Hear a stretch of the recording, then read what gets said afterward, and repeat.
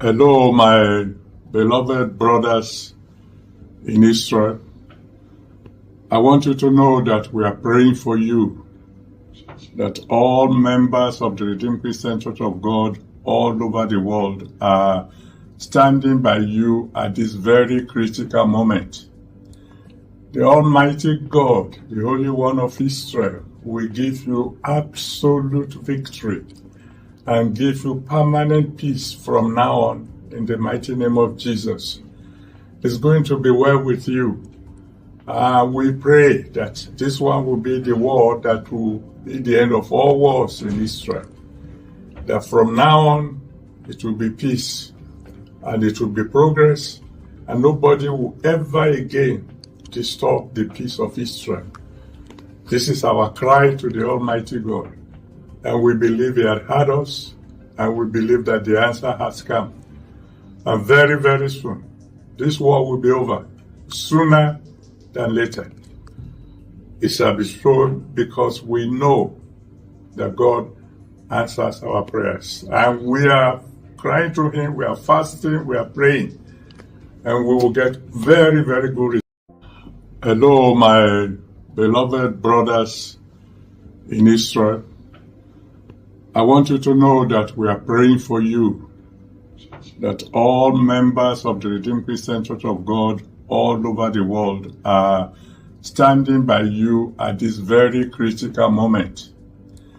The Almighty God, the Holy One of Israel, will give you absolute victory and give you permanent peace from now on in the mighty name of Jesus. It's going to be well with you. We pray that this one will be the war that will be the end of all wars in Israel. That from now on, it will be peace and it will be progress, and nobody will ever again disturb the peace of Israel. This is our cry to the Almighty God, and we believe He had heard us, and we believe that the answer has come. And very, very soon, this war will be over, sooner than later. It shall be so because we know that God answers our prayers. And we are crying to Him, we are fasting, we are praying, and we will get very, very good results.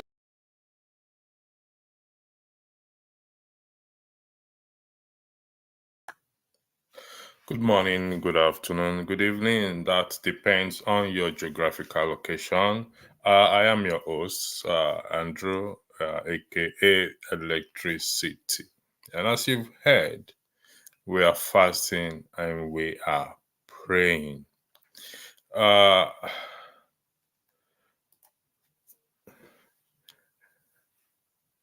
From where he read from in the scripture is Psalm 122.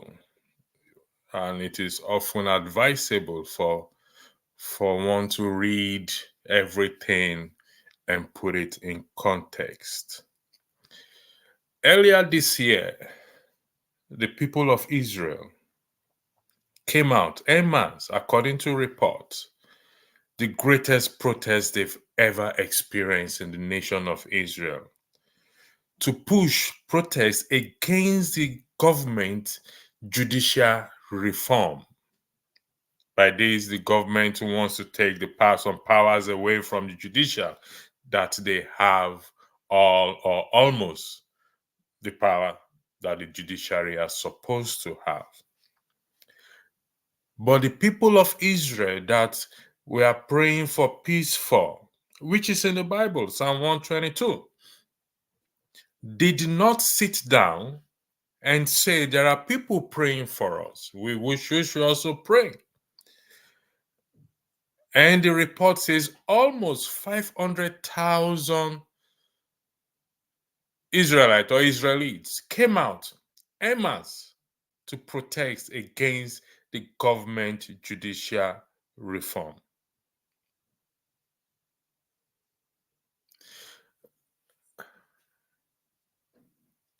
Are we going to sit down and just pray and saying or thinking that prayer alone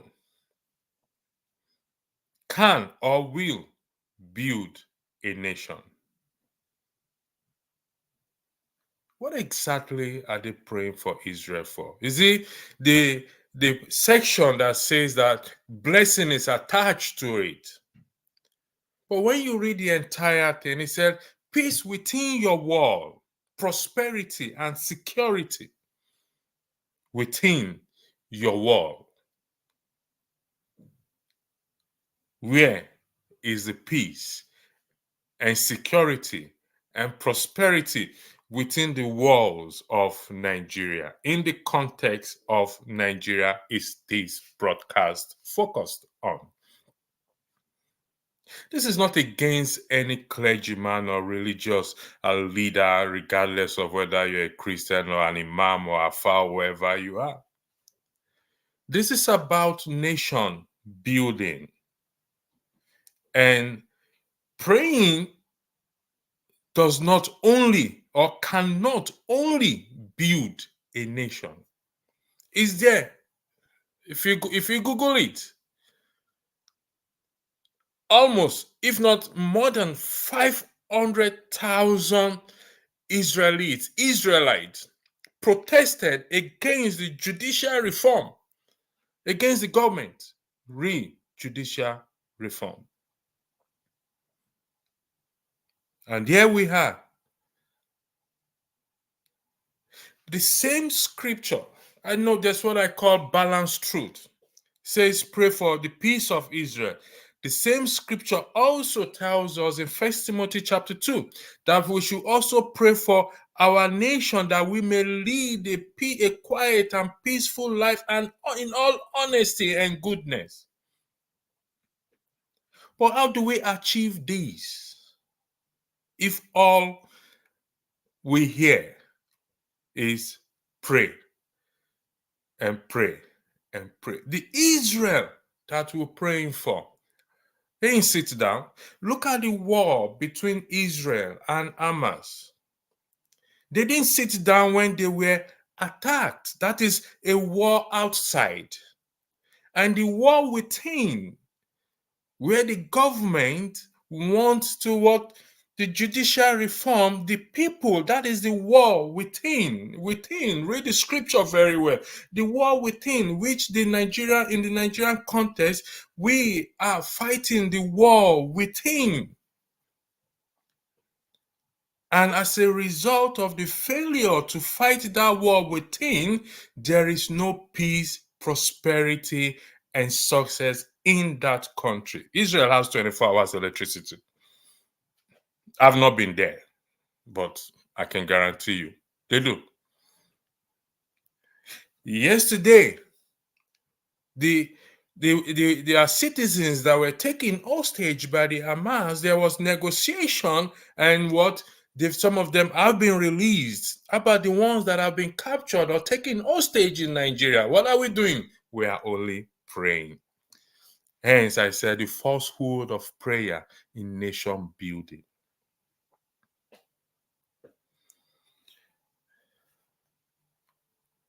Here is the key.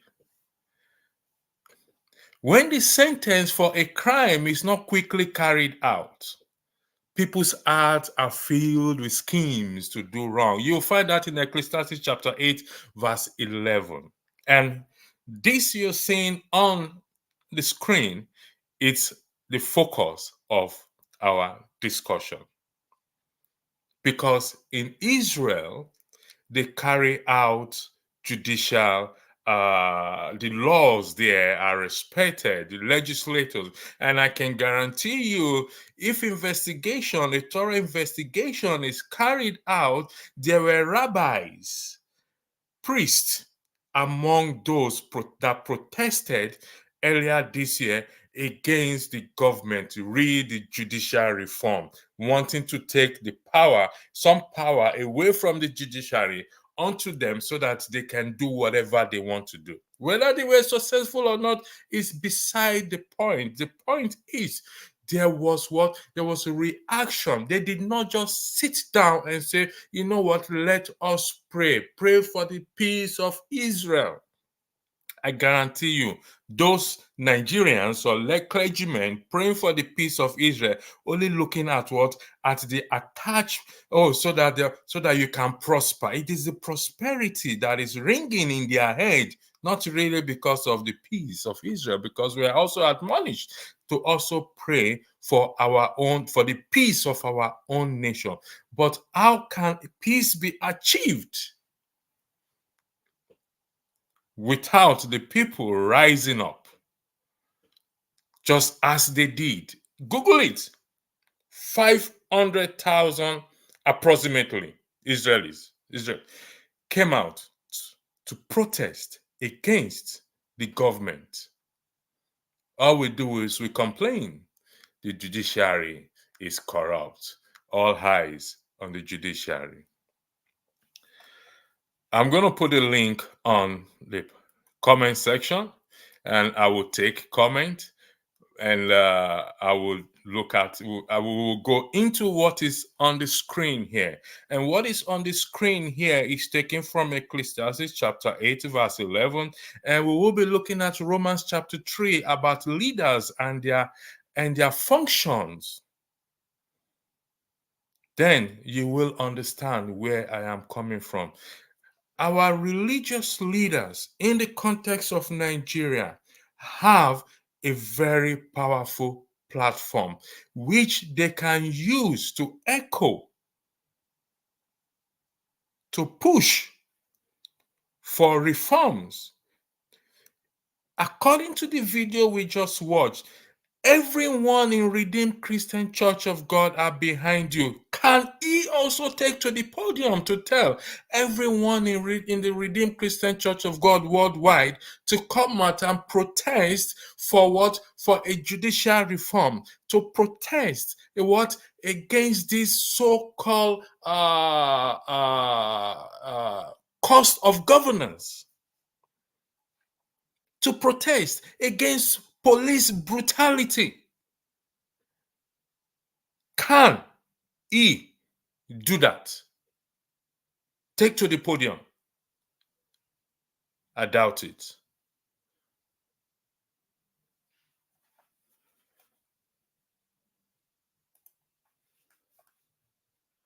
I'm about to post the link on the platform for those of you who wants to come in and join. The link will be there for a while, and it's out there right now. I will be reading in respect to what is on the screen. I will be reading a portion of the scripture, which is Romans chapter 13. Then I will put a question out there in the context of the topic, the falsehood of what? Of prayer in nation building, resolution 101. I'm going to take some comment. And sorry, why is this coming up? Okay.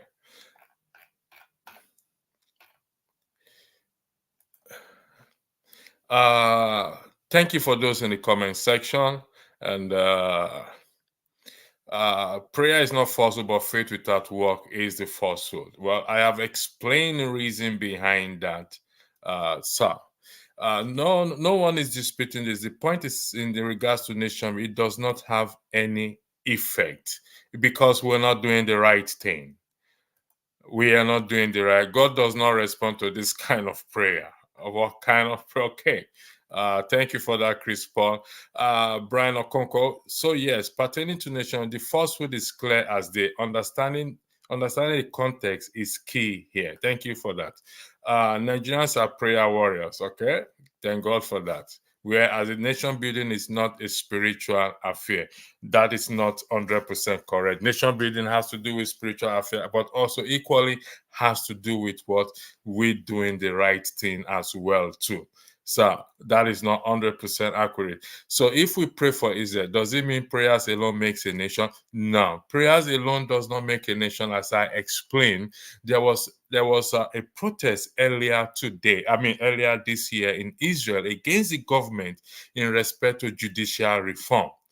But They did not just sit down and say, Ovie Mazi, Ovie, righteous man, who are at the background, and everyone, they are praying for us, and they are not going to do anything about it. They fought, they protested against the government in respect to what? To judicial reform.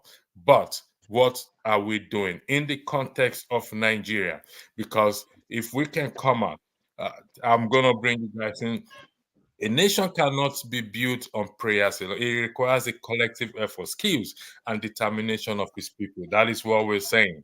But we must correct that falsehood of prayer in nation building alone. If you think Nigerian pray alone, then you have a problem. Well, if Nigeria does not pray alone, then you need to clarify, then why are we not seeing changes, if you don't mind?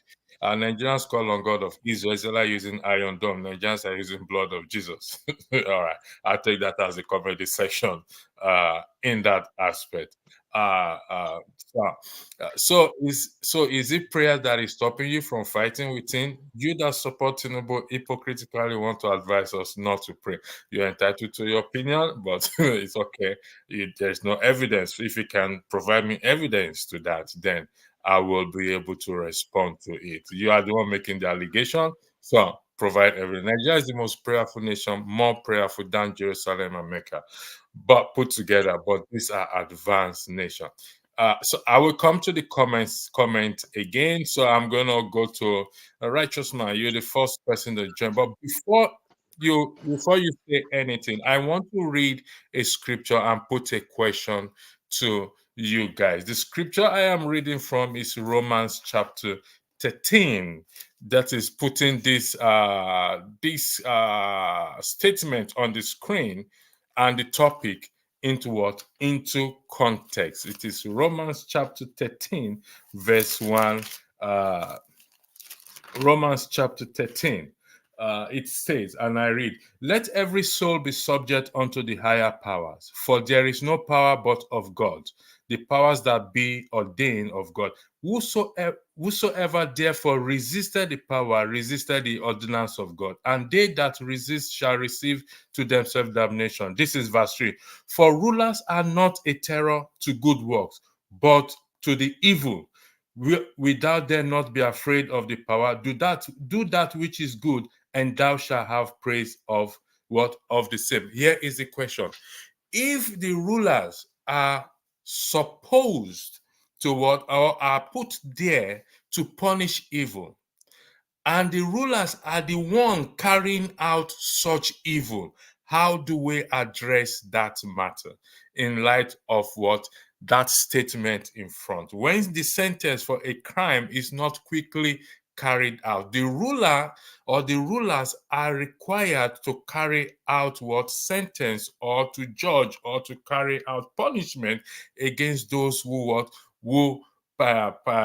performed evil, or the act of what? Of evil or wickedness. But the rulers are the one, in the context of Nigeria, present day Nigeria, the rulers are the one perpetuating that evil. Should we sit down and just pray, or take to the street like the Israelites did in respect to judicial reform that they protested? Please, the floor is yours. Who came in first? Righteous man, the floor is yours. Then we'll go to Ovi. Then we go to Ife. Then we'll take comments. Thank you very much.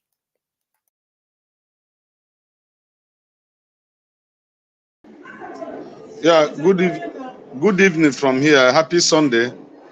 Electricity, you've done so well, and may I borrow this word to say I'm proud of you. You've shown excellence in leadership.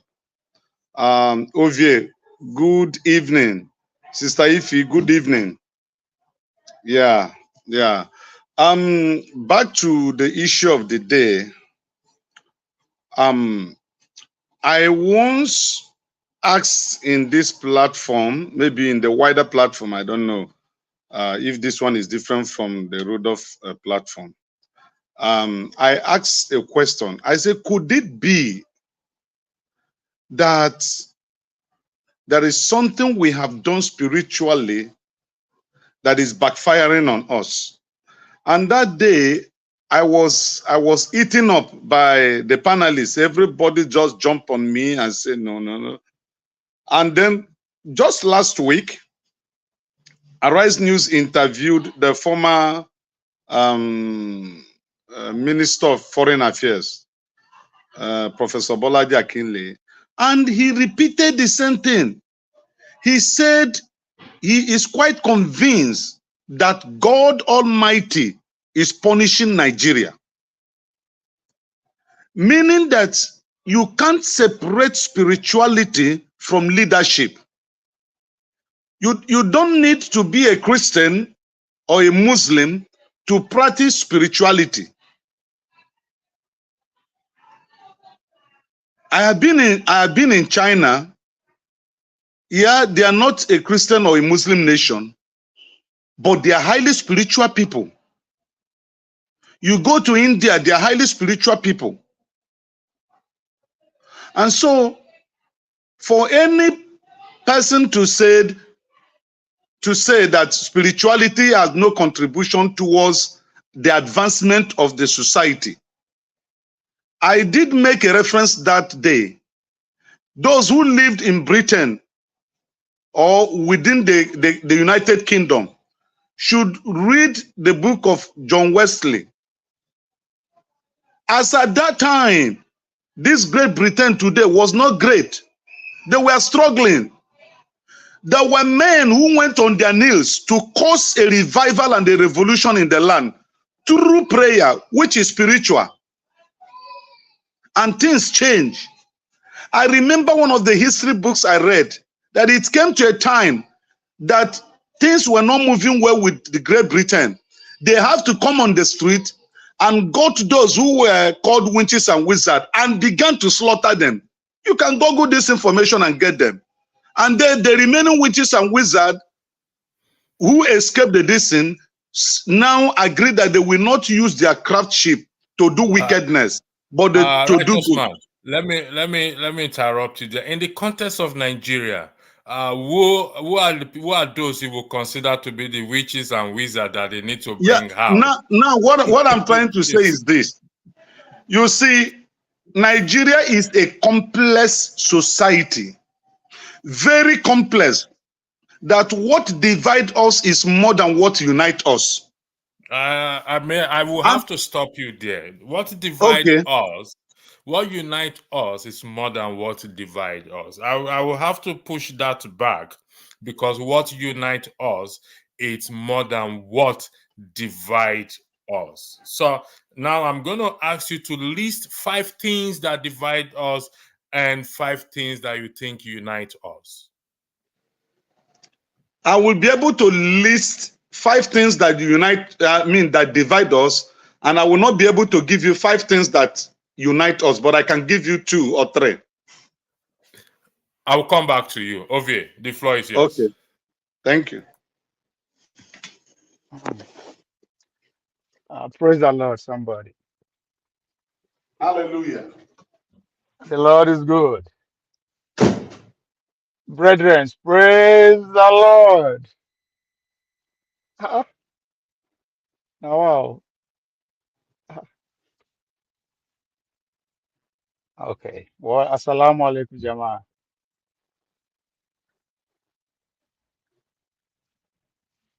Can everybody hear me? It's as if I'm talking to myself. Ovie, you can see us laughing. That means we can hear you. Oh, okay. Well, anyway, we're not worry. We're not go ask for offering now. No, but let's see how the service progress. Righteous man. Good morning. Have a good afternoon. Good evening, wherever you are. Ify, Happy New Year. Righteous man, thank you for refreshing my memory with what you started with. I think this week so far, that episode, that section, that part stand out for me. It was between, I think the guy that you asked that question, it was the guy that spoke first, Wale, if I'm not mistaken. Maybe not first time for the platform with that, because I was in background listening. And then Righteous man came in and asked that question. if not spiritual, if our problem is spiritual. I was actually, forced to come in. I won't come in there. I think I tried, but I don't know what happened. Then Tunanja, who was anchoring the show then, decided to just overlook the whole. Okay, Wale was saying solution. It was alluding to solution oriented discussion and all that. How do we organize? How do we move forward and all that? That is ready to, you know, within that direction. And then Tunanja just overlooked it and just play it cool. Then uh, Jagon came in and actually spoke my mind. Although the guy went, he went hard, and I get every bit of it by calling two Niger out. That for the very first time, somebody actually says something potent instead of us to capitalize on it. We just, and it was so hard on. I mean, we can disagree with how called to Nigeria hard, but he was spot on. And to me, that is at the core of our problem, right? The Okay, question that Ove, just now. can you please highlight what Mr. Wale said, please, if you don't mind? Yeah, that's Help that's us. what I think. I can't. Okay, I as in word to word, I cannot remember, but I remember vividly that he was pointing out that it's that time we start discussing solution oriented topics, idea. How do we organize? Even not on the screen, how do we come back? How do we go on the background? Even though it was actually pointing at people who are on the screen at that time, that how do we go on the background and organize? Although he was trying to exclude himself on the premise that he in a very straightforward way is very contented, he doesn't want to be corrupted and all that, but he's willing and ready to work with anyone who is trying to do anything out there. Right? It was talking about solution rather than complaining. How do we organize? How do we go from here to the next step by taking action? He was speaking around that premise, right? Jagu was so angry because I think things things like that is already going on the background within them, with which he said that Tunanja is at the core of it. That why didn't he use that opportunity to say, come, yes, we are doing this. How do you, I mean, just to expatiate on that and actually let people aware that so things are actually going on. But he just played smoothly and let it go. Right. And that's why I actually want to come in yesterday and attack him when he was bent on for us to discuss human hair, which I don't know where that is coming from. But when that day, that party, I mean, maybe you should go back. If that just man is here, that day, I don't know if that Tuesday, Wednesday, within the week, or it was last weekend when he asked that question. It was that episode, that particular section was everything you want to know about what is wrong with us, where we need to go, where we are. Everything is there. Because even though it was out of anger, Jagun was spoken, but it was spot on. I want to say, okay, when it's time to actually, somebody's actually say, okay, yes, I'm ready. And actually, it's just like you applying you're already doing some work in area of how to recall a senator or any of our elective officials, right? You're already doing something regarding that area. Imagine if today's if first time on the show, I now said, come on, I think there's something we can do, right? How do we come together? Well, there's something that we can do to make sure we recall our senators, right? And me being the anchor of today, I will just say, yes, yes, I just, you understand?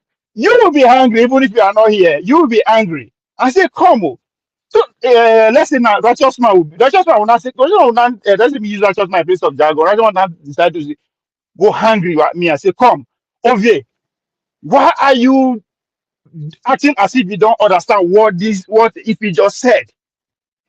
You know quite well that there is a guy named Electricity who is working on that direction. Instead of you to say, come, there's something going on here, you just keep quiet. But you decide to act as if that guy is not making any sense. You understand? And this is the scenario that played out. You understand? That's just In, exactly what played out. Yeah, in today in respect to today's program, can you And weigh I'm in going, on it, please? yeah, exactly. No, because I was actually going there when you asked me to say exactly what Wale said. But now, why today is related to what happened. That is what the question that actually started, that actually even put fuel to the fire was the question Righteous Man asked: is Nigerian problem spiritual? Right? So it ties to what you are discussing about prayer. I mean, prayer and spiritual thing, now, Yeah, if I'm not mistaken. yeah, So prayer he is asked that spiritual. question, which to me, that's where it's at the core of our problem. Because we all, and every Nigerian wants to go to heaven. 99% of us want to go to heaven. So consciously and subconsciously, you walk towards that. That's why it's easy for us to say, God go do them. Make we forgive them. So the same thing, but I am not going to say prayer is good or prayer is not good.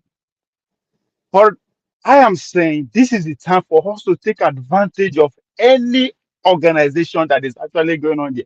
Prayer is organizing people, is bringing people together. How do we take advantage of this existing structure? Even though they are not our structure, I'm talking about the religious houses, and not just build, not just a political party, but a political union. If there's anything I will give Obi credit to, he has always shown us inroad how to penetrate the churches.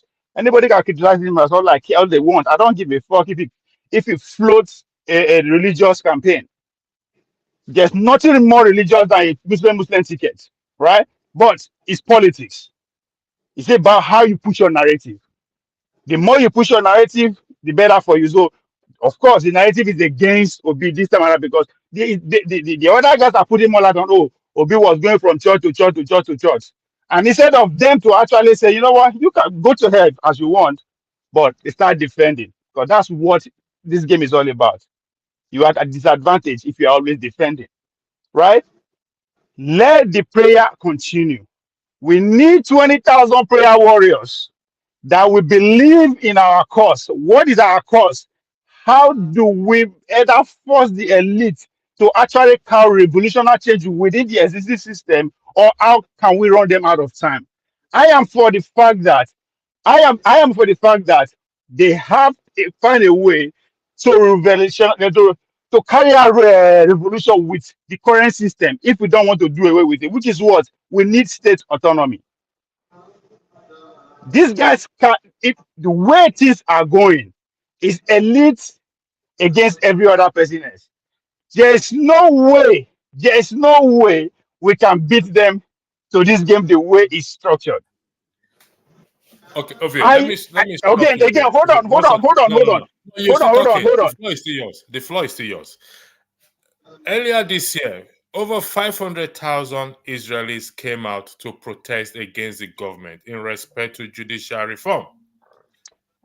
No one is saying prayer is not good, and that is not the purpose of the topic.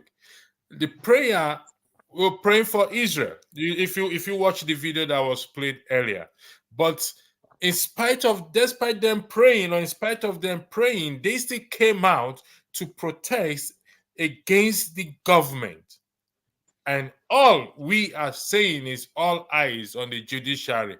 They stole our mandate. Who is protesting? The floor is back to you. If I'll come to you. Because they are politically conscious. Go to the Philippines. Now church they run things. The Arab scheme that we all quick to refer to, at the end of the day, it is the religious wing that won the overall battle that produced the president.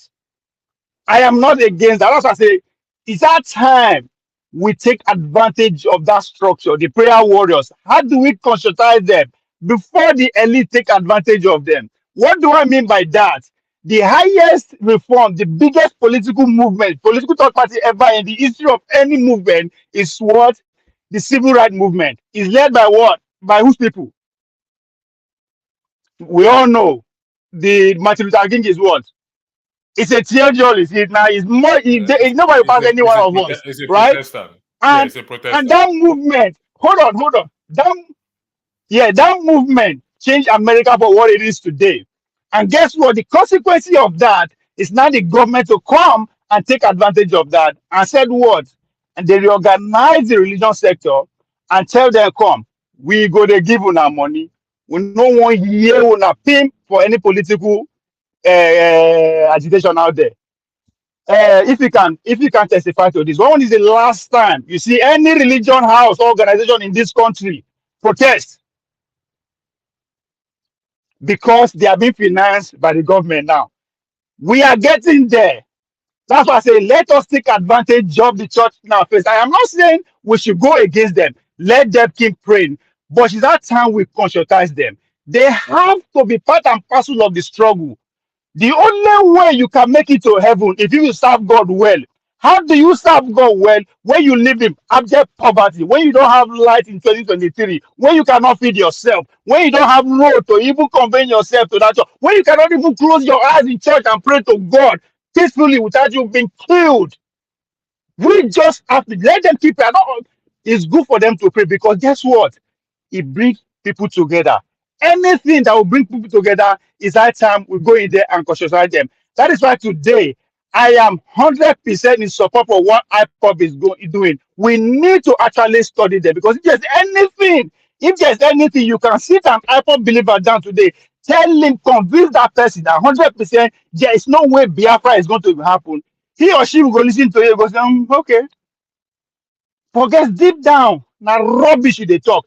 That is the conviction we need. That is a movement, and we have to give Nnamdi Kanu credit. He did not actually wait and say everybody should come on the street. He just went behind the mic. And look at how far he has gone to conscientize the youth of Nigeria more than any other living Nigeria today. As I speak, anybody can challenge me on that. Nobody has conscientized Nigerian youth individually in this country, at least for the last 30 years, that Nnamdi Kanu. Nnamdi Kanu is the only one to the individual youth, outside the politician, outside Muhammad Buhari, or outside our religious leader, that will come out today and say, you know what, I want 1 million Nigerians does not drink water for 5 days. And it will happen. That's followership, that's conviction. There's no other person in this country that can do that, outside politicians or our religious leader. Nnamdi Kanu can achieve that. We Thank you have very to much. study that if we actually want things to change. And when I say we the oppressed, because I don't care. It's that time we start identifying. It's not by political party anymore. It's about allegiance. Where our business leaders, where are their allegiance? Our royal fathers, leaders, where are their allegiance? All those are the elites. When you have influence in society, you are an elite. All our content creators, where are their allegiance? All our journalists, where are their allegiance? That's what I mean by we. When I use the word we, that's what I mean. It's time for us to start conscientizing people. The prayer water should continue. We shout out with penetrate mountain of fire. Yes, the enemy should die, but you should understand that for you to have energy, to pray that prayer 24 hours, you must chop. How do you chop today when your buying power is lonely? I'm not even slowly this time around, they run away from you. So it is our time not to criticize them per se, but make them understand that the core for their God to answer that prayer, for God to actually answer that prayer the way they want it, they have to be well off economically. There's no two way about it. There's Thank you no two very way much. about it. If the floor is yours. Thank you. If don't go because I picked on something you said that we are going to flesh out in respect to in regards to where we need to find out where their allegiance is. That is very, very important because recently there was a report in respect to money spent in Lagos. The amount of money that was spent in rebuilding or refurbishing one of the Oba's palace or the palace of the Oba. The floor is yours. Thank you for joining. Hi, good afternoon, everybody. Mr. Electricity, hi. Ovie, good morning. Morning, Ife. This is one topic I hate to discuss about when it comes to politics. I hate to talk about it. Number one, it's not only Christians that we have in Nigeria. We have other religions. So I'm always cautious when I talk about, discuss about religion and politics. However, let's discuss the context in general. First of all, we have prayed enough in Nigeria. All of us, me, you, and Ovia, we all live in a developed country. They did not fix their economy by praying. Let me go back. What righteous man said about spirituality, it doesn't have anything to do with what is happening in Nigeria. What is happening in Nigeria has to do with the greed among the Nigerians. It doesn't have anything to do with God. You see, the other day I was talking to my friend. I said, imagine if we have winter in Nigeria. And she said to me, everybody will be dead, including the elites. Look at what is happening in Israel. You said something that Israel came out and protested sometime this year against the judiciary. It doesn't take religion to do that. It takes human decision. In any country that is moving forward, you can pray all you want. Go and look at all the prayerful nations. The most prayerful nation in the whole world is Afghanistan, followed by Nigeria, I think followed by Algeria, then Iraq, what is it called? The other country, and the rest of them. Go and look at where they are. There is no country in this world that I will tell you that have succeeded through prayer. China is the least prayerful nation in the whole world. Look at them. They have taken over the whole world. In Nigeria, we pray from morning till evening, and look at where we are. Everything we say, leave it, God will take control. How? When? If we don't wake up from slumber, if we don't wake up from what is happening in Nigeria, it's going to get worse. Common electricity we don't have. Here, once the electricity trips up, I think they took the light last night because I can tell when the clock on the stove start blinking. I did not pray. Ovi, I'm sure you don't pray when there is no electricity. Likewise, electricity, I'm sure you don't pray. Actually, in respect to what you just said, I often tell people in Nigeria, you don't exercise faith for electricity in Nigeria, you'll be highly disappointed. I mean, And that accounts for everything. The only thing you see it on news, breaking news, breaking news. This is what happened there. This thing is working on it 24 hours. It doesn't take prayer. Why do we keep deceiving ourselves? I haven't seen anybody that lead the protest. The religion leaders, religious, all of them, they are there. They're there flying their private jets. Most of their kids are abroad. So why should they lead the protest? We are being deceived every day in and out. When you are sick, you can't go to the hospital. Your religious leader will tell you, take this oil, but most of them are here taking blood pressure medicine, having surgeries. Who are we deceiving? There is nothing like spirituality to what is happening in Nigeria. They discussed, I know you say you're going to talk about the money, what happened in Lagos State and the Abia State in terms of financial. Is that spirituality? Isn't that stealing? Eh? How can you attribute that to religion? Why should everything be all about prayer, prayer, prayer? You telling me that somebody, okay, I turned on Instagram today, somebody was saying, follow me and give the testimony. Thank God that I went for my driver's license and I passed one sitting. I said, Jesus Christ of Nazareth, is this what we have? I wanted to. Passing your driver's license is a celebration. You have to give testimony. We give testimony about everything. And still, we are suffering. Is our God different from the God in America?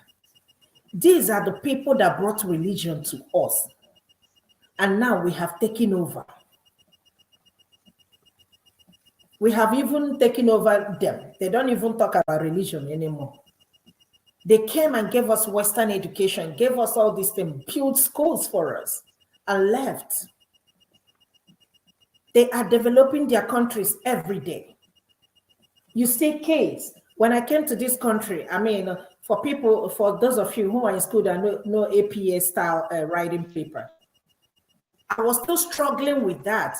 My cousin who was in I would say in elementary school then, can just, when I finish writing my paper, she will immediately format the paper for me.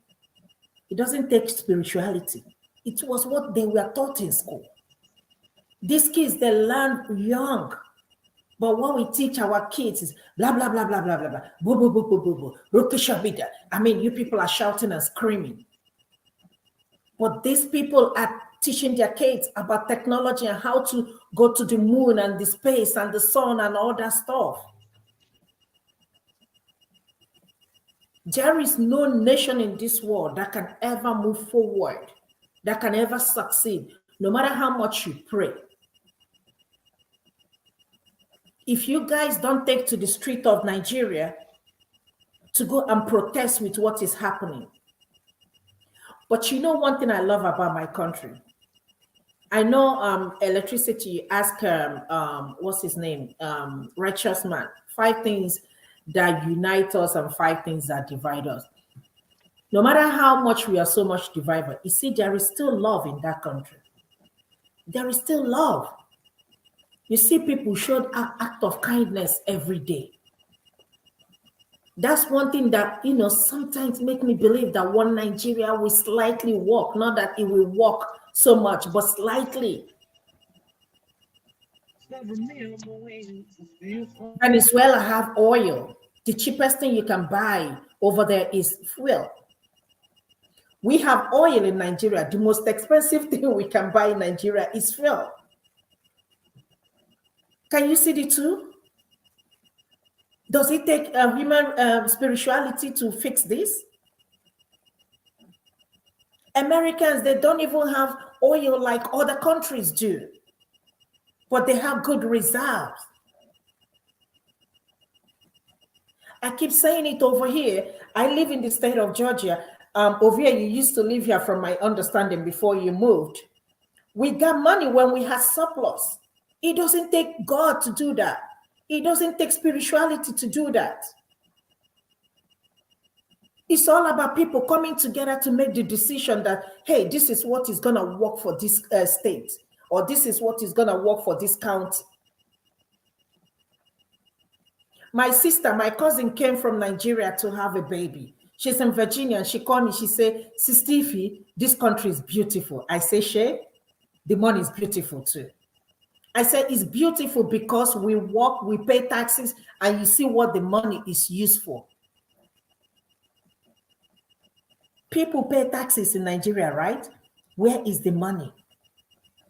It doesn't take human decision to borrow money to feed your country. It doesn't take human decision to borrow money to buy luxuries, very luxury car for your cabinet or for your legislators. A country in debt, and somebody in their right sense of mind will tell you, we need that type of truck or car because the roads are bad. Do you see how we think? Does it take spirituality for us to think like human beings? We can't even think reasonably. It's just like everybody's reasoning the same way. It's not about spirituality, it's all about the greed and the wickedness. Somebody mentioned it, Dubai was in, I mean, how many years ago we were loaning money to Dubai? Look at Dubai now. Dubai, they can even command water and make it rain, and it will rain because it's a desert. That is not spirituality. That is science and technology. That is not greed. That is the system working for its people. Why can't the same system work for us? All the money we recovered from this guy, the past president, Abacha, what did they use the money to do? Nobody can give account of what happened to that money. Let me just stop here. But it just doesn't make no sense. I hate to talk about this. It doesn't even look. Make no sense at all. Hello, is my We all hate to talk about it, Ife, but we have to talk about it. Here is the issue that when those in authority are required to quickly carry out, that quote you are saying there, it's actually from the scripture, Ecclesiastes 8:11, when it says, when the sentence for a crime is not quickly carried out, people's hearts are filled with schemes to do wrong.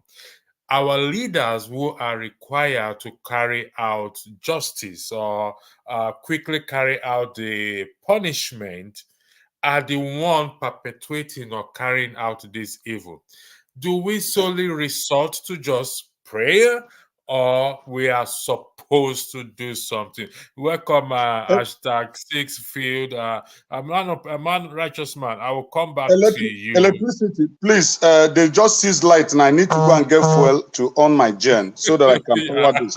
Let me make my submission. No.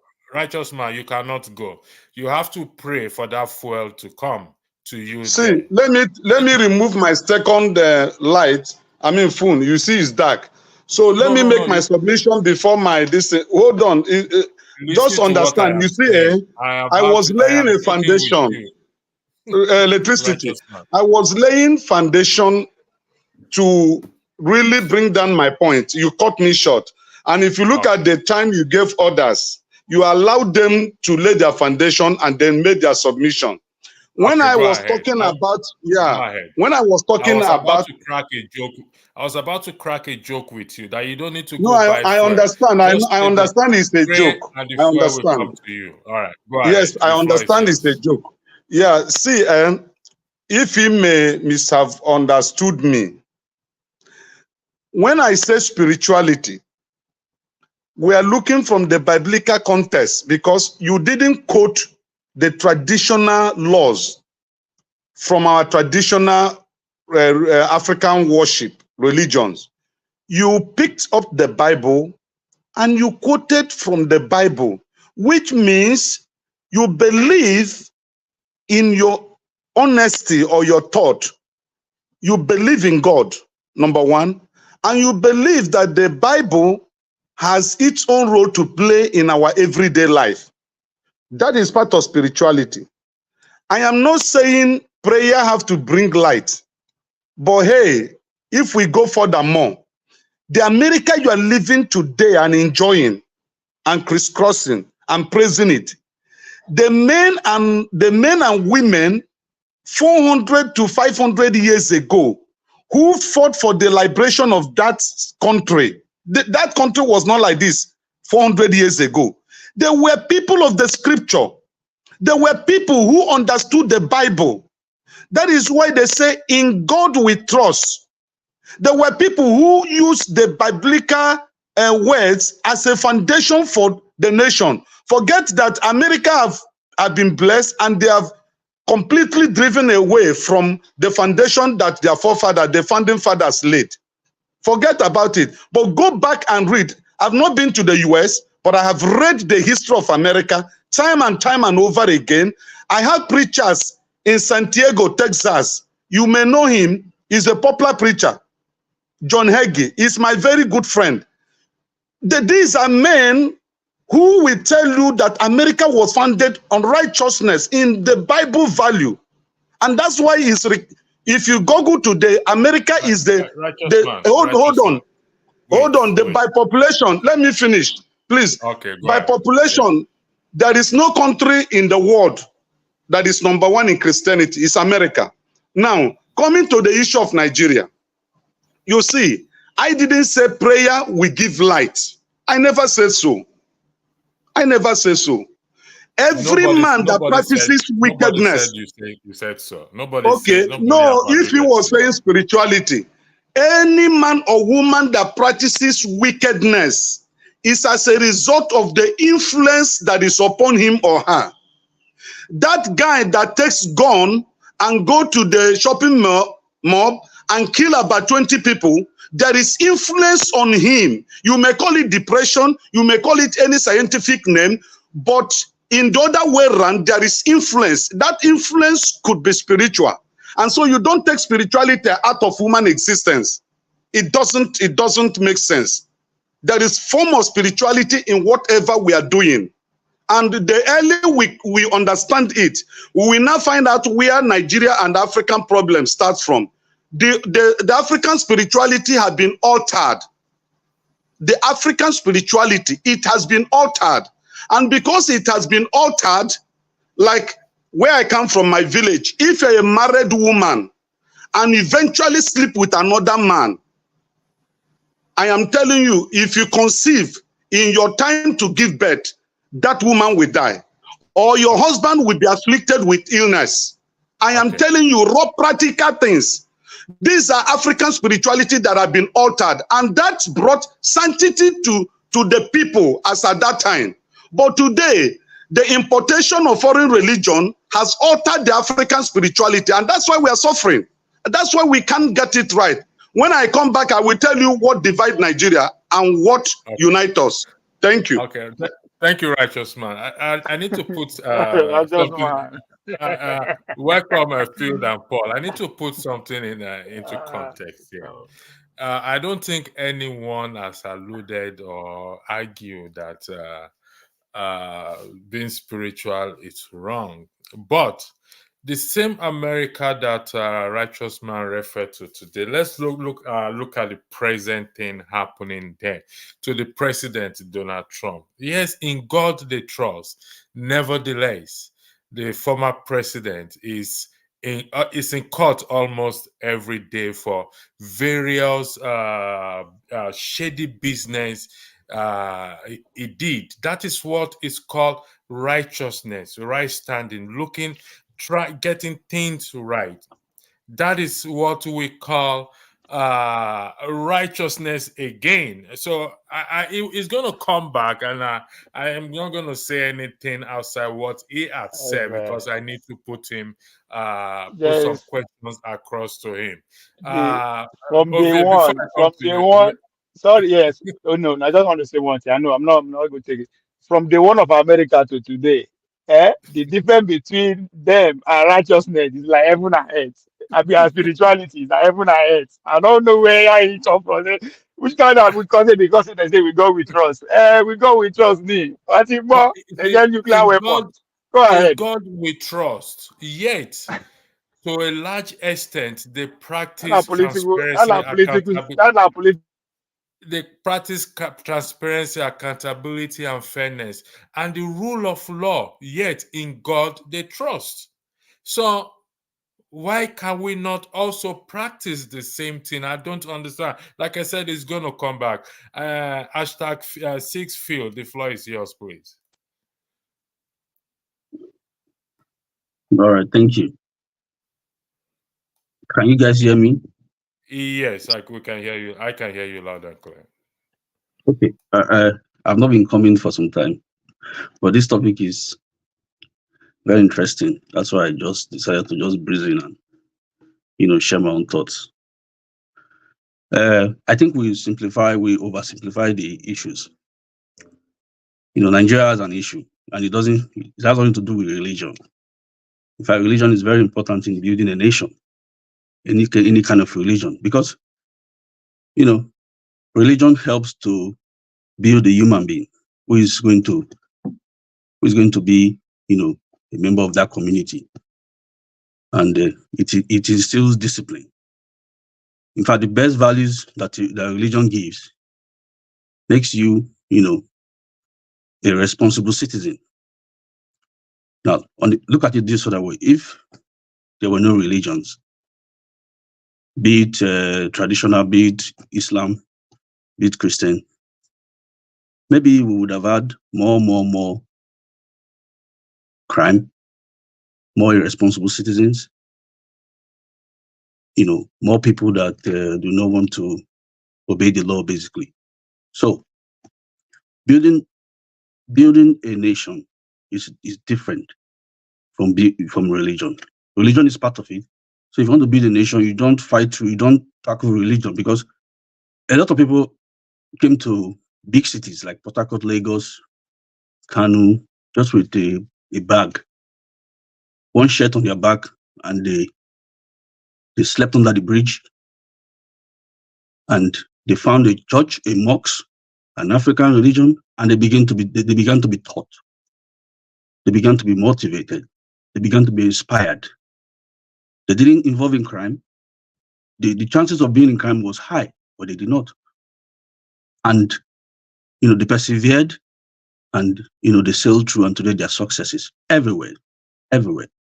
So then, if you look at on the other aspects, Britain used to pray a lot, and I hear somebody was saying we pray so much, and we don't. I don't know how the person put it, but then Britain used to pray a lot too, a lot more than they do today, or they claim to do today. But they were not as terrible as we are. Now, growing up in Nigeria, the Islamic religion, those people that practice Islam from the up north, when I was growing up, we see them as very, very trustworthy, and you cannot divorce the fact that their religion plays a role. I'm not saying that people do not abuse religion.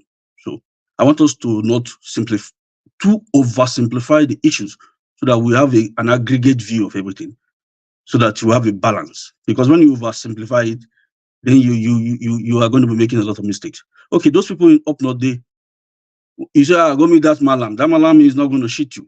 Then I was going to, yeah. And you can see everybody on the street, the malam is the one selling the lowest price. He's making his profit, but it's not overtly, about profit. So, I mean, that is the value of religion. Look at the UAE. Sorry, let me stop you there. I will finish. Then you stop. I don't have so much time. The floor is still yours. The floor is still yours. Okay. I don't want to lose my train of thought. I'm not very eloquent. All right. Okay. Go ahead. I lose my train of thought all the time. Okay. Go ahead. Like the UAE, you cannot divorce the success that they have achieved from their religion. You can't divorce it. The values. There are no crimes there. In fact, Nigerians that have gone there, that have lived there, they attest to this fact. You can't divorce that. Their religion, the impact, the effect of the person the religion has built from those traits. Now, take Nigeria for instance. Growing up, people used to come to Christians that are very fanatical, very, there's a general word, Christians. There's those that are practicing Christians. There's a church called Deeper Life. When I was growing up, very young, companies will come, say, please, I need workers. Give me your members who want to work. That's true. Nobody can deny. I'm witness to it. I know. They say, give me your members who can work. Give me your members who can be an accountant. Because they will not add 0, they will not defraud. So that is what religion does. That is what religion does. I'm not saying that. I'm saying balance it. I'm not saying. I'm not saying. What I'm saying is that don't simplify it. If you simplify it, you make a lot of mistakes. Now, another example. I'm beginning to miss my train of thought. Okay. I think you've lost your train of thought. I think so, because the reason why I say you've lost your train of thought is I did not simplify it. The examples you gave, citing the Deeper Life and citing the Malam in up north, they did not just resort to just prayer. The reason why people can come to Deeper Life to say, give us some of your members, is because they practice honesty. They practice honesty.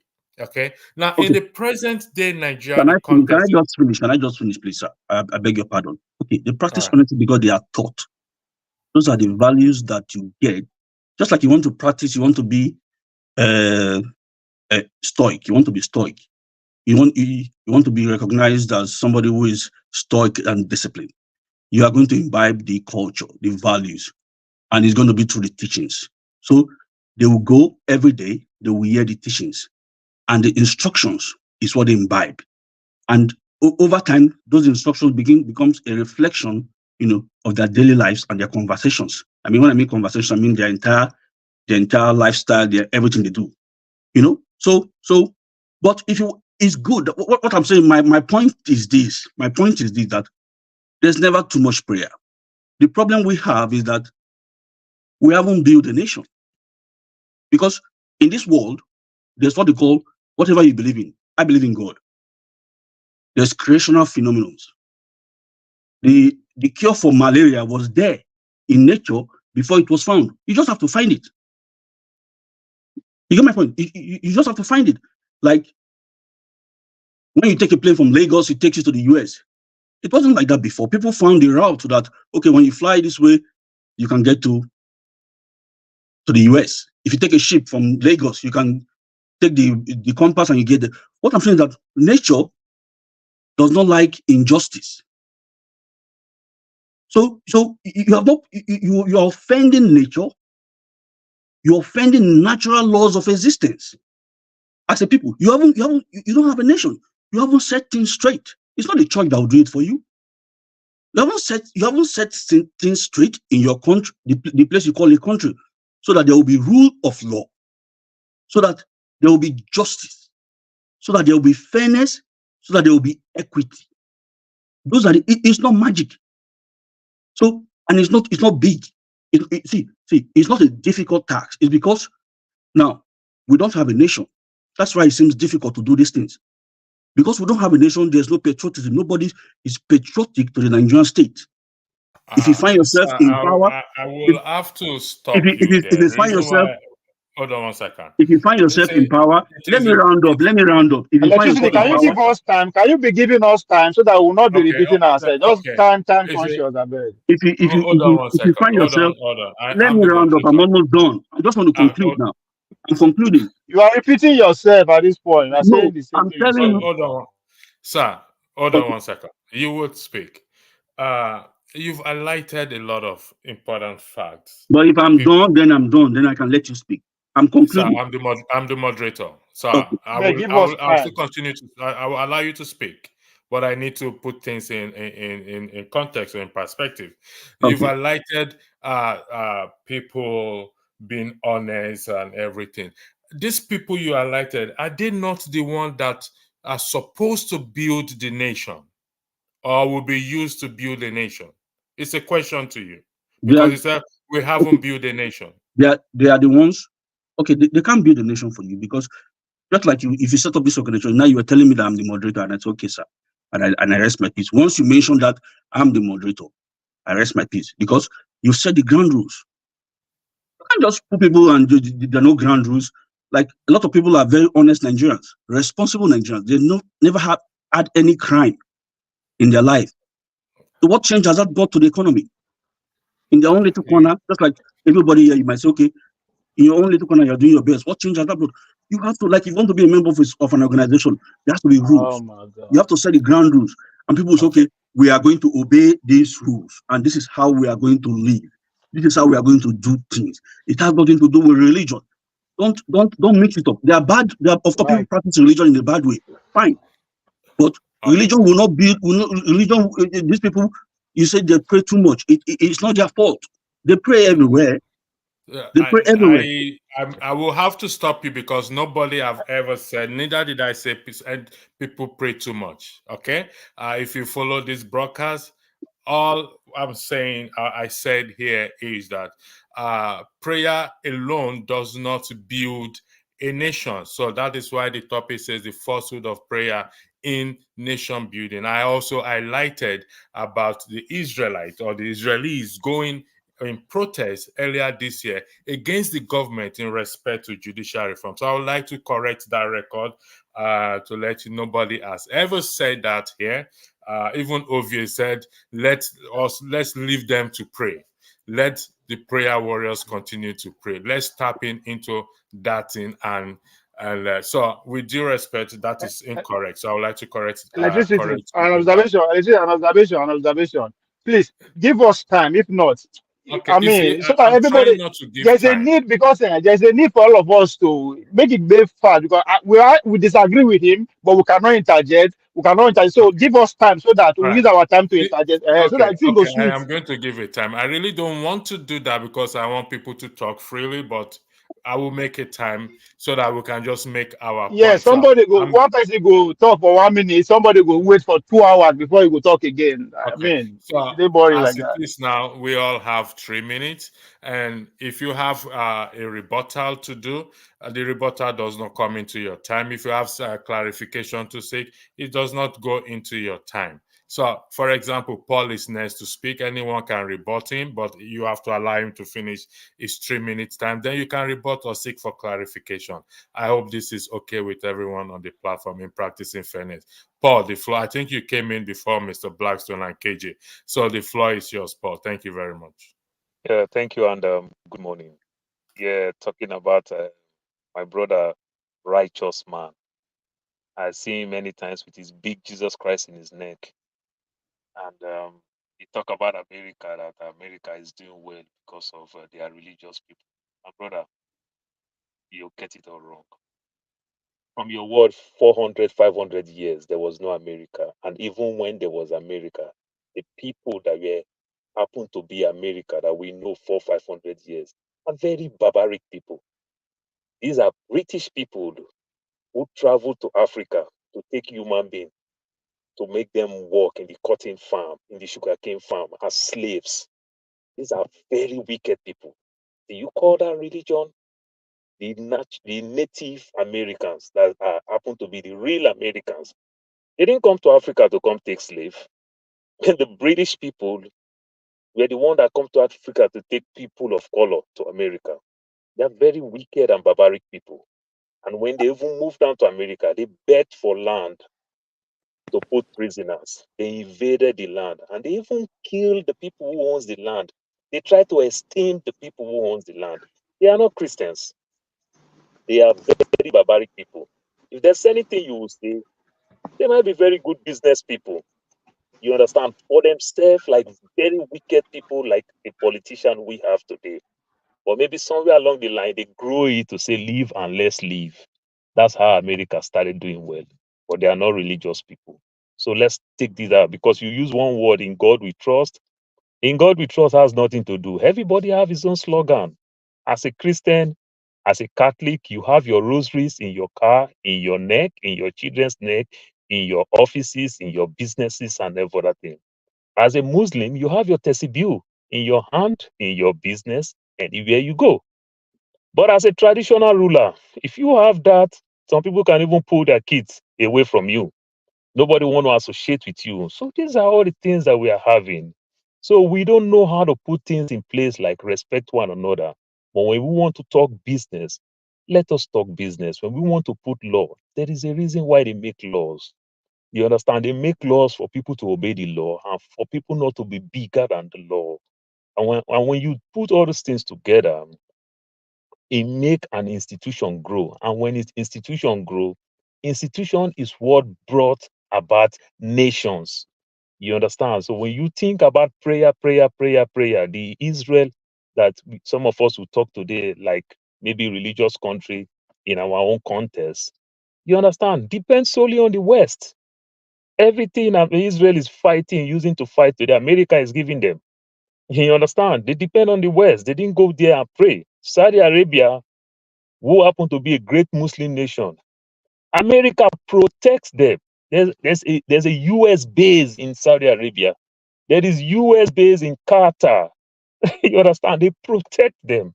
They pay them to protect them because they understand all these things. They understand how to put things in place.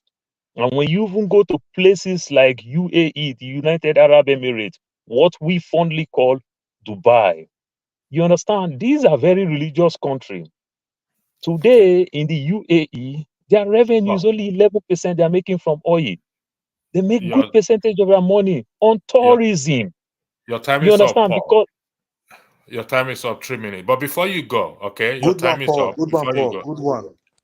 yeah, before you go, I need you to look at, can you please look at the statement on the screen? When the sentence for a crime is not quickly carried out, people's hearts are filled with schemes to do wrong.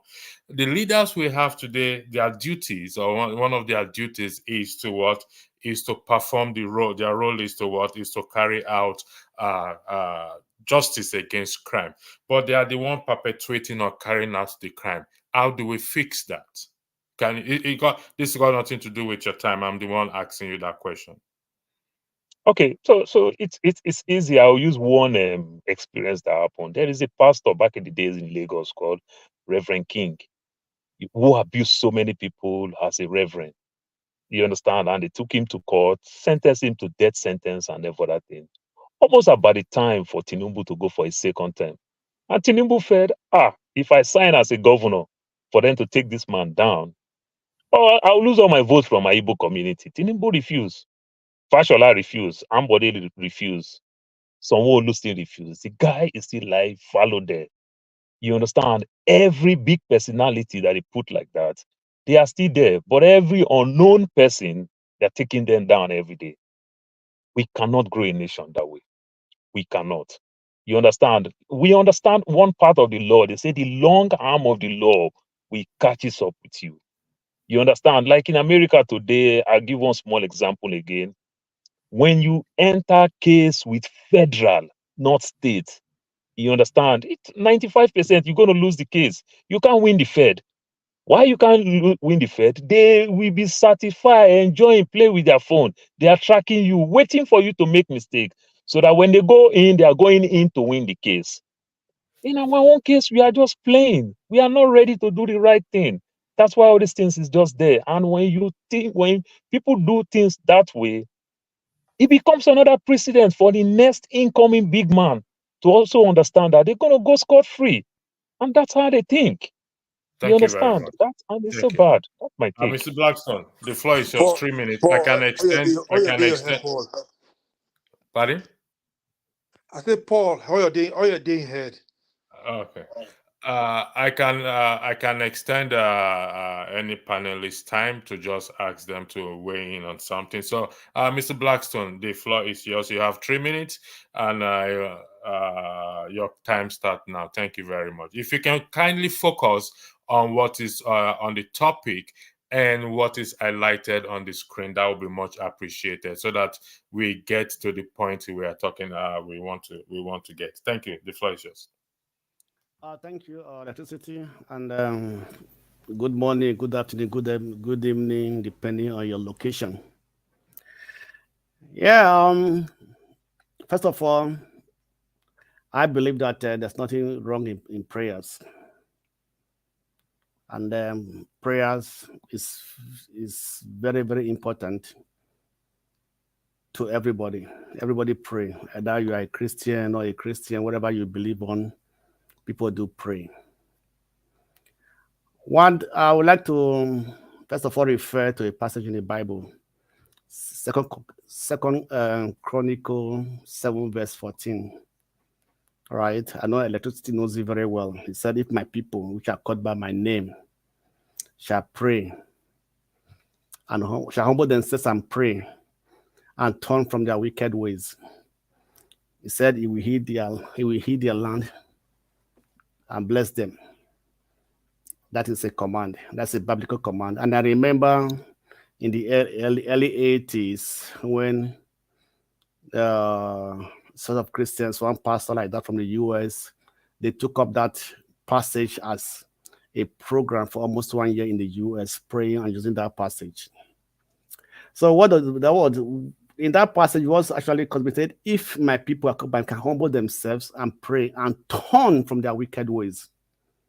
Right? So in everything we are doing, every prayer we are making, there are conditions.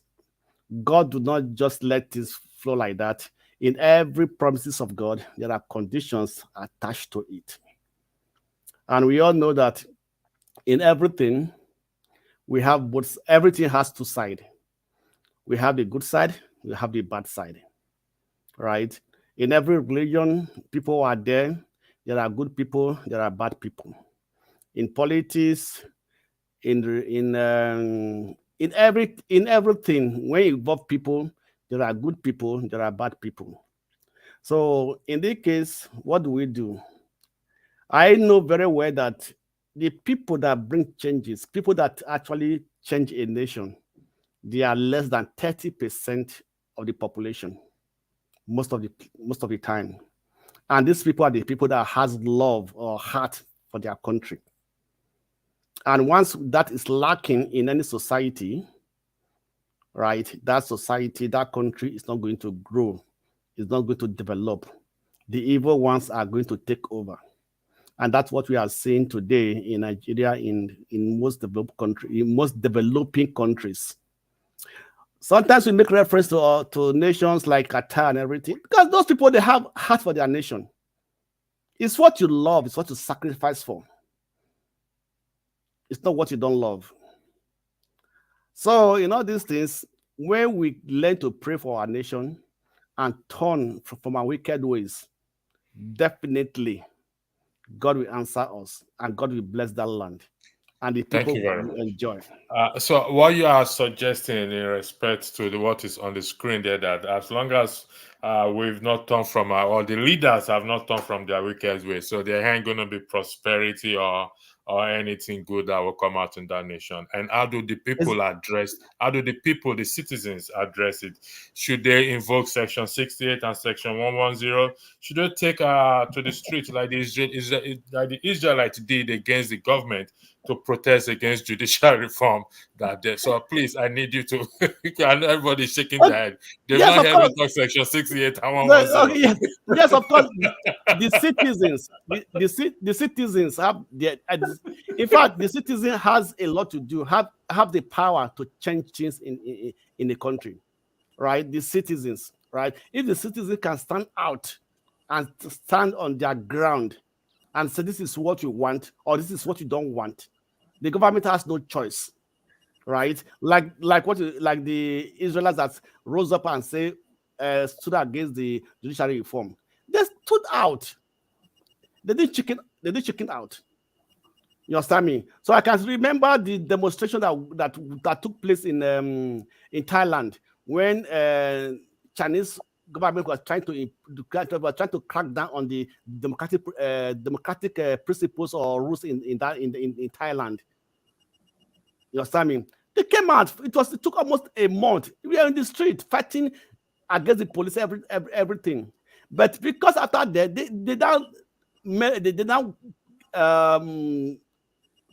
the Chinese government have to go down and find a way to resolve that issue, because if the citizens can stand on their ground, because they are the people that vote the people there. So if they know they are right and they stand on their right, they can be able to change the nation. They can be able to change the bad rulers. They can be able to remove them from their power. Look at what is happening now in Ondo State. Okay. Whereby the sick governor refused to handle or to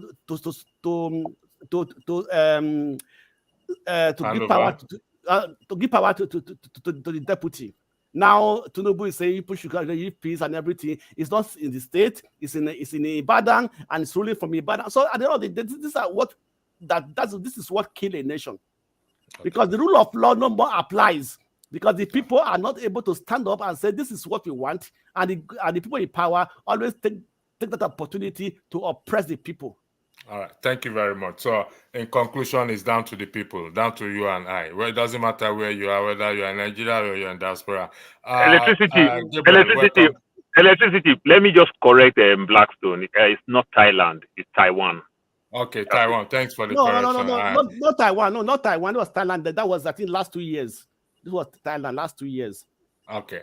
Paul, are you satisfied with that? Okay, I agree.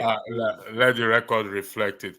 Gabriel, welcome. After Gabriel, we'll go to VA. After VA, we'll go to Righteous Man. You're back. Righteous Man, before you speak, a lot of people have questions for you, a rebuttal, and for you to seek clarification before you left. I hope you're able to get the fuel to buy at the price of 600 and whatever you bought it you bought it for.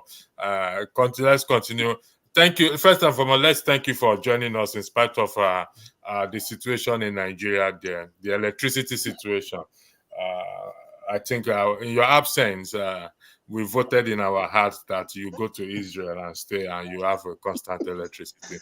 Gabriel, the floor is yours. After Gabriel, you have 3 minutes. Good evening, everybody.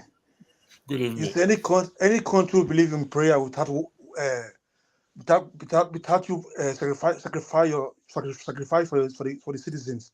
It's just prayerless. You see, people talk of prayer. You'll be praying since before they born you. In that country, they'll be praying. I think Afghanistan, Nigeria are the countries that pray most. I think so. But look at the environment. Do Israel pray to conquer terrorists in Afghanistan in Israel? No. They go with the tools they have. You are sitting here talking about praying. You can pray. Prayer is good, fine. Don't be so godly. Say you are praying. You know God more than anybody. This so-called Christian religion you're talking about, before they come to Africa, we were having our traditional belief. We pray to God. Our forefathers pray. Before the Muslim religion came to Africa, people will be praying. They'll be praying before. God listen to their prayers. When you come and start talking about prayer with your borrowed religion, I feel ashamed. When your government people do not come out to hold their government accountable for their failure, things will remain the same. No matter how you pray it in tomorrow. The Jerusalem people pay money every year to go and the Christian pay to go and see the Holy Land, whatever. They are fighting war with weapons. Look, the Muslim going to Saudi Arabia. They are fighting their own Muslim brothers in the terrorist group in Yemen. Do they wait for Allah to come and fight for them? People are jokers. As long as the people keep quietly praying, the pastors and the jihad seeing corrupt the politicians, seeing ruling you people will not have good road, good governance, no good electricity. No, look at Mr. For the righteous man. You are buying fuel into the 1st century. In Germany here, they have churches, BB churches. Mr. Aldigi, I think this man is Mr. Aldigi, Mr. Blackstone. I think it's Aldigi, right? Do they have the churches they have in Germany here? Do you see young people go to churches also? Please, can I just interject? Is it the church that will build the nation for you? What are you? You're mixing up the two. No, hold on. If you want The to church will not build the nation for you. You have not built the nation. You are blaming people that are going to church. That is the problem. With due respect, I give people. Gabriel, hold on.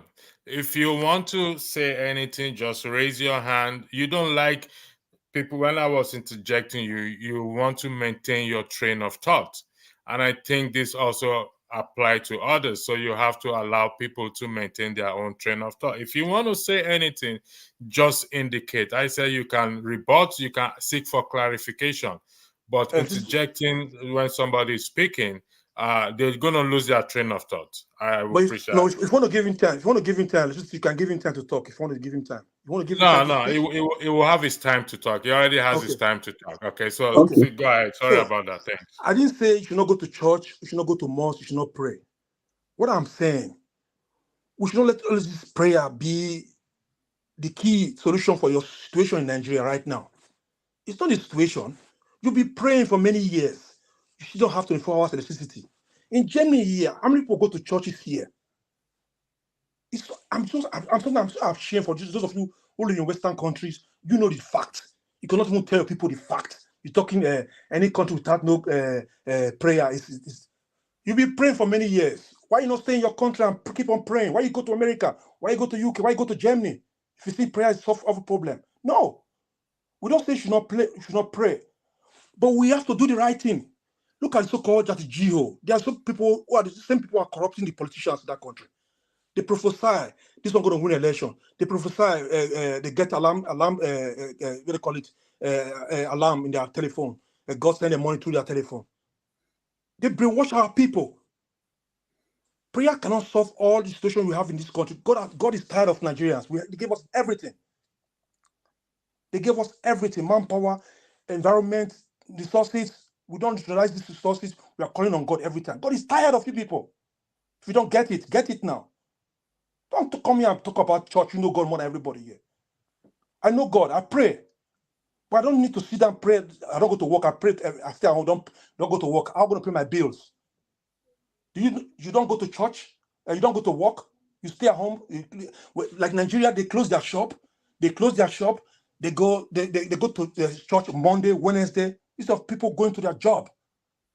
Tomorrow, when you don't make your money, you don't progress. You say you call on home trouble. Why we don't have home trouble in Germans? They're progressing. They plan for 10 years, 20 years ahead. What are we planning for our generation? We're still here talking about prayer. The people have to rise up. Yeah, we keep on speaking. Prayer is not the key to our situation in that country. Not prayer, we're going to do that. We're going to wake up, do the right thing. That's it. Because if you can't see the same people at home, any country without no prayer is lost. You're just joking. Thank you. Thank you, Gabriel. Ovia, the floor is yours. Let me say something before you speak, Ovia, in respect to what Gabriel just said. One of the reasons why people go to church every day is as a result of joblessness. There is no job. That's just the bottom line. And also this issue of electricity. Last week, there was a program held in one of these churches with name withheld. They want to enthrone their members. So the members should come to church with the same cloth, if I'm correct, every day, and the last day they should put on a new cloth, and that is the cloth they will use to enthrone them. Now, I sent money to the person, and I said, "Okay, will you go to church so that you get enthroned?" He said, "What do I mean? You already gave me money. I'm already enthroned. So why do I need to? Why do I need to go?" This is what our leaders are elected for, to fix, but they are not doing it. And everyone here have agreed to a large extent. It's down to you and I, the people, to fix it. Ovie, the floor is yours. Thank you. Thank you. I think for the first time in 1 year, I have to say I agree with Henry. It's not something that I can agree with today. Oh, wow. Paul, thank you for actually shedding light on that American story that our brother. I I'm going to see stop you there. What do you mean for 1 year? That means you've been tracking Henry for 1 year, and this is the first time you agree with. That is what record. Guinness Book of Record. Me and Henry have something in common. It's bad enough we are from the same state, so we always go back and forth every night. Even though my senior brother him be, but so and I appreciate the fact that he actually take it with a smile. So I forgive me if you the best for me before. I know the best for you again. No, if I talk, people say the verse. I the verse because my cousin they progress. I'm okay. Okay, I agree. Okay, anyway, Paul, thank you for yes. Paul started by telling that the American story not be by God, and I totally agree with him. I think the American Revolution is one of the most successful revolutions in human history. Not just because I live here, but because I mean from that point onward, it rose to rule the world as we speak today. How did they achieve it? Now, the same problem we face in the head of British, 9 Americans face. People know they know now the British people colonized America too. They were fed up of excessive tax. Somebody sit in London in the name of a king and quit detecting what happened to them. And they were fed up of that. How they started organizing, build militia self, carrying arm and everything, start killing the British army. That is how the American that me and you see today came to be. It has nothing to do with God. All that one are political God we trust. Everybody trusts in God. They don't trust more than God than you. Neither did you trust. Do you trust God more than them? That's a political statement. Now, blood and sweat make them achieve where they are today, and it's still going on. They never see them one day in a praying nation. It's not a praying nation. But another thing again, and our guy will speak to, so also make the point that young man, you go to Lagos, you don't get anything to do, church will carry you. Right there, you can see the problem. It is because the system is not working. I can decide to jump in my car and say, no, I'm going to New York. I don't know anybody from New York. I don't get money for pocket. I will get to New York. I will look for a job to even have to enter a restaurant and wash place. I will survive. That is a system that works. Yeah, and it's a 24-hour economy. Whatever you face in the during the daytime, you go see her in the night. So I don't need to go church. Say, make church help me. Say, I don't know. So it is because the system is not working. Forget religion. Church is stealing up today because there's nothing for people to do. And that is why I said it's that time we take advantage of that, because a time will come. If you are paying attention, you understand that this incoming generation, they don't even know their culture, not obviously they won't pray. They prefer to go twerk, go whatever, dance, they won't go church. And that is a good sign. I like that. Right? I like that. So it's not going to, we're gonna no worry. The prayer will soon stop. They go stop. If you don't stop our generation, the next generation will stop. It will stop there. Then there's somebody, and the next thing we need to do. I'm not, as I said, let me keep praying. At least prayer bring thousands and hundred people together. The next thing is that how do we take advantage of that? By conscientizing them that your prayer is not effective if you don't get better food for stomach. You go dey fear to go pray night vigil because you don't know who go attack you for road, just because there's no security. You dey pray every and day, you dey read ungodly hour because there is no life for you to actually go library or go practice whatever you want. It is 2023. What is coming, we never understand and yet.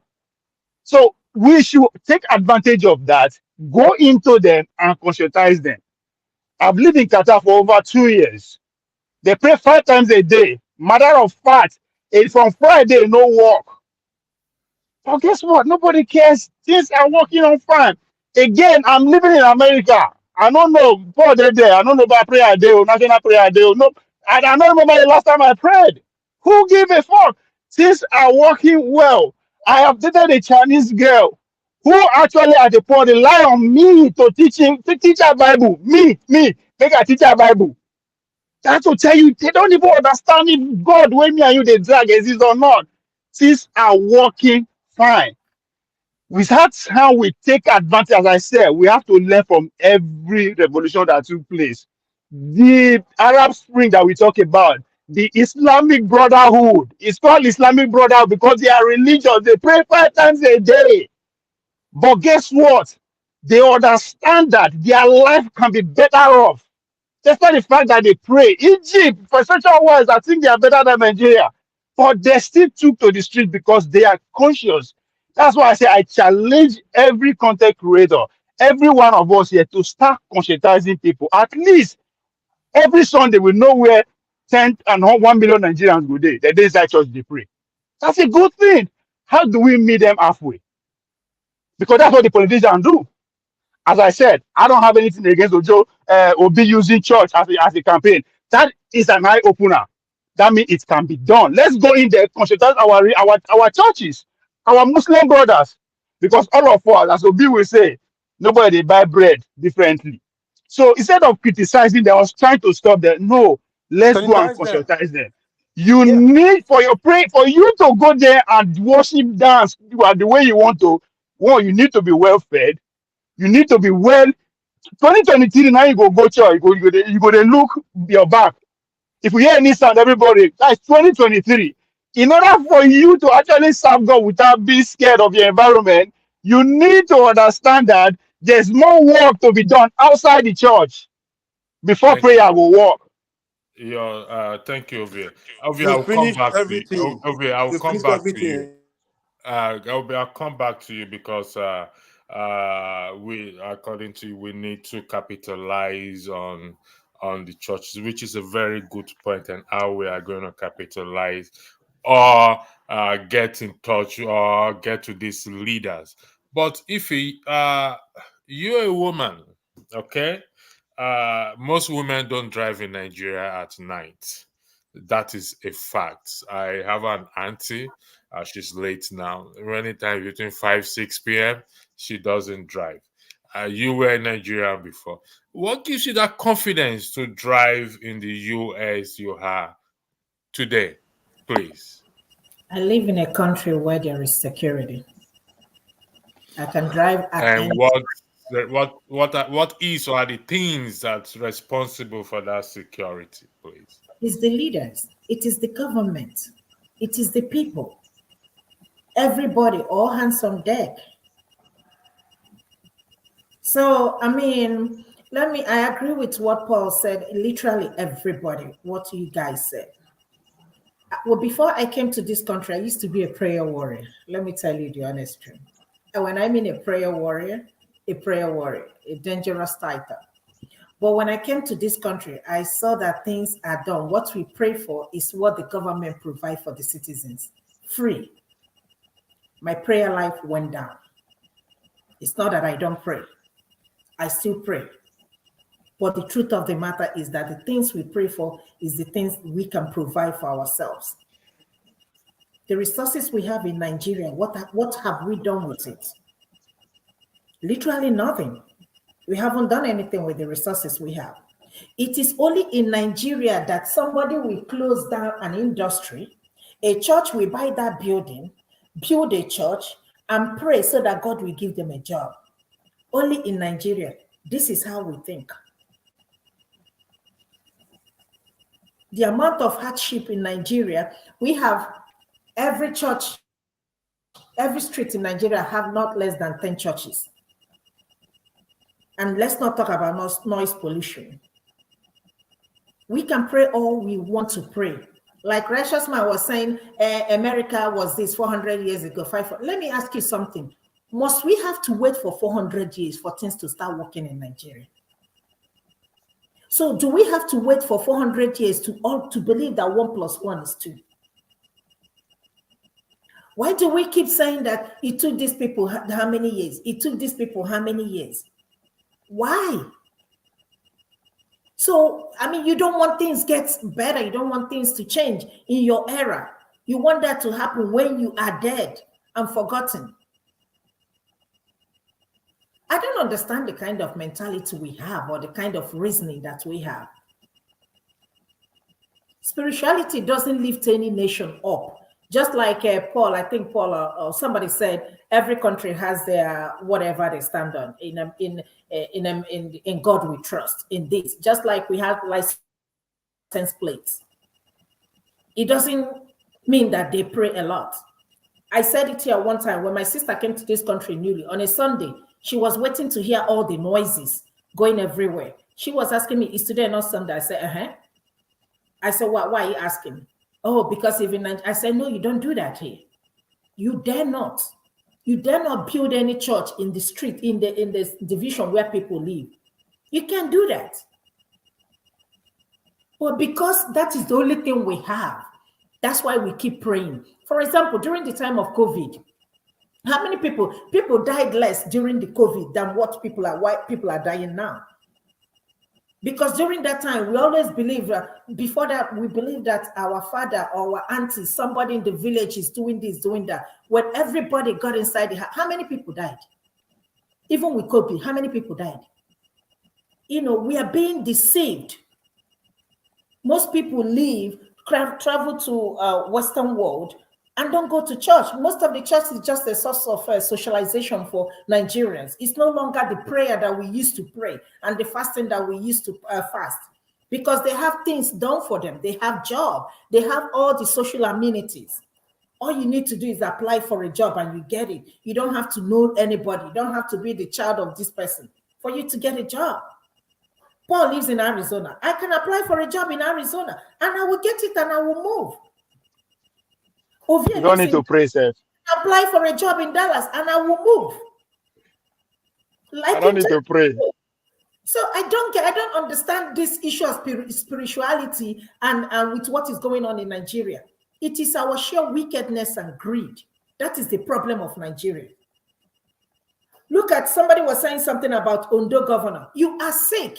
You don't want to leave power for somebody to take over, to help the state.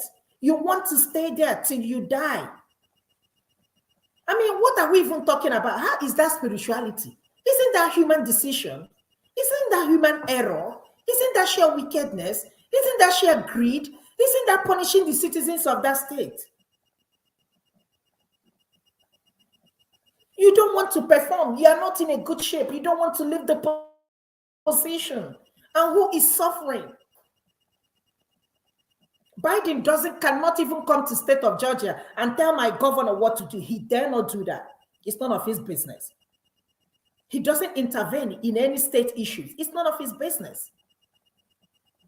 So we might kukuma leave Nigeria and make it a dictatorship, because that is actually what is happening in Nigeria. Thank you, Ife. I put a comment on the. I like the comment, and I will want to address those in the comment section. That your comment are taken seriously. Yes, I do. I like comment. I normally do comment section only. I'm reading through your comment, and I am going to the ones that require question. I'll put it to the panelists to answer the questions, and there are others which will not be highlighted because they are not in line with the policy of the channel, or except they are in line with the policy of the channel, then it will be highlighted. So you are not being ignored, just for the record, because you often make my day. Irrespective of whatever religion we are practicing, I focus on the Bible, but this is applicable to all religion, whether you say for our forefathers or not. The basis or the bottom line is how we treat one another. Even in the scripture, social services were started in the Bible, where they care for one another, where everyone bring what they have. And that is what the Western countries are practicing in terms of tax system. When you don't have a job, or those who are sick, they are able to give them money as a result of what people paying tax, corporation tax, income tax. That was practiced even among the Acts of the Apostle. So where we now sit down and think that prayer only, or just praying, will solve or will build a nation, I don't know who is arguing that. Righteous man, I'll come to you. We set a rule here for 3 minutes to everybody, so you will get your 3 minutes, please. I will come to But you. it's supposed to be my turn now. After if he has spoken over, it was three of us that. I'm speaking. I said I will come to you. Is that okay? Okay. All right. Thank you. So we need to put things in context. I think in the moderators chat group, a report was put there that since this new government is applicable to all government, we focus on the new government, 141,000 Nigerians have jackpot from Nigeria. To London. Skilled workers. Just the beginning. It's just the beginning. And they are all Muslim, Christians, Juju worshippers, from every nook and No. Correct his place. Not Juju worshippers. Traditional worshippers. Traditional worshippers. Please. Okay. All right. Okay. Nigerians, irrespective of their tribe and religion, 141,000 Nigerians have left the shore of that country. Mostly skilled workers.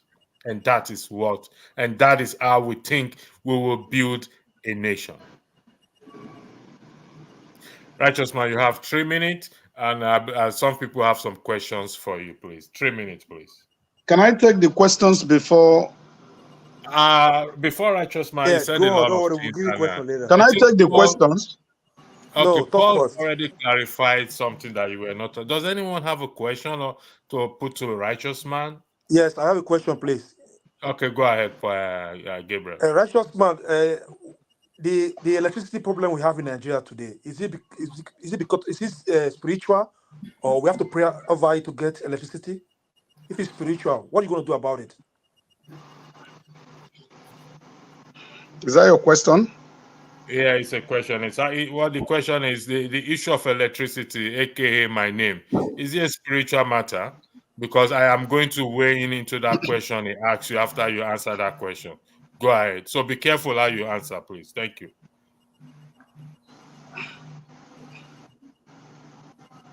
The floor is yours, Righteous man. Well, yeah. Well,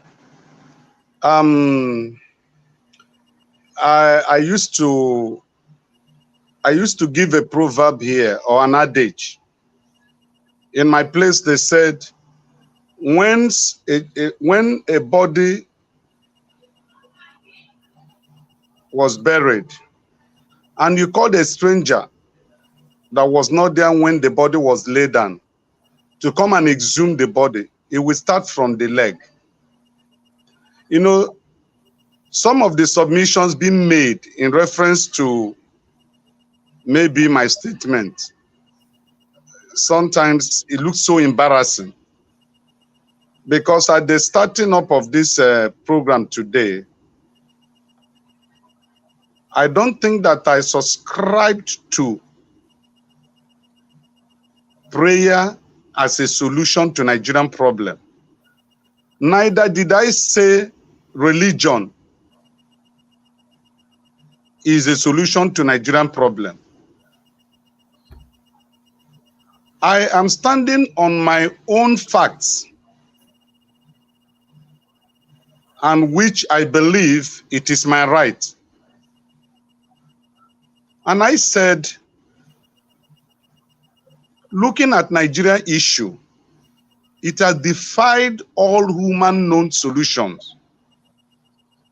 And that is why I said, what divides us, Nigeria being a complex country, what divides us is more than what unites us. And you say that you will ask me to explain, and I'm still waiting for you. So, my brother, I did not say prayer will be the solution to the electricity problem we have in Nigeria. I've never said so. No, is it spiritual? It's a question I asked. That's the question I asked. Not prayer, I'm saying. Is it spiritual? The electricity problem, it is an act of wickedness. And a man can be wicked under an influence. That is why I can give you example. Somebody who pick up gun under whatever influence or disguise and go to a dancing floor and get 20 people knocked down. That is an act of wickedness. But if he is a normal human being, he wouldn't have done so. Something influenced him to do that. And that is that thing that influenced him, to my own understanding, is spiritual. Okay, so the issue of electricity, the issue of us not having electricity in Nigeria is the wickedness of those who were in charge to make sure we have light. And they became wicked because something influenced them to do that. Okay. So any other question? Okay. A righteous man. You said a man can be wicked out of influence. How can that, I'm coming, how can we break that influence, if you don't mind me asking you that question? How can that influence be broken? Good. Influence. Make it brief, please. Yeah. Influence can be broken through, number one, prayers on individual ground. For example, now, if I have the habit of cheating, but before I was not cheating, all of a sudden I started cheating. Something I may have contacted something, maybe through the films I watch or through the relationship I keep, and that has brought a negative influence on me. Then I begin to cheat on my wife. So it can be cured through prayer, through counseling. Okay. In the context of electricity, we don't have. How do we cure it? Is it through prayer or through what, please? I said I'm going to, in the context of the electricity, we are focusing on one thing. How do we cure it? There is a law that says if you commit a crime, you will be taken to court, and if you are found guilty, you should be jailed. So that law should be put to work. Whoever that commits a crime, they must face the law. In facing the law, remember, it's no longer prison in Nigeria. It's called correctional centers. When you go there, this religious body will be sent to you also to cancel you and to show you your fault while you are serving your jet term, that you have really done what is not needful. So the bottom line is the rule of law needs to be practiced. Would that be correct? Yeah. That's what I submitted. Thank you very much for that. Who is next? Who is next? Before I come to you, there's something I want to highlight. That sorry, have I done with my this thing? I thought you asked me a question. I have not made my own contribution. It's not finished yet. Hold on. Okay. Only you there. Now you carry us come here. Righteous man. Righteous man, just give me a moment. I'll come to you. I apologize for that. I'll come to you. I want to highlight something, a comment here for us to weigh in. Ovie said it, but someone in the comment section also mentioned it at 5:42. So just give me 1 second, please, and I will fish it out at 5:42. It's an important question. Ovie mentioned it, and I want every one of us to go to weigh in on this question. I need to take comment. This comment section people, they are the best people in the world. Only few of them are behaving Nigerians. So 5:42. Sorry, apologies for it. While I'm okay, I think I found it. 5:42. I wrote the time down. 5:40, 5:42, 5. Yeah. Here's the question. I need every one of us to take.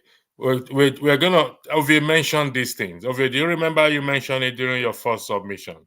Where is everyone's allegiance? So, if he's not there, so we go to Mr. What's your name? Yeah.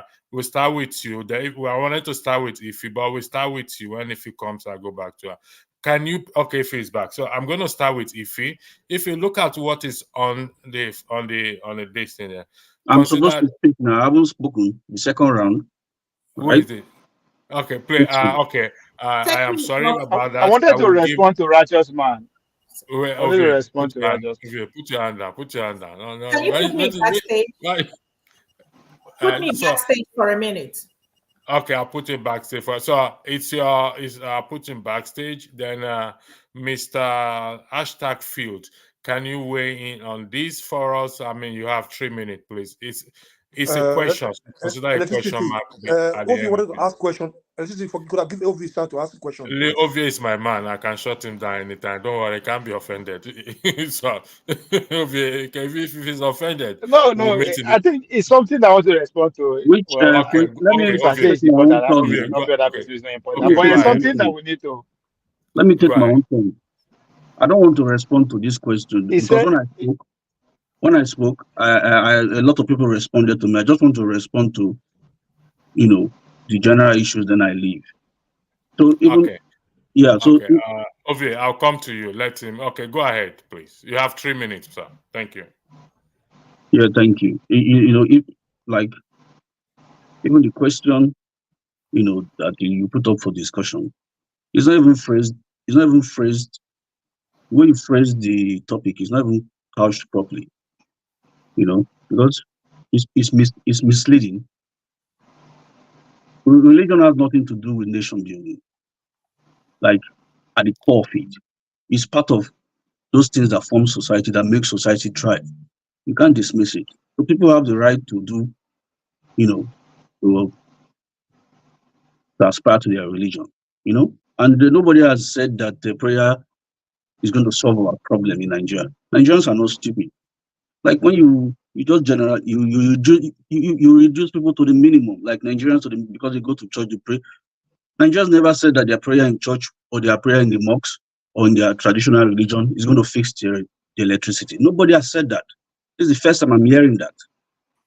This is the first time I'm hearing that. I'm going to stop you there. And nobody said that here on this. You said it now. I wrote it down. What did I say? Can you repeat it? Prayer only we build about electricity. When you were asking Mr. Righteous Man, you were saying, okay, can prayers? That kind of question is so elementary. Why would you even want to ask that kind of question? With due respect, I'm going to stop you there. Hold on 1 second. Let me Everyone is round up and entitled. leave. Hold on Like 1 second, please. Hold on 1 second, please. the arguments are too Everyone is elementary, entitled and to. there's no Can depth. you listen There's to no me, depth. please? There's Can no you depth listen? even in the argument. That's why I don't like coming here, because it's at the point. I am going to correct you in that everyone is entitled to ask a question that they want to ask. It's a question. Ask the question. Not. It is not. I didn't put anything to somebody that he must. I can ask. You can ask any question you want to ask. It is a question. It's a platform. People in the comment section ask questions. So I didn't make a statement. It is a question. With due respect, please. Thank you. The floor is yours. You know, in rounding up, we're making religion the scapegoat in the Nigerian context, and that's not being circumspect. Somebody talked about making noise in the churches making noise on Sundays, but you forget that even the traffic situation, they make a lot of noise with the horns in Nigeria. So the problem is nation building. The problem is nation building. You haven't built a nation. You worry about people that go to pray in the mosques and people that go to pray in the church. You don't have a nation. That's why there's no patriotism. Nobody is patriotic to the Nigerian state. So leave religion out of it and try to build a nation. I agree that you want to become one as a nation. There should be equity, there should be justice, there should be fairness. And anybody can aspire to their pastime. In the US, their pastime is basketball. Their pastime is football. In UK, their national pastime is soccer. In Australia, their pastime is rugby.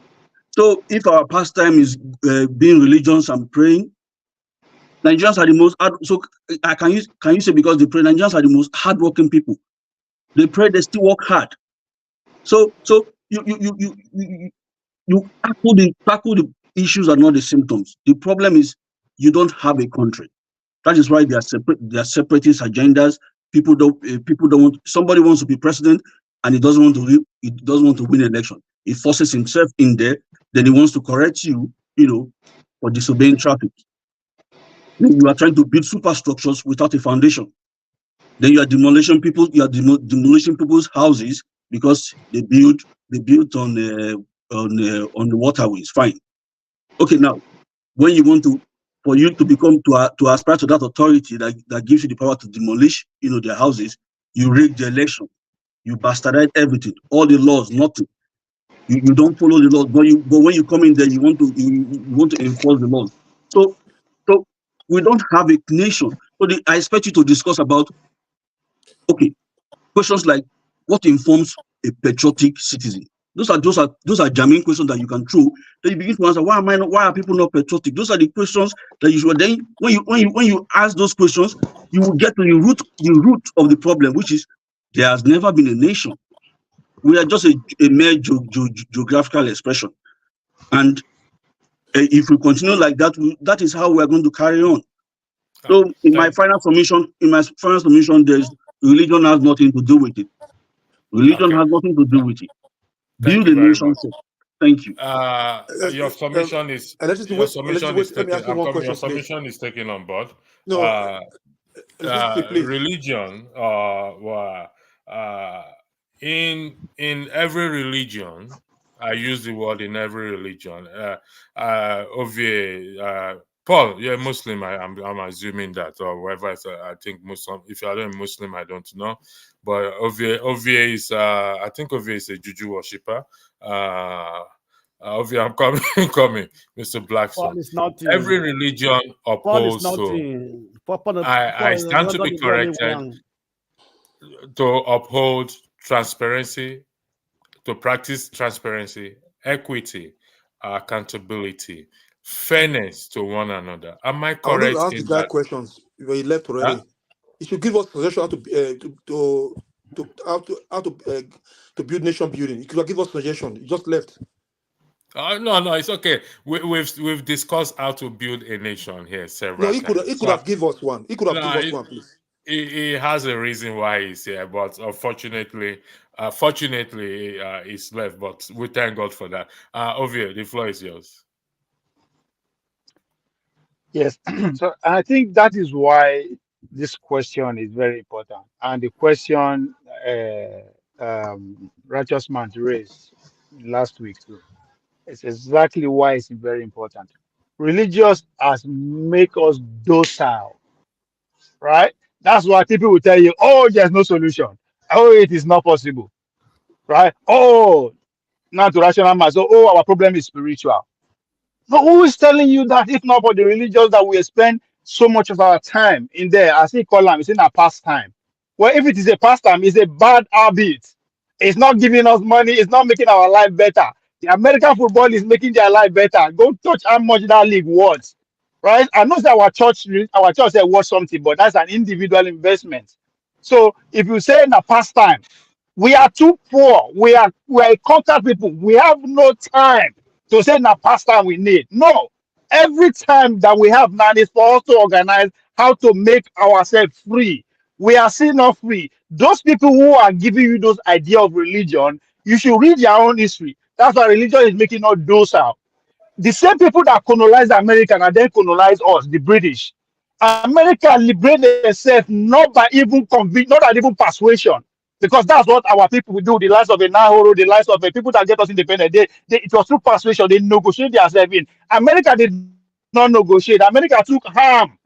They said we cannot stand this anymore. They went to war. No country in Europe today, I bet to be corrected, that get their independence by praying or by negotiation. They all took to arm at one point or the other. So this religion, now they make us the things say, oh, there's no it's not possible. There's no solution to it. Everything is spiritual. And the guy is saying that religion is a pastime. No, I'm not saying they should stop. How do we capitalize on it? That's why I stand. But the idea that religion is not, we should not discuss it. No, we should discuss it, because 99% of Nigeria, their life is hooked on that. And that by true Muslim religion or through Christian, have been to almost 15 countries. No nation, they say, I won't go heaven.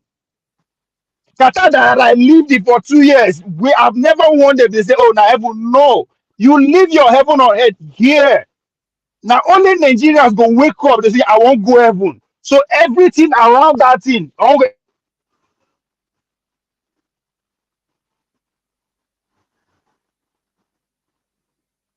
Well, we've lost Ovie. Yeah, since light. They have since light. It's surprising for him to say religion is a pastime, just like in the US. He said American football is a pastime, the Premiership. But if you know how much this so-called pastime generates to the society, to the economy, and how In they've Nigeria? helped. Are you talking about in Nigeria? No, I'm talking about America, where how So they have helped people to gain jobs and keep them engaged, and he called it a pastime. I don't know, but like I said, electricity. You should yeah, understand what he's trying to say. Because if you look at in America or in Western countries, the churches, the pastors, they have the other job they are doing. They have their own job. You see, how many pastors in Germany, they don't have private jets, they don't have private security. Yeah, in Germany, yeah. But why is it Nigeria they have private jets, bulletproof, living like president in the country where they have the highest rate of poverty? That's what I was saying. They are making from the ordinary citizens. They are stealing from the ordinary citizens. They are brainwashing our people. I'll come to you, Henry.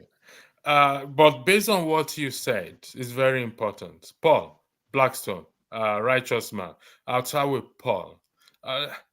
Henry said something, okay, and I've had this discussion several times. Why most pastors don't work in Nigeria? Can you help me to make sense with that, please? Yeah, when I was in Nigeria, at the time I used to attend all these youth fun church and every other thing. I used to be young DJ, so this classic young youth church. I really do enjoy it. And but somewhere along the line, things got changed. Because when I was going to church, when Oyakilome started Christ Embassy, I used to attend Christ Embassy in Southlight Town, KBN Estate there. It was like fun. But the beauty of it, my pastors were working, everybody were working. But somewhere along the line, it just changed. Even in those so-called type of churches these days, you will see that good percentage of them don't want to work, or even though if they work, they do more or less like a consultant job. You understand? Because of some of us that try to use these things to bully them. You understand? They are active in the church because the church pay more than any other thing that they can go do out there. And it just don't work. You understand? Going to church here in America, when I moved down to Arizona, my pastor's wife, she told me one day, she said, Brother Paul, what happened? I don't used to see you. Oh, I just laughed. I said, I was in church last week. I was in church last 2 weeks. I was in church last 3 weeks. And I was in church 4 weeks ago. She laughed. She said, oh, I was on permanent money. She's a nurse. I was on permanent money for 6 weeks. So she does not come to church. That is pastor's wife. If she's on duty on morning, he does not come to church. So we laugh over it in a more matured way. You understand? Pastor's wife. If that woman is not working, that woman is in church. You and I know the question the woman would tell me when I said work did not give me chance to come to church. You hear the Nigerian factor, they say, Brother Paul, where is your faith? You understand? So now are you asking me to tell my pastor's wife, Mommy, where is your faith? My brother, we all understand this faith thing, but we have common sense. My Bible, your Bible, said it clearly. It said, when I was a child, I think like a child. The Bible said, when I become adult, the Bible never say you think like adult. The Bible say you take away childish things. That is simply me. You take away sentiment. Alarm cannot wake me up 3 a.m. to prepare for work. And I close my eye back in my bed and say I want to pray my morning devotion. I should be stupid. I'm going to work late. I'll sleep. You understand? So my common sense tells me I'm brushing my teeth, I'm doing my prayer, or I jump in my car, I'm doing my prayer. But when we were a child, our mother was make us close our eyes. But today, I'm driving where I'm going, I do my prayers. You understand? This is why you take away childish things. It's not a tradition. So sometimes we just make mistakes the way we try to do things. The way people talk faith and everything. I am good. When I pray, a beautiful girl will stay around me, will like me for my prayer. We do those things in church. You understand? Romans 10:17, faith cometh by hearing of the word of God. You understand? Philippians 4:13, I can do all things through Christ, he who strengthens me. Philippians 4:19, the Lord shall supply all my need according to his riches and glory. My brother, am I not confessing faith? Am I not confessing all these things? My brother, but you got to do the work. You understand? James 2:18 said, if a man says he has faith, let him show you his faith by his work. You have to put the work. You understand? Thank you, Pastor Paul. Nobody realized that you know the scriptures as this. If it's in the background laughing. My brother, you don't say I don't find well now. So I need to pray well so that the girls go like me for church. Church is a new modern club. Things they will be pagan. And then some people say I don't go church. I don't believe in God. I don't Blackstone, righteous man, I'll come to you. Blackstone, hold on 1 second. Blackstone, I will go to righteous man, but before I go to righteous man, before I come to black man, I'll go to righteous man and I'll come to you. But let me weigh in on what Paul said. When Paul said, the apostle said, I can do all things through Christ that strengthens me. What they fail to understand is they take only that piece of scripture. They ignore what Paul said prior to making that statement. He highlighted several things he went through. And he said, as a result of this, I can do all things through Christ that strengthens me. He wasn't promoting laziness. Number one, he wasn't promoting not caring for one another. Now, Paul also made the statement that this statement that it is better to give than what? Than to receive. That scripture also has been used to cajole people. Yes, it is more blessed to give than to receive. But when in the context of Paul, the apostle, making that statement, he wasn't talking to what? To just ordinary members of the church. Yes, it is more, everyone should give. It's more blessed to give. But he was actually talking to the overseers. If you read from the very top of that scripture, he said, Jesus showed us an example. I have shown you an example, I beg your pardon, how I labor with my own hand to what? To feed the poor and those among me. So he was talking to overseers to work with their own hand so that they will have to give. Then he said, remember how Christ told us or showed us that it is more blessed to give than to receive. But unfortunately, this has been narrowed down to only members, but excluding themselves, not to what? Not to labor. Paul said, I have shown you by example how I labor with my own hands. Righteous man, the floor is yours, please. Thank you, Paul. Paul, don't go away. Olumide, welcome to the stage. I don't know if Forefather is coming in. Ovie, Niger, Forefathers can help himself. Is in the back. I don't know if he has a show. Forefather, can you indicate if you have a show or you come in? I don't know, so that I can end this program. But until such a time that Forefather indicate. Forefathers, what's your name? Righteous man, the floor is yours. You can chat me in private section. Thank you. Okay. Electricity. When you started this program today, you played a video of Pastor Enoch Adeboye, where he was saying that the Redeemed Christian Church of God worldwide, they are praying for Israel. And then you were trying to build on the subject matter that the Israel you are praying for, by around January time of this year, they were holding a protest against the government attack on judiciary. There are about 500,000 people were in attendance. But while in Nigeria, such protests are not being led by the church or by the men of God.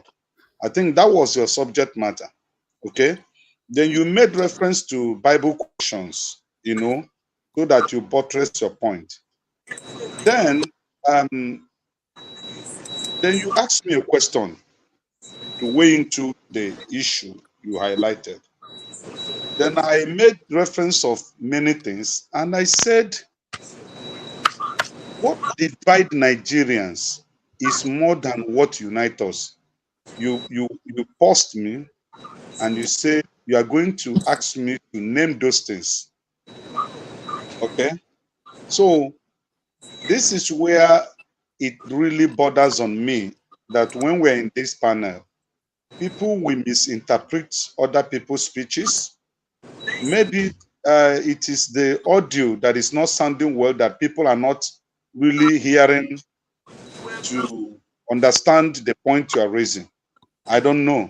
Because sometimes when I hear people quoting other people, I will say, is it not the same ear I use in hearing this person when he was speaking? That the other person is using. So electricity. See, the issue of Nigeria is beyond religion. The issue of Nigeria is beyond spirituality. The issue of Nigeria is that no people came with a vision, just like the Americans, the founder of American nation. They had a vision, they agreed, they wrote their constitution without being influenced by any person outside that group that fought for the liberation of America from Britain. The Nigerian case was not the same. Zik, Awolowo, and Nahoro, all of them that wanted independence had no vision on ground. They were still relying on what the British supplied to them. And so we don't have a nation built on certain criteria. I'm sorry to cut you off there. That's not true. Okay, you will ask me a question, or you will quote why you said it's not true. I'm not asking you a question. That last statement there is false. What makes it false? Because they had a constitution. They had a meeting in UK. This meeting was sponsored in UK, where they drafted the constitution before the independence. Okay. Independence. So there was a constitution. Let me put what you are saying now. The Americans did not go to Britain to hold a meeting to draft a constitution. The Americans were in America. They decided by themselves what they wanted in their constitution. They were not under the influence of Britain. And the Nigerians who went to Britain to hold meeting and draft a constitution there were supervised by their colonial master, the British people. Well, so what I'm trying to say, let me finish what I'm trying to say. What I'm trying to say is this: we need to build a nation starting from the scratch. Let me make reference to the Bible. The Bible says, if the foundation be destroyed, what can the righteous do? Nigeria can't work until we agree by ourselves that this is how we want this country to be. For as of today, we have not agreed. Because we have not agreed, even if we bring prayer into it, will not work. Because the Bible says, can two work together except they agree? A house divided against itself cannot stand. So that's why I say it's not prayer, it's not religion. It is what divides us. We have not settled that in, and we have not come into agreement to say, look, this is what is dividing us. How do we sort out this problem that is dividing us so that we can have a nation? We don't have a nation now. Thank you, righteous man. Your 3 minutes is up. So just to put you on the spot, what divides us? What is that thing that divides us? I will name 5 things, like you said in the beginning. I should name 5 things that divide us. Yeah. And 2 things that unite us. Number one, tribe. Tribe stroke ethnicity. That's number 1. But 2, hatred.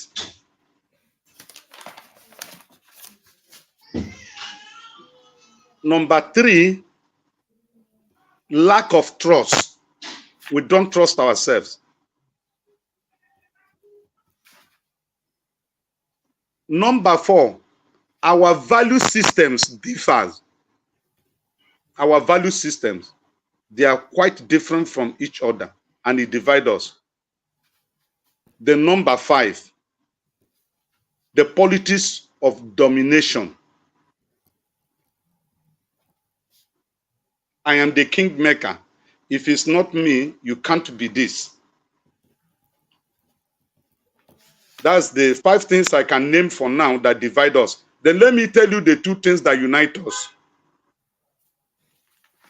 1, corruption. 2, football.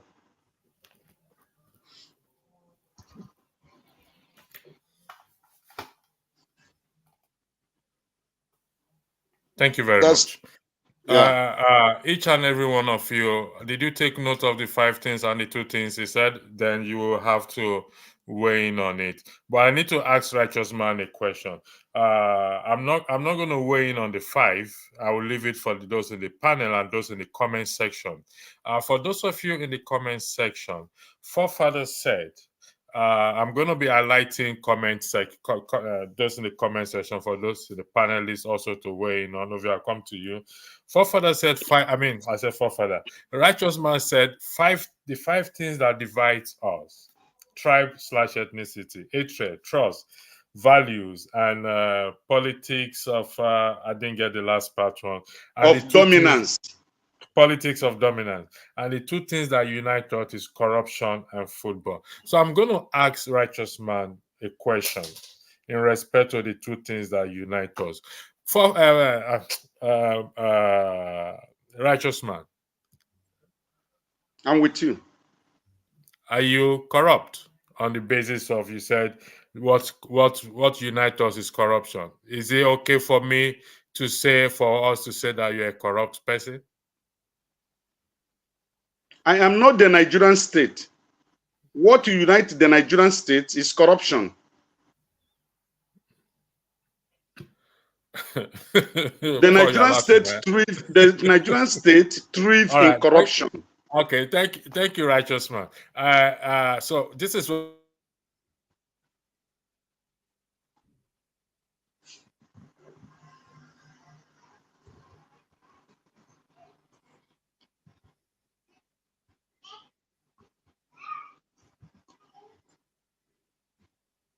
The audio is gone. Oh.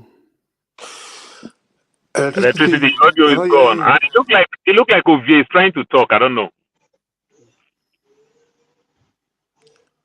Ovie, we cannot hear you. No, we can't hear you. Do you want us to? I mean, like it's my turn now. Why we just I've been here for more than 1 hour and not this anything. Yeah. I didn't know it's your turn. Ovie, my attention was drawn to Ovie. We're not hearing him. So, Blackstone, Mr. Blackstone, my apology. So, righteous man said 5 things divides us and 2 things unite us. And I asked him if he's corrupt. He said it's not. How people quickly move away, not to identify with what they said corrupt us. Okay, Mr. Blackstone, the floor is yours. Thank you. Thank you very much. First thing, let me have to say something that when people say that because Nigeria doesn't work, that's why they go to church, they pray. That is not true. There are many Nigerian workers who also go to church, who pray. So let's not generalize it that the Nigerians, because they don't have job, they don't work, that's why they always go to church, or they take religion very seriously, Christianity very seriously. That's not true. I know many Nigerians who are workers also go to church because they believe. That's their belief system. 2, when we say churches are very rich, there are some churches that are very rich, but most of them don't actually depend 100% on the tithe or the offering from the church. Most of them have other business, like for example, Christ Embassy. The media of Christ Embassy, it generates millions for them. It's a very big media. They have TV media, they have recording studios, they have print media and everything. From all those things, they make money. Chris make money from all those things. Also these big churches, they have all those things that are making money for them. So it's not 100% that they depend on the offerings and tithe. I just want to bring that, just to highlight that first. You understand me? So, and when we actually, there's no country whereby who doesn't have religious people. So it's not only Christian or Muslim, they have religious people. It's only that in Nigeria, we rub it on our face. In Germany, there are churches, there are German churches German go to. There are so very many. They may not be in high attendance and things like that.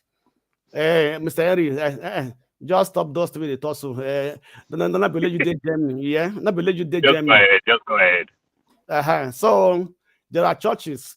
My first church I came to here was a German church, one of the biggest German church in Berlin.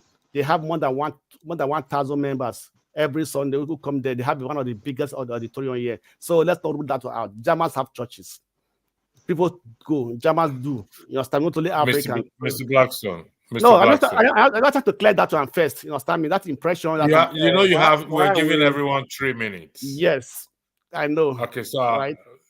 So coming to Mr. Rachel's submission of what divide us and what unite us. First of all, corruption do not unite anybody. I don't believe in that.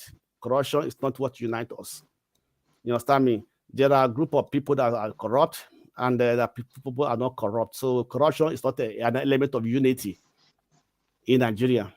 It's one of the elements of division also. I know one of the things that also divide us is ethnicity is a big factor. You understand me? And religion also is also there as it's a big factor of division. That's also there. You understand me? So I don't even think football even unites us. I mean, people are involved in football or watch football every weekend. So what is said that unites us, I don't know where I got those things from. So ask me very well. So let me clarify that. But one thing I know is that there are things that actually divides us. Those things can be done, can be solved. You understand me? I know that in every place, in anywhere that there are difficulties, many things, people react in different ways. People things change. You understand me? If the Nigeria economy is good today, all that we are talking today, we won't be talking about it. Right? So where there are good life, people enjoy themselves, people care less about things that actually that are happening. That is just that, you know. So Nigeria, we have our problems, we have our issues, and these issues can be solved. There are solutions to these issues, and the solutions is the people, not the politicians. Because at the moment we have corrupt politicians, which are not ready to solve the Nigerian problem. They're not interested in moving Nigeria forward. All they are interested in is self-profit, how to enrich themselves and their family, like when the judges today are recommending their family members to be appointed as judges into the high court, to the appeal court. This is what Nigeria is today. So all these people are actually the ones that are destroying Nigeria, and also the citizens are marching along with them because they think that when these people are there, they can also gain from them. It can flow, it can trickle down to them. So that's where the issue is. But like I said before, people that change a nation are very few.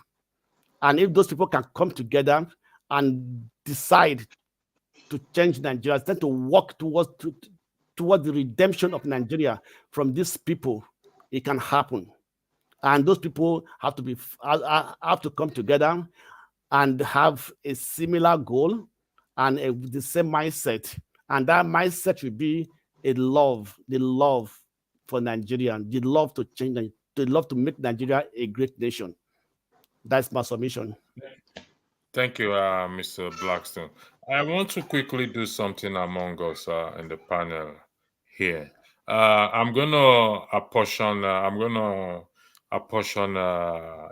tribe and ethnicity to every one of you on this platform, regardless of. Come on. Sorry, my system is playing up. I don't know what OVA did to it that is playing up. Paul, you're an Igbo man for the purpose of this program. Mr. Blackstone, you're an Hausa man for the purpose of this program. Olumide, you are an Ijaw man for the purpose of this program. Righteous man, are you there? Always. Okay. Has anybody taken Hausa try? No. You're an Hausa person. No, you give it to me. Henry, you are. Give yourself a try, please. you're an FP. No tribe. Then, Mr. Who is this? Sorry, welcome. I'm not trying to get your name. Just give me 1 second. What's it? The man on the woody. Oh, to Niger Wale, boy. it should be Wale, I think so. No, it's a Niger boy. So let's look at what divides us, that the tribe, ethnicity, this and that. So How many of you, given to your tribe that you've been allocated to, if you don't like electricity, you don't wish to have it, please, can you raise your hand, please? So I don't have Which electricity? You? No. I know you don't like me. I'm not talking about me. No. I love you. I love you. That's just the truth. Forget. Okay. Ovie just joined us. So we have I one, disagree. 2, 3, 4. First of all, I want to Okay. disagree that we are not we are divided. We are not divided. But first, Okay, what Ovie, I was wait. trying to ask. No, Ovie, yeah, I was trying to ask. What are those 5 things? No, I know. I'm not talking. Repeat those wait. 5 things again, I beg. Tribe, ethnicity, hatred, trust, values, political control or dominance or whatever it is. But I'm looking at tribe and ethnicity. I'm going to mention 5. I have a portion. Ovie is from the Jarastafarian tribe in Nigeria. So we don't know what that is, so he can apportion himself. We're looking at fairness, electricity, rule of law, accountability, jobs. So which of your tribe don't want that?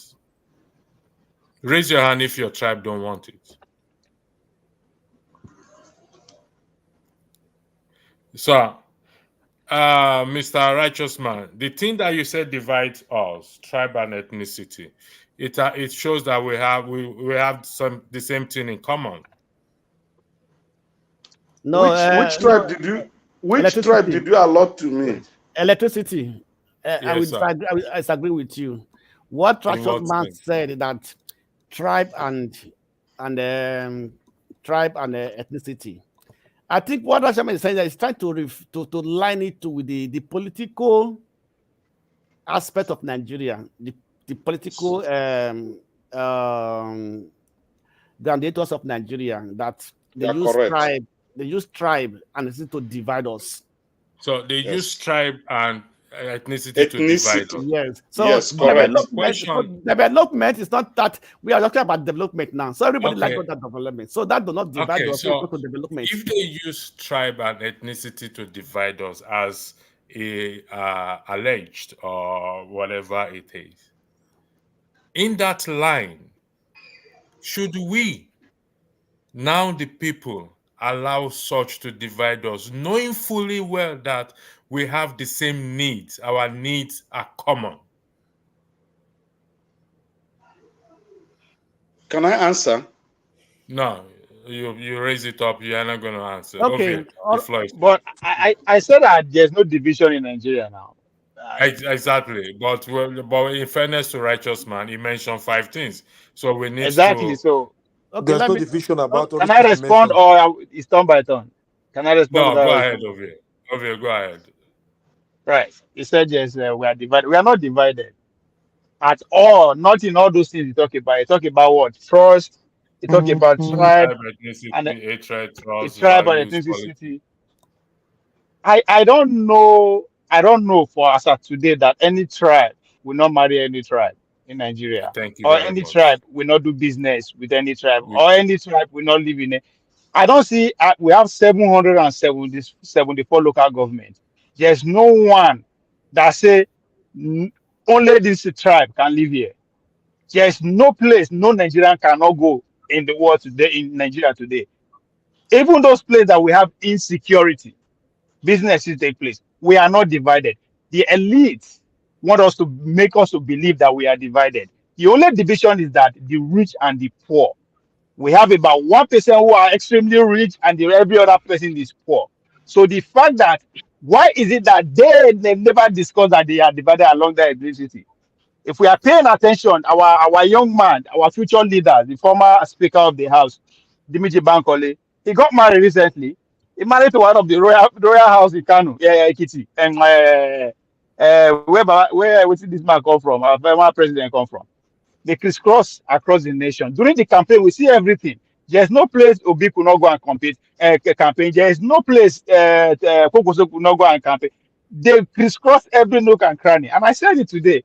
If you extract Obi business, the Hausa man as a board member, the Igbo man as a board member, the Yoruba man as a board member, the same thing if you go north, except that go tell business people. They are every tribe and religion in their board member.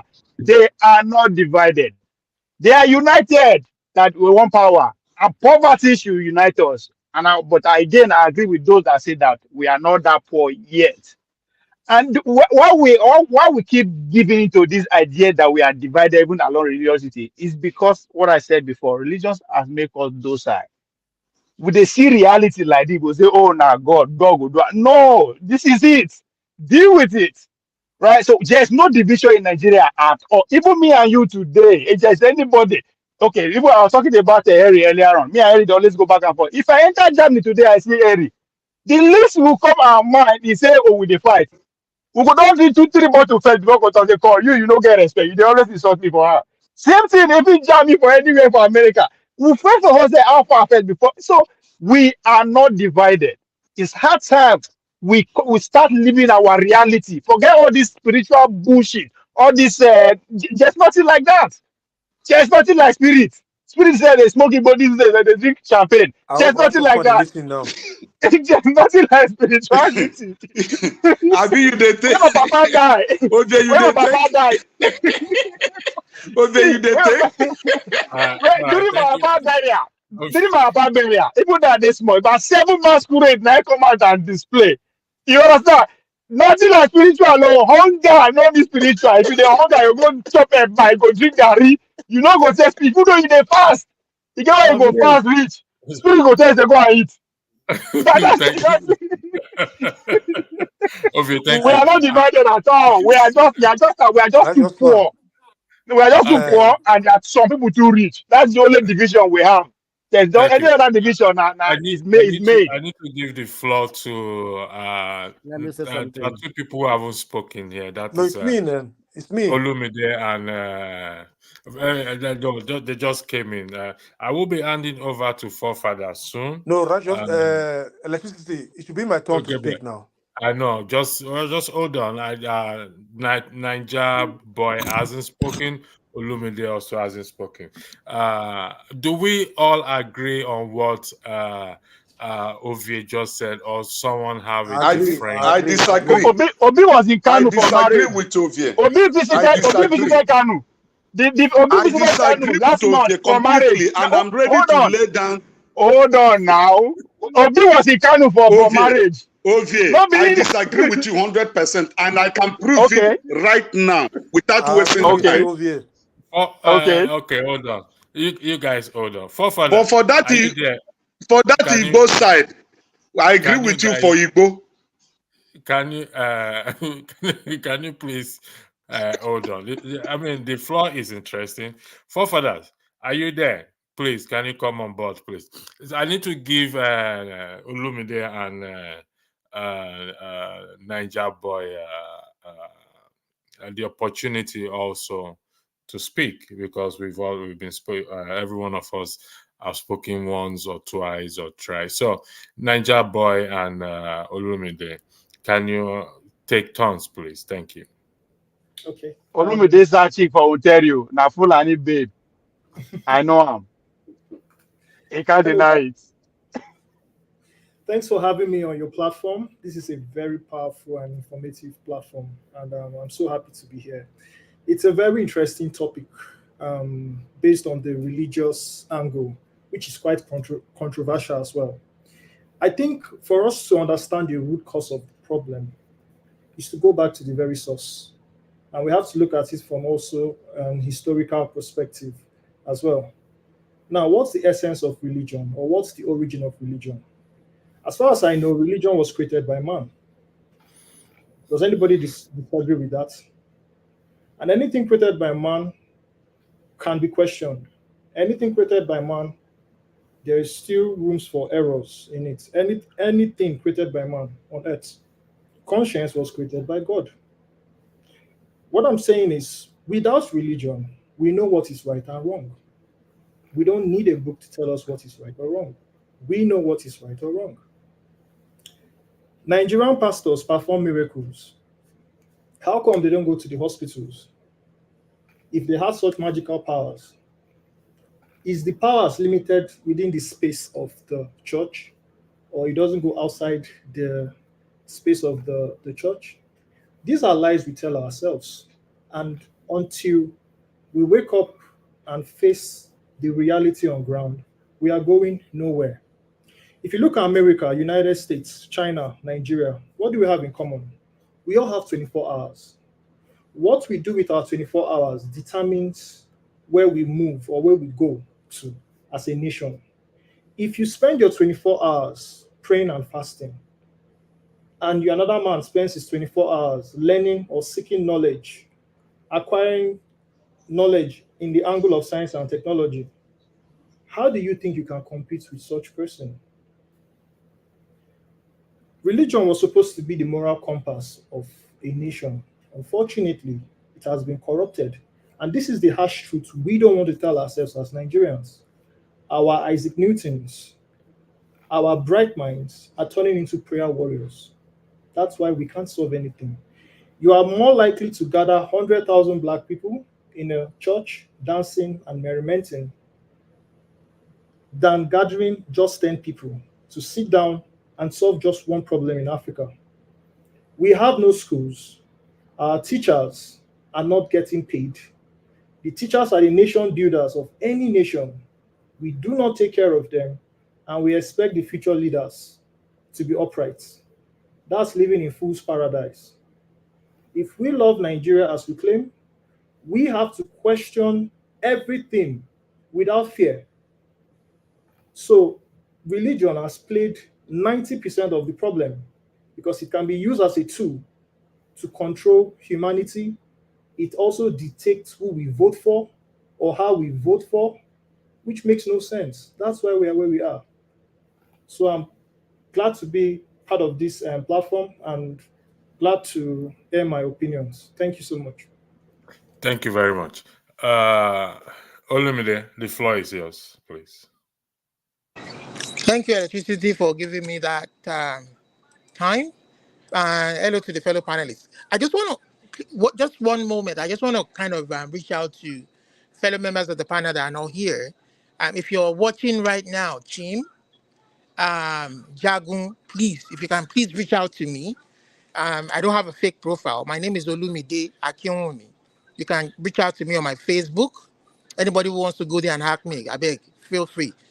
Jim, Jagun, reach out to me on my Facebook page, Olumide Akinwumi. I need to reach out to you guys as soon as possible. Thank you. Okay, I want to weigh in on the religion thing and prayer. I think as Black, as different ethnic groups in Nigeria, we all have so many differences, cultural differences, religious differences, um, language differences, but we have something that unites us in common.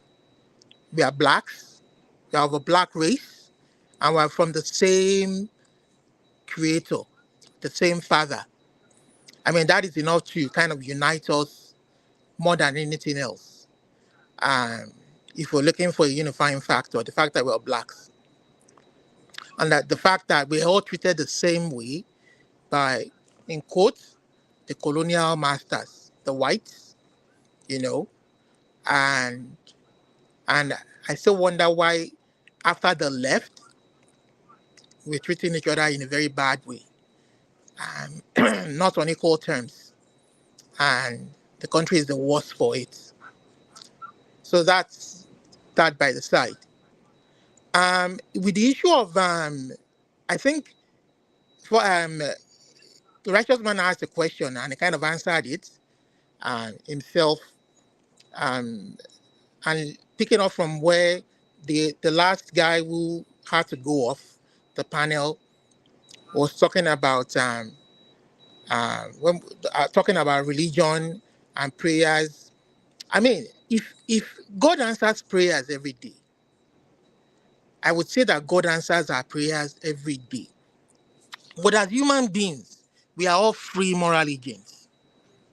God has given us that power to decide our own fate, to act on the revelations that He gives to us. If I was to go my Christianly way, You understand?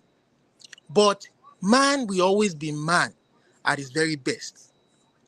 You understand? My faith, my religion is my own personal belief. You understand? There's no law, there's no constitution in Nigeria that says that if you sleep with somebody else's wife, you will go to jail. But your religion, your faith guides your moral conduct, guides your conduct. You understand? To say, oh, this is somebody else's wife, I can't do that. And then you refrain from doing such or performing such acts. You understand? But there's a law. There's a law that guides us in a society, that guides, regardless of our faith, regardless of our culture, regardless of where we belong. We have a common law that should guide our conduct in the society. And that law, call it whatever you want to call it, ordinance, constitution, law, is what makes a society, the ability to be able to keep to that law is what will help the development of that society, will make it more civilized, will make it more respected in the community of nations. When you know, when somebody like Trump says, shit hole country, he wasn't just insulting us because of our black skin. What he was saying essentially is that if you take your money to this country, Trump being a businessman, if you take your money to this country, your money is as good as gone. Because somebody like him, what he's looking for when he's going to invest in a locality, am I going to make profit?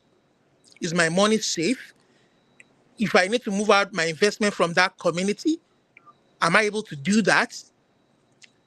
And if I get cheated by someone in that community, is the law able to give me redress? Once they don't see all that, they don't bring their money. You can't tell somebody to bring his money to come and invest in your country, billions and millions and billions of dollars, when you don't have all this in place. It is that law that should guide our conduct. You understand? So when somebody like we shouldn't look too far. You understand? Oshibajo, former vice president, went to all the Christian churches back home in Nigeria and campaigned for their votes. When the righteous are in power, the people rejoice. When the evil men are there, they suffer. What did the country go through under him in 8 years? Under Boko Haram is supposed to be a good practicing Muslim.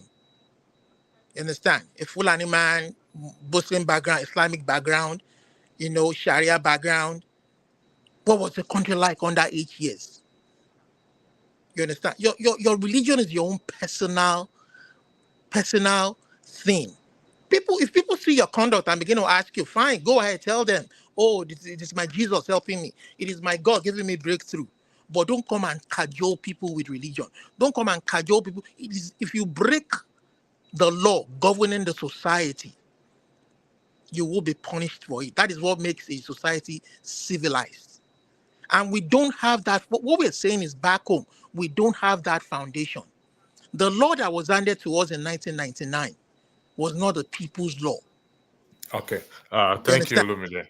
Before you go there, okay, thank you very much. A gentleman and a lady, for those of you who have been here before, now I would like to thank you. I will be handing over to Forefathers now for him to continue. I'll be in backstage. I may not come in, but I'll be listening. One of my favorite portion is this, regardless of how we view religion or whatever it is.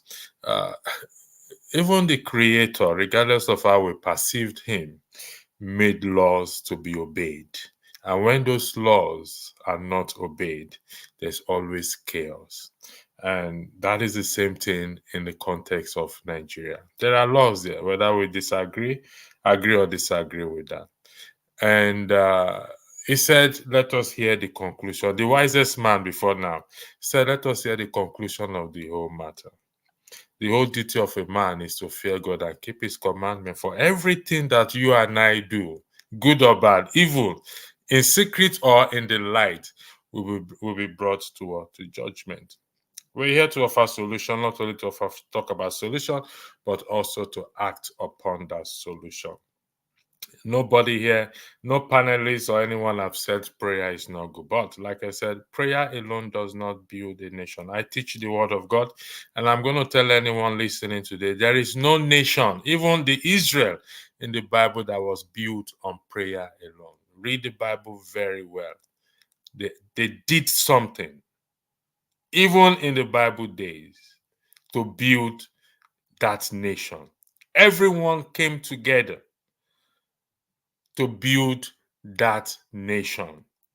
So if we want to build our nation, then we must come together. Like Ovie said, we must tap in.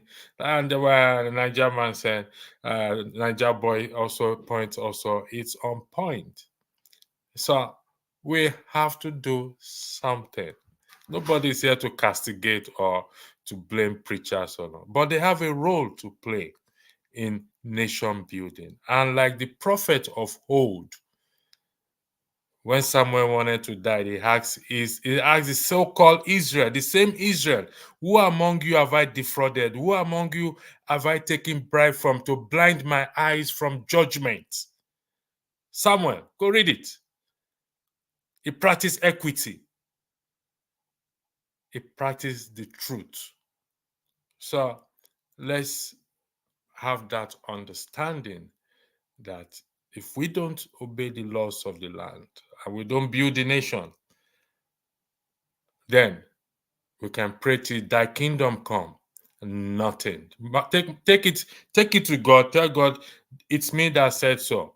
That if all we do is pray to thy kingdom come, nothing, no change will ever happen.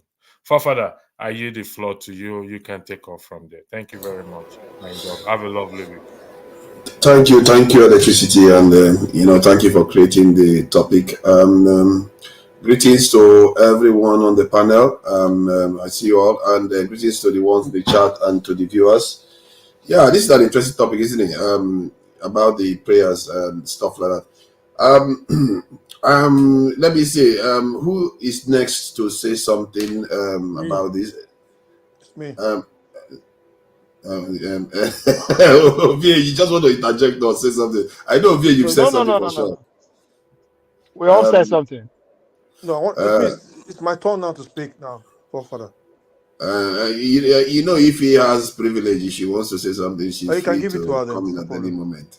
If you want to say anything about prayers, if you want to give me a time, surprise my parents with a Listen, Ovie, you were not here yesterday evening. It was chaotic. Forefathers, please have this under control. If you have to give everybody 5 minutes with no interruption, that will be fine. But this constant interruption, and it's like we're in a club. I mean, it's not gonna happen today. Please have this show under control tonight. I think 5 minutes, 2 minutes is okay because we are like 8. So that means everybody will wait for 8 minutes. 8 minutes. Okay, 2 minutes is fine, but just if you want to interject, and if you disagree, with anybody, wait for your time to use it to disagree, so that we all know we will not be bored. We know that if I speak now, I know that in the next 10 minutes I'm going to speak. Okay. If I speak now, in the next 10 minutes I'm going to speak, but not that I will speak. Then I will wait for that 41 hour. I mean, yes, we get there. Thank you. I hope everybody will stand by this words now. Everybody will stand with it. Yes, nobody asked for extra 30 seconds. It depends on our moderator. You have to stand on his ground and follow the rules. Why not start from Blackstone? Why not start from the beginning? Let's start. Right. No. It's my start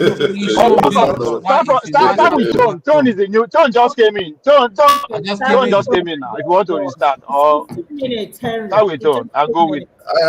The thing is, he just came in. He came last. Start however you want. You are the Oga. I think maybe we start from Blackstone because he was Henry Gabriel's turn. You said ladies first. Let's just go around. First. You don't want to speak. But I still think if he if he has veto. She can come in any moment. She's underrepresented. The other women are not here. It's just that simple. We have to have equity here. Okay, let's just keep it there. She doesn't say much anyway, so that helps too. The Blackstone, please go ahead. Your 2 minutes starts now. Don't ask for 15 seconds more. It's not going to be given. So, yes, sir. You're already welcome. taking you're already taking 15 seconds already. Okay. Please go ahead. Okay, thank you so much. Anyway, so as we have been discussing, for me, my personal belief that there's nothing wrong in a prayer. But as you are praying, also be putting works into it, right? It's not a prayer that build a nation. It is the people that build a nation. But prayer can give strength and give confidence that help boost the morale of the people working for the nation, right? I know that our situation in Nigeria is dicey, poverty, and where poverty reigns, where poverty is the major, it's a major substance, or if I put it like that, people are eager to find a solution through any means. That is why they are all resorting to church, to prayers, and things like that, right? But that is not going to solve Nigerian problem. And what I see also, the Nigerian Christians are not praying for the nation; they are praying for themselves. They are more praying for themselves to come out of the situation, to find a solution to their problem. So, and as we are doing this, we should also forget that we have to also put our leaders in check. We are not to pray for them to put them, prayer do not put them in check. We have to put them in check by ourselves, by applying the law, by applying the laws, right from the judiciary. Any lawyer, any judge, anything that flout the law, it should be cut out. You understand me? It should be cut out and be criticized. Like they say, and the case is the court. You cannot preempt judgment, so on and so forth. These are all rubbish. That's why the judges, they are all having the audacity to come up and twist the law and give judgment on behalf of who's the highest bidder. So the citizens have to rise up and stand on their ground and say, this is what we want.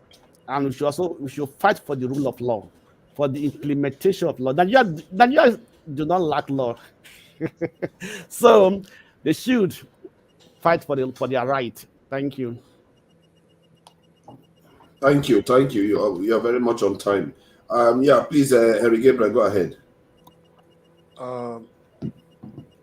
You see, prayer is good it's good, but if they pray every time without doing anything, prayer is just like waste of praying. Look at the pastors of a thing. They are the same Nigerians. The imams, they are the same Nigerians. If these people can come out boldly and criticize the government and criticize the judiciary, come out mass with their members and protest, I think things will be changing in that country.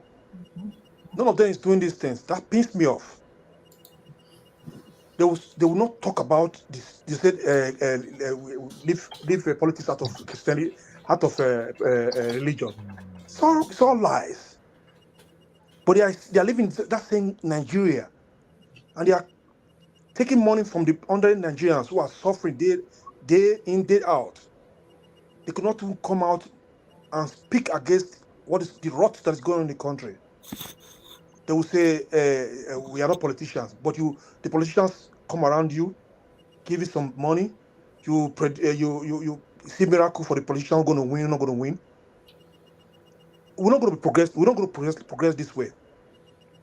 We are all Nigerians. We have to come out and speak against bad governance and corruption. We have big problem with that country, mostly in African countries. All they know is about this whole religion. These are borrowed religion. Christian religion, Muslim religion are all borrowed religion. We have our traditional religion, our traditional worshiper before this borrowed religion came into Africa. I know some of you will not accept it, but it's the fact. The country you live on, they don't go and say, let's pray for our government to have a good road, good electricity. In Germany here, They have big churches. Bayern is biggest, is the richest country in Germany. Bayern. Anybody who live in Germany, they know that. They go, church got full, not full. A lot of people go to church when it's Christmas time. Okay. Thank you, Henry Gabriel. I don't know your name. I don't know, because I can't see your name. Yeah, please go ahead. Okay. So my question is, what are the things we pray for? I just want to ask that question. A typical religious person, what are those things we pray for? And if we are sincere with ourselves, are these problems we cannot solve ourselves, or things that only God can solve? It's just a question. Okay, Right? that's what you want to do. Okay, that's fine. I guess the next person can decide to answer it or expatiate on their own point of view. Ovie, please go ahead. 2 minutes. Yeah, good question. Say, what do we pray for? I think at this point we should pray for how do we stay prayerful. Not that I believe in the prayer change anything, but at this state of our nationhood, we need to organize. And what those who pray did already is to find a way to assemble. Prayer bring people together, right? I don't care what they pray for. The fact that we have tens, thousands, millions of people coming together under one cause, it is not left for us to make them to understand that politics, religion, and we human are what are classified as the Trinity, just like what the Catholic people regard as the Holy Trinity. God the Father, the Son, and the Holy Spirit. They be one, Abi. The same thing. You, the person, politics and religion is the same three in one. You are the God. Now you they practice religion. Now you they pray. At the same time, now you they do politics. But above all, now you they suffer or they enjoy whatever that come out of these two that you put your life to. You enjoy the benefits. So why am I approaching it from that angle? Still tied down to this idea that we are divided as people. We are not divided. They bring that narrative so that we cannot come together and organize to face them. Because political parties will not work. Political union will work. I don't disagree. I disagree with the way the IPOP are carrying out what they believe in. But guess what? I totally see the reason why they are doing that. I see the reason why those who are operating in the north are doing the thing. I see the reason why the Yoruba nation are doing the thing. I see the reason why every Nigeria is suffering. And the reason is that we have class of people who are based on their greediness to put us in that situation. So yes, we are not divided. I am ready to work with an IPO person. I am ready to work with Sunni Muslim. I am ready to work with a deeper life person. I am ready to work with an average Nigerian who is suffering to make sure we fight these people. We are not divided because they don't approach us on that angle. The righteous man went ahead to say that something we have in common is corruption. I agree, but not we. Something they have in common, the ruling class, because they are the only one that can be greedy. I'm sorry. That's my case. Thank you. People have been very disciplined today. It's ridiculous, really. You know, Nigerians can follow rules after all. Righteous man, please go ahead. 2 minutes. Yeah. Ancestor, yeah, good evening. Welcome. I hope you went to church today, right? Church went through me. Let's put it that way.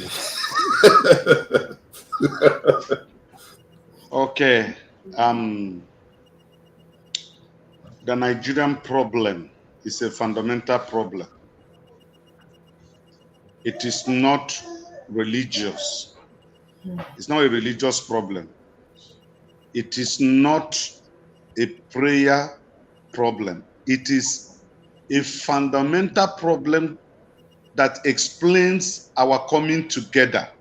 Our coming together was not well defined. It was planned by those who colonized this country. We've not had a sound documentation of how we want Nigeria to be. The few people that got the independence from Britain for America. They fine-tuned that constitution they wrote. As time goes on, they amended some and make everybody to see reason to become an American. And when the state started, it was not the 50-something state they were today. Other people were a country of their own, but they saw the development and the unity, they joined. So Nigerian state has a faulty foundation. And if the Bible is correct, let me quote the Bible. If the foundation be destroyed, what can the righteous do? So Nigeria is built on faulty foundation. We have to go back. All the tribes, all the ethnic groups, not religion, have to come together and say, how do we want this country to be?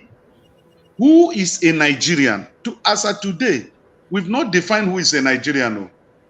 Because I spent about 40-something years in Lagos. This is not making noise. You have gone past your time. It's like so polite. He decided that he was going to cheat. He doesn't cry for other people, and he cries for this phone is being funny. Apple is is trying to be partial to Rashos man. Thank you, Ify. I really appreciate that.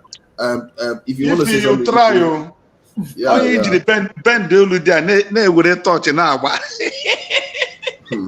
Nice one.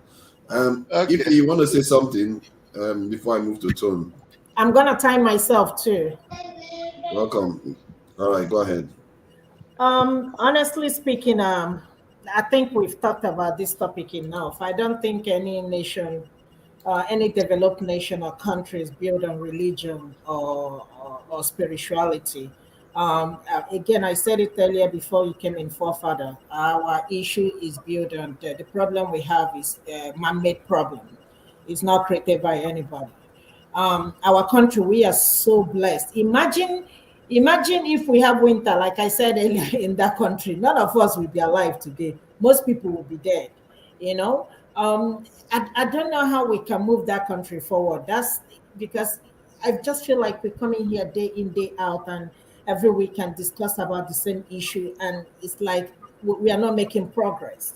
Okay, I don't even know what Nigeria is turning into. I think it's turning into dictatorship. That means it's getting worse. It's not even getting better. I can't even tell you there is any improvement between since this government took over since May up until now. I haven't seen any development or any change in the government. So I don't know what we can do different.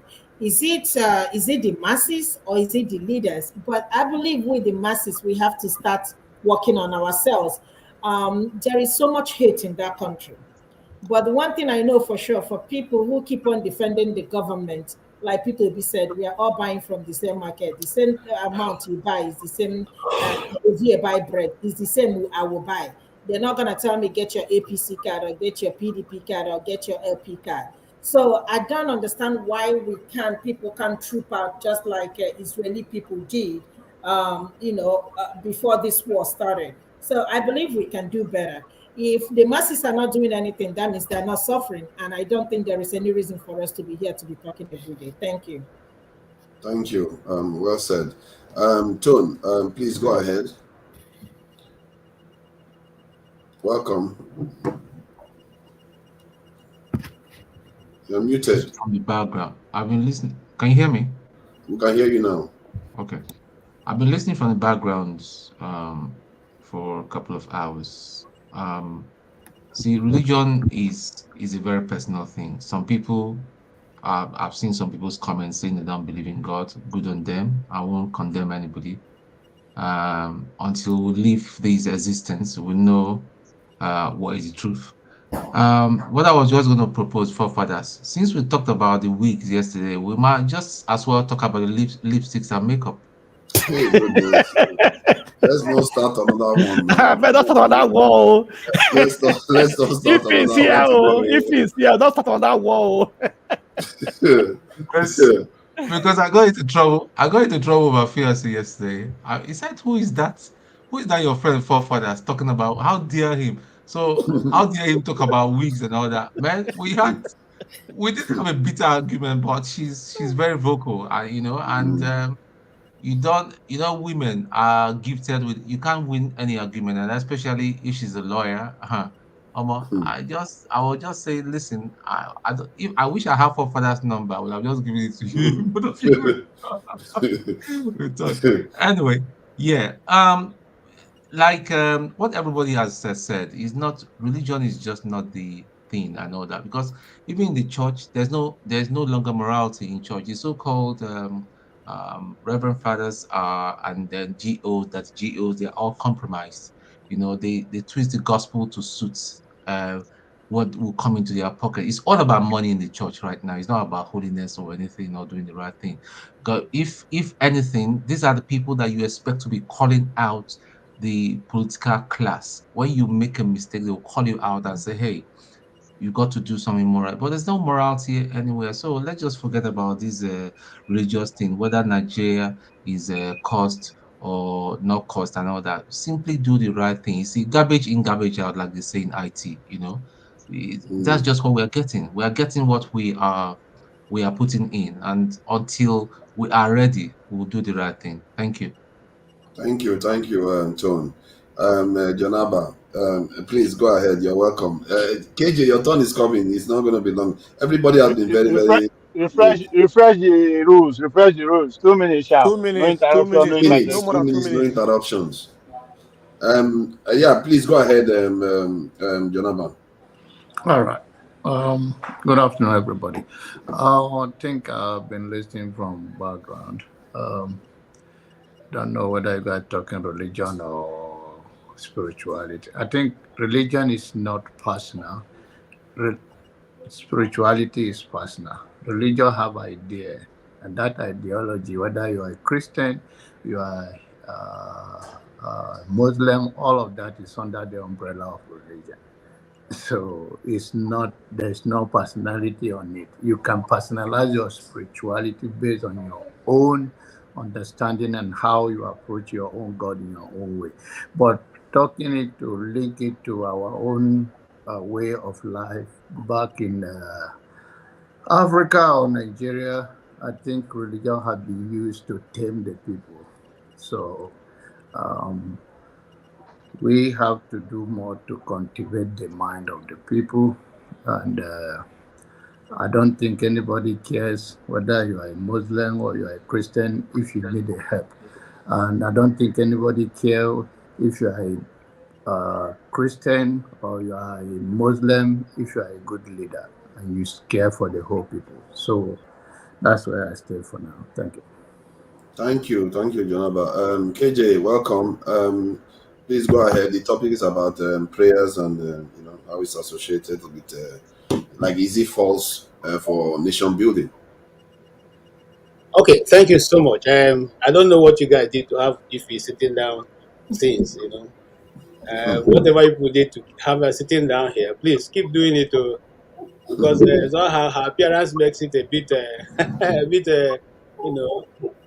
better to look at. You understand? So if you are not with somebody, just be looking at her face, you get over your annoyance. All right. I haven't said that. We sometimes do what is called chasing shadows. Okay, the pastors that are leading Nigerian churches are Nigerians. They didn't come from the sky. And since religion became, kind of, murky water, everybody who has failed in the society tries to go start one church or the other. And so we saw people who have called themselves, even though they've not been called into the service of God. Of course, they have to preach their own message. And so everything has been tilted with that stern lens in Nigeria. Having said that, it does not mean that there are still not men of God who speak and they are directed by God. And they speak the truth. And most of them, for instance, I give an example for free. Paul Ade Francis said that that the Messiah we're looking for is not yet here. That's what he said before this got here. That there's going to be a falsehood, and that's what we're looking at. Those, so we still have some people who see. And I give an example. As far back as 2011, I know a man of God, Apostle Yemi Ade Francis, who said that another army is coming and it's going to come, nothing will stop it. And whatever is happening in Nigeria is going to happen. Okay, and I also know some, malams who have spoken. That is, the clerics in the Islam. No, Sorry, yeah, 2 minutes is gone. Sorry. I know You some. see, this phone it really doesn't like you. It decided to shout at your own tone, but it didn't shout at other people's tone. This phone is being biased. It's like INEC, really. Okay, so let me just round up. And I know some other, Islamic clerics who spoke. 2 minutes is 2 minutes. Please, 2 It's minutes. 2 minutes. They say no No more asking than for that. extra Not 15 no, seconds, no nothing. Jara, nothing. Please. Mr. Henry, you have been here No, since no, no, morning. no. We have to follow the No, rules. everybody No, follow the rules. Everybody follow follow the the rules. rules, to No be fair. Jara here. So let me just add my own 2 minutes too. Let me time myself to everybody time I'm gonna themselves. time you, forefathers. Don't cheat. Thank you. Thank you. Thank you. I think prayers to an extent does work, because it's like if you have a problem and you focus and try to kind of meditate on that problem, you are more likely to be more aware of the issue that you are dealing with. So from that point of view, it does work, because but religion and is tied to how people solve problems within their society. That's why religion was created in the first place. This is why when you see religions in areas where there is desert, they pray for the rain, and other areas they pray for fire and all the rest of it. And it's a way of understanding the world we are in. For somewhere along the line, it's become corrupted, and spirituality has become something that is out there. When spirituality is actually a way of understanding the world. That's why when people do spirituality, they try to wonder why they are here, how to understand the world. And what the Western people have managed to do is that they've concretized some part of it, like science, where they actually study the real world. That is where religion comes from. And most of it is become corrupted, and the lesson is there. The world is telling you the truth. The world has told you this is what you need to do to solve your problems, but we have corrupted it to a point whereby we are looking somewhere else. Religion is about understanding the world. Spirituality is about understanding the world. In terms of religion, it's a way of society coming together to say this is what we know about the world. That is what religion did. And spirituality is people trying to search for answers. It's almost like what scientists do, really. But we've corrupted it to mean, oh, you just have to be wandering somewhere in your mind and calling on some weird creation somewhere. The answer is in front of you. You just have to study the world, do what is required, and you'll succeed. That's why no matter how much we pray, mentally we don't succeed until we do what is needed to be done. And we know the answer. The answer is everywhere. Everybody, a lot of people have said it. So let's do what needs to be done to build a nation. That is what will solve it. You can pray all you want. It's not gonna work until you do what is required. Those are the rituals of the world. Thank you. Yeah, thank you. All right, let's start. Except we want to change the topic, because for me, I feel like this topic in terms of prayers. That's why I'm not totally against prayers. That it doesn't work out. It does have a place, because anything you put your mind to in this world, you are more aware of that area. The fact that we are here, we are more aware of put your hands down. So Let me let you there here. Ovie, you're coming in. Sorry, you're in background. I forgot the place is not full. Rasmus, might want to say something. I want to allow you to flow now, because since the topic, all of us have said a lot about. For fathers, let's go down Don't again. even start it again. Let's go down Go again. round again. Is there anything you want to say about prayer again? Yeah, we'll go say some. Two minutes was not enough Okay. to talk about it. So let's go round again. When Okay, I thought that was electricity was doing all this while. When I just start down, you just change the topic, go another, you kind of go Kaduna, go Sambisa Forest.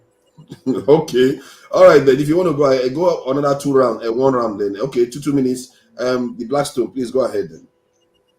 Okay, what I want to say is this: that one thing is this: if we are praying and you are still involved in wrongdoings, your prayer has no meaning.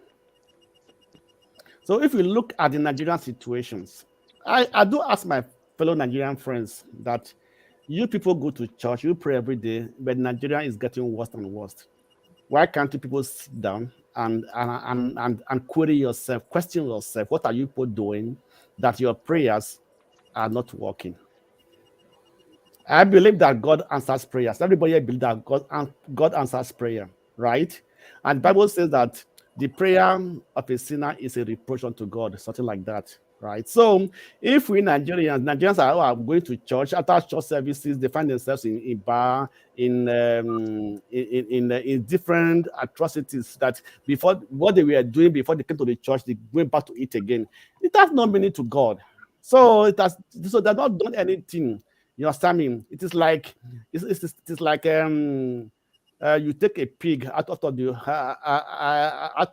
mole and then you dress him and leave it. You go back to where it is again. That's what most Nigerian Christians are, because they continue going around the same circle and they say they are believers, right? So at the end of the day, after committing a crime, they go to the church and say, God forgive me. You know, after killing people, they say, God forgive me. After scamming people, say, God forgive me. After duping people, say, God forgive me. Hey, don't shake your head, Mr. Precious Man. You understand me? I've been analyzing Nigerian Christians. You understand me? I know once I've been involved in, I know what happens. You understand me? So this has been the situation. I'm not saying all of them, at least majority of them, right? So that is what it is. So if you want to debug me, tell me why Nigeria is not going well with all the prayers that have been going on. Tell me the reason. Because if you tell me that God is answers prayer, thank you, the Blackstone. Thank you. Yeah, thank you, the Blackstone. Henry Gabriel, please go ahead. You see, I will bring this word first. Matthias, one guy from social media and from the East, one of these pastors went to arrest him because he criticized them that they have to, if you are sick, go to doctor to take care of you. Not like all this, you heal somebody, you put blind, see, the cripple walk, because they are lying to the people in the East there. But now they arrest this man, they take him to Abuja. Is it not the same pastor people are talking about? If you know your God is working, if you believe in your God, why you have to use your security agencies to oppress other people? You see, our pastors are now laughing stock. Like me, I was once a Catholic, but I still believe in God. But I don't go to church no more because I asked my priest. I said, "Why ladies don't present mass in the altar?" He says it's Catholic tradition. Since then, I didn't go to church no more than 5 years now because it's all a bunch of crap. We have a traditional, we have a tradition, our way of praying to our God before this Christian come and Muslim religion came. But now they're using it to oppress the masses. If you believe in God, let it be. But if you want to work, you have to do your job. They put you in to make things order in that country, but you don't take off that country, but you're waiting for God to come and bring light for you. It's not working like that. You pray every day. We pray more than any other country in the world. We pray more than other country in the world, but the other countries are still moving forward. America, did they say let's pray for our president to build road? Do they pray in Germany? Let's pray to our councillor to make sure we have a good electricity. No, we pray too much, and we forget to do the right thing. It's time you members, those who believe in miracle, you believe into miracle money, all those ones, miracle alert. You put to change your mindset. All work, you have to work. Build your country. God will not come from heaven to change you people. God will never come. He gave you everything. Weathers, mineral resources, manpower. Thank you. You see, I'm waiting for forefather to call that time. You didn't call it. Thank God. My time is also counted. So somebody will call. This my time is redeemed completely, man. Why didn't you keep the 2 minutes, Mr. Henry? You see, that's the problem I'm talking about. You are complaining about other people now. But what about you? You should have timed yourself. I'm not the timekeeper. I'm not the timekeeper. KJ. I'm not the timekeeper, so don't go mad. Few seconds. Henry, it's okay. KJ, I'm going to give you my time. So, Tom, go ahead. All right. You muted. I'm out here. Good night, everybody. Yeah, good night. Thank you for coming in, Henry Gabriel, and till next time. Yeah, Tone, please go ahead. Just guess who just said anything. It's just like I'm just, to be quite honest, I'm just tired of us going over and over and over and quoting it. See, it's time for action. It's these people needs to be kicked out because they epitomizes everything wrong about Nigeria, the present administration. First of all, they need to be kicked out. I don't know why. I don't know whether someone has read about the latest thing. They are going after institutions that are connected to the opposition. Now they are after that is university, that graduates of law cannot go to law school for one dumb reason or the other. And we're here talking about religion. What has religion got to do with that? There are a lot of people that cannot even that cannot even feed well today, and we're here talking about religion. Maybe we just shine our eyes. Oh, thank you. Thank you. This in tone. Janapa, please go ahead. I think I use the word of summarize it. To me, religion or spirituality is personal, and the way people use it. I don't think God is a Christian. I don't think God is a Muslim. I don't think God belongs to any religion. God is God, and whatever people make out of it. The reason why it's a problem in our own country, the Bible said that it's hard for the camel to enter into the eyes of the needle. So in that case is that, and when the pastors are the richest people, it contradicts even the Bible itself. So, and I'm not saying pastors should be poor, but then when what you are preaching is that it should be a service to the people and not to take advantage of the people. Thank you. Thank you. Yeah, it's funny how modern scientists, when they don't understand anything, they'll say it's black. It's black hole, it's black and dark energy, it's dark matter. They don't understand what it is. Just like our forefathers, when they were practicing religion, they will ascribe it to mysterious entities because it's not everything human beings understood. They are basically studying the world as it is. There are rules to this world. You can't violate them and expect to prosper. Please, KJ, please go ahead. Okay. Again, just like Jonaba, look, the issue of religion is not under Tone. I totally agree with Tone. You see, if we fix many things, other things will follow, including the religion. Okay, but in a nation where there's no justice, there's no fairness, there's no equity. Okay, in a nation that does not obey the rule of law, simple rule of law. I'm not saying favor anybody. Simple rule of law. You're not obeying that, and then you think that you are going to pray and then things will work out. No, things will only work for those who have good mind, because there are preachers who are fed on earth now, who are from Nigeria, who are Nigerians, who are not necessarily selling olive oil or selling handkerchief and making waves around the nations of the earth. So it's not about that. What we should be thinking about, that is our common patrimony, that which everybody benefits from, which is government. If the government is fixed, look, I'm just reading from my cell phone now. Somebody sent me the paper from the Ministry of, the FCT, this thing, going against Kano Agabi's building, revoking it. Okay, and I've just also read that someone sent me the video. A very old building in Abuja that stands near, those of you know where Zenith Bank is, or Rockview is in Abuja, was brought down 3 days ago. Even with people still upstairs working, they were knocking it down while people were still upstairs. It is done in a normal society. Where else can it be done? Where else? So let's you see, when I come to this, I don't want to speak with emotion. Okay, but let's call a spade a spade. Sorry, which building was being knocked down in Abuja? You know that there's a mall, there's a 3-story building when you enter Wuse 2. Besides, it's very old building. It was there when I was investing, so it's very old building. Just beside Rockview, it's beside Rockview. Okay, it's a commercial building. It was knocked down. You got 4 minutes. Remember. It's 4 minutes now.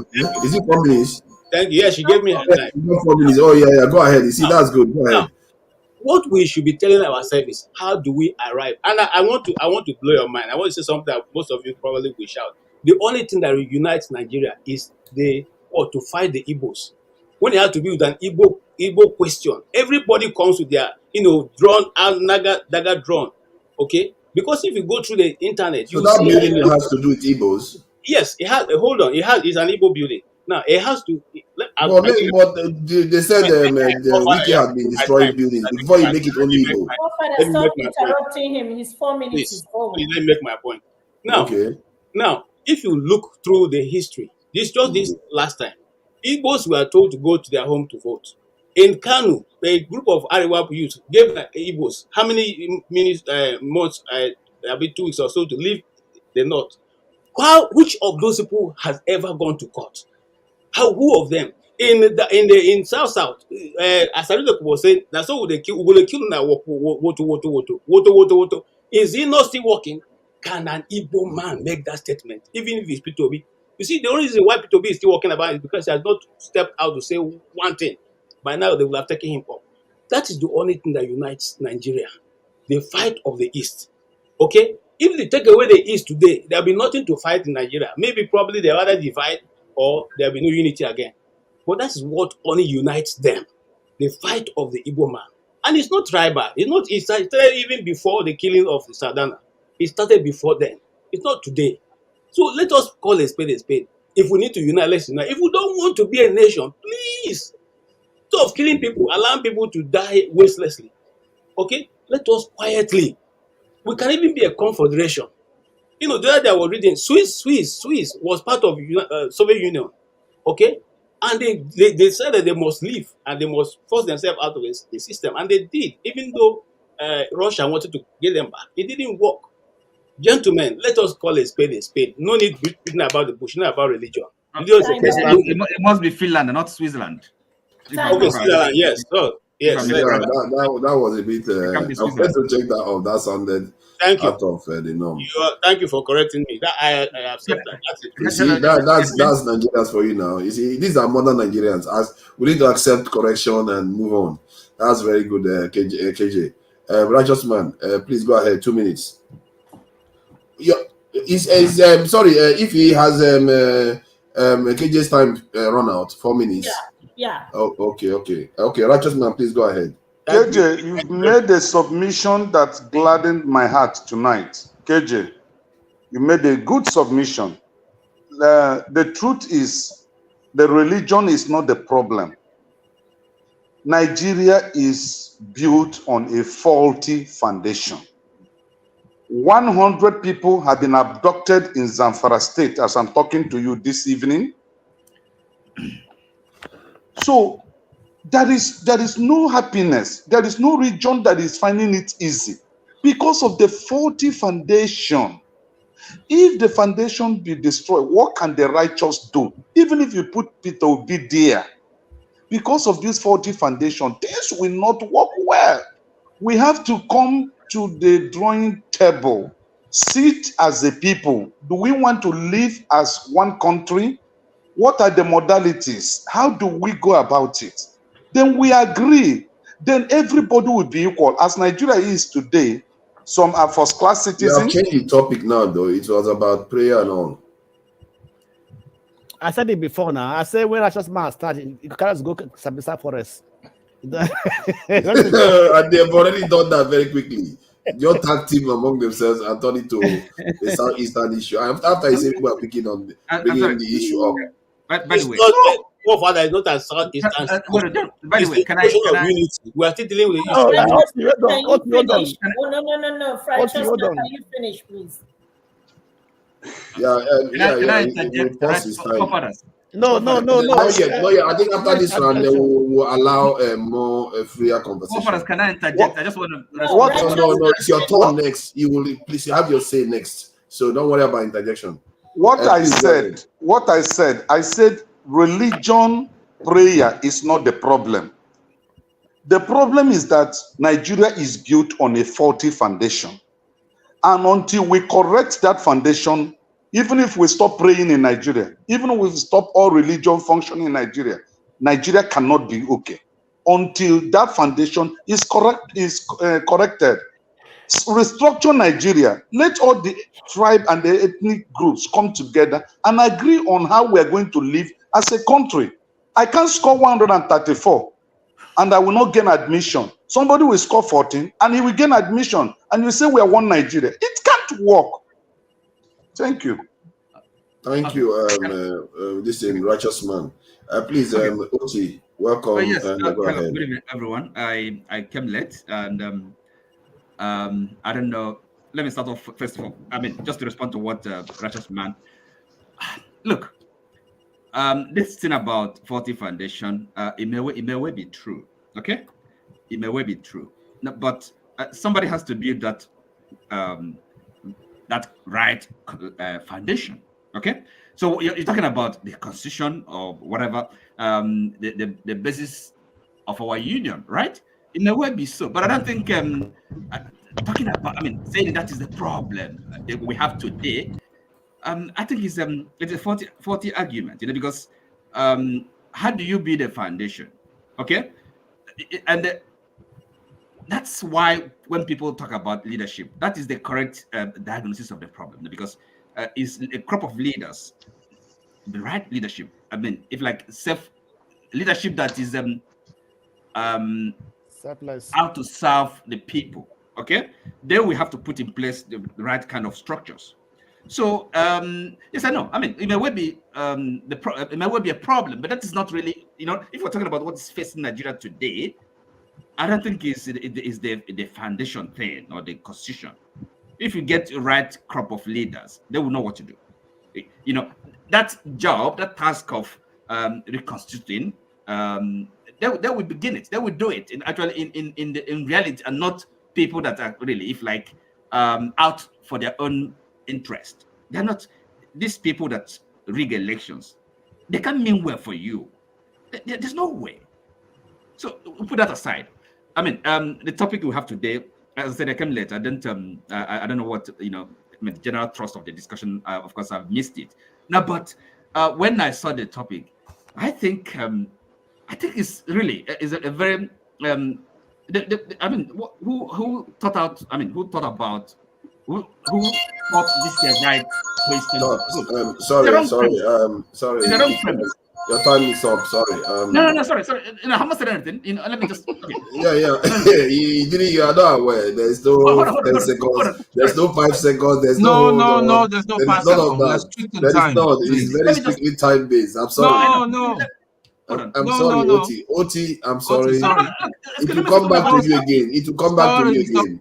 It will come back to you again, Oti. Sorry about that. I should have let you know that this is a different rules where everybody's sticking that it's it. But after it goes round, then we can relax it a bit. Okay, then. So everybody.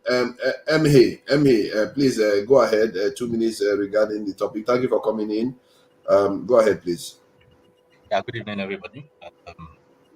Well, concerning the topic, I want to say that I believe in spirituality, but I have a kind of I do not trust religion. Let me put it that way.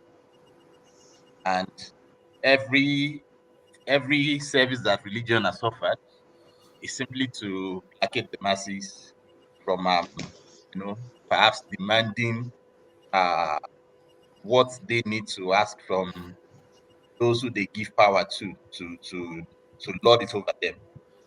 So and that is where I have issues with religion, especially with the way it's practiced in Africa. Because if you go to other climes, you realize that it is not just the way it is done here, it is done over there. And you'll see that once they pray, because actually I think the title is the topic of discussion is the falsehood of prayer. It's not that they don't believe in prayer, they pray and they put in work in order to ensure that their prayers are, in order to there's something that the prayer is going to meet. It's not just that you pray and you hands off and you want a mystery somewhere to give you the solution. Yes, there's spirituality, and spirituality also, even we ourselves, we are spiritual beings. I believe that 100%. But the way it is done in Nigeria, the way we practice it, like some persons will claim to even know the spirituality more than you, such that they believe that they are the gatekeepers of spirituality. That is where religion comes in, and from there they begin to make you feel like, oh, you are not up to the task in order to intervene in your matter. We can do it better. We know how to liaise with God. And the way it is done, you realize that even our leaders, they tend to, it's like they tend to know the back door to God. You know, this my phone. This my phone. I don't know, man. It's really, really mean. He doesn't like KJ. He doesn't like Righteous Man. He always shouts whenever it's their turn. The But time is up for for you, me, he right? didn't say anything. He just completely ignored it. You know, I don't know, man. I really don't get this phone. What is doing here? Thank you. I hand over to Masca. Yeah. Masca is not here at the moment, so we can go with Tone. I think I will bring Ovie back on. Ovie, if you're not, Masca is back.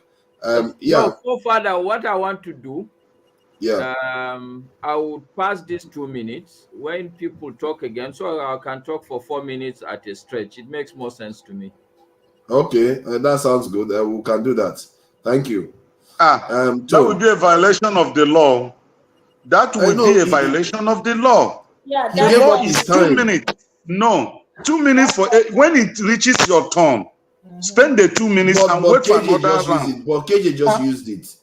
KJ No, used similar tactics. because I didn't speak. Remember. Yeah. If he gave so you can build your time. You can decide not to say anything. Let me give my 2 minutes to Masca. Let me give my 2 minutes to Masca. Okay, so I have 4 minutes, right?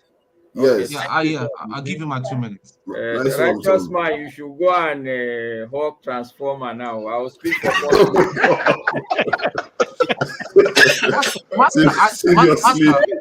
Masca, I saw something interesting 2 days ago near my house. I saw on the wall of a house, a block of flats. I saw Masca Court. I said, "Wow, I'm going to take it for today." So where do you live, Tone? In the UK or in the US? I live in London. Okay, no. Near the Queen. He lives in London, near the Queen. Then it's not me. Okay. So use your 4 minutes then. All right. Okay. So, well, I don't want to talk about religion. I just want to respond to my big brother, KJ. You know, I find it amusing when the Igbo people start crying wolf. Wow. Yes, because in Nigeria, if there's any tribe really that has a free hand and benefits the more in terms of Nigeria being one country, it's the Igbo people. Oh, yes. Really? Yeah, let's hear him out. It's a controversial position, but let's hear him out. We will have time to ask questions. In Nigeria, there are like 10 big markets. I like you, forefather, because you research a lot. Research sounds like a big word, but it's really not a big deal, especially in this time of Google. Check the 10 big markets in Nigeria. Check how many of them are dominated by the Igbo people. Okay? You hear Oriaria market, Oshodi, what's the name market? This is Alaba market. Okay? Otu on the chat. So, and when you come to the north, go to Kano, Sabongari market, I'm sure KJ knows about it. It's dominated by the Igbo people. Okay? If you come to Abuja, for instance, almost all the markets, is it Sabongari market? Wuse market. Is it, what's the other market? Garki market. Everywhere you go, Igbo people are practicing their trade with no hindrance. Okay? And all these academics that talk about, oh no, let's go to the southeast, I am sure the average Igbo man is not going to do that. KJ was talking about the northerners giving some southerners. It was not the Igbo people they gave notice to. That's wrong. It wasn't Igbo people. These guys didn't isolate the Igbo people. They said the southerners, because then there was an agitation, and we all know, I come here on this platform every day, technically speaking, it's blackmail every session. Igbo people will be telling you they want to go. Go where? Where? We have our God-given land now. You are in Lagos. Why are you? You are in Lagos. You are pretending that you want to go. Is anybody stopping you, you righteous man, from going to the east? Have they broken any bridge? Why haven't you gone to the southeast? I will ask question later. I know. So what I'm saying is, look, let's stop all this. It's not okay. It's not correct. There's so many Igbo people. I can tell you, I can boast that more than 30 million Igbo people in the north. 30 million. Every 30 market. million, the entire population, are you sure it's up to that 30 million or 3 million? I don't know. Okay, 30 million sounds like a lot. Okay, even if it is 3 million, is it not sufficient number enough? Some countries are not up to 3 million. The point I'm making is a very simple point. Okay. KJ is probably somewhere in the UK. Righteous Man is in Lagos. Nobody is speaking. Only Ngozi speaks on this platform from the southeast. But people will tell you, oh, we want to go, we want to go, we want to go.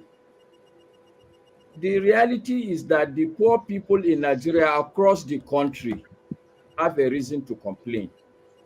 I may not entirely be a poor man, but I have a reason to complain as a Nigerian. All of us have a reason to complain. I loved somebody that came on this platform yesterday. He made an analogy that I loved. In fact, I found it very profound. So if you put 20 people in a room.